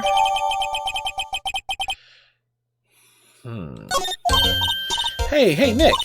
Can't we use this photo as evidence for the trial? Yeah. We'll put that security lady in her place with this. Right, we'll put her in her place. Hey, that's what I said. Anyway, let's show her this photo and see what she says. Wait, let's not. Why not? It's never a good idea to reveal your hand to the enemy too soon. Nick, you're craftier than I gave you credit for. Why, you could be the next evil magistrate. Hey, why do I have to be the villain? Relax, it was just a joke. So are we done for the day? I think this photo is what we needed for the trial. Still, it's better if we had some kind of idea who the real killer was. Maybe it's just that security. Maybe it really is that security lady.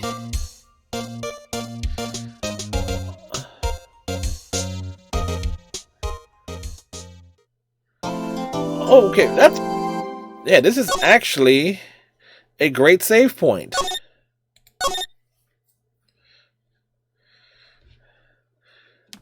That's perfect. We end on a cliffhanger. Heck,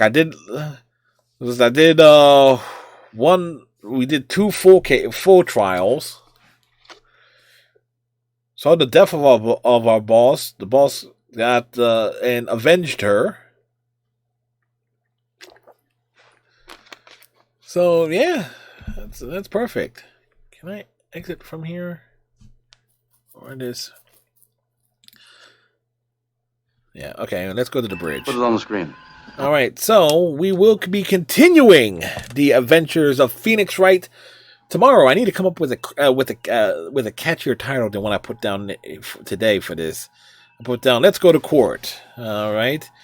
So I guess we'll call tomorrow something in defense of Will Powers.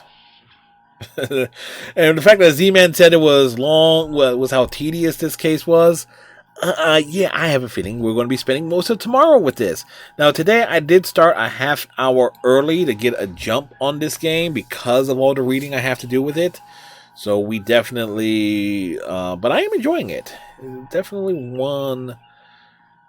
The last time I did a visual novel on my channel was Doki Doki Literature Club, and good lord, was that a chore to get through in one day. Primarily of how wordy that is. This game is not nearly as wordy, but it is noticeable. But anyway, the plan right now is we're going to go raid Kalinal, who's doing World of Warcraft things. So we'll see everybody tomorrow for more Phoenix Wright. Have a great night. Tighten your friendship bracelets. Watch your hang down, all that good stuff. And we'll see you later.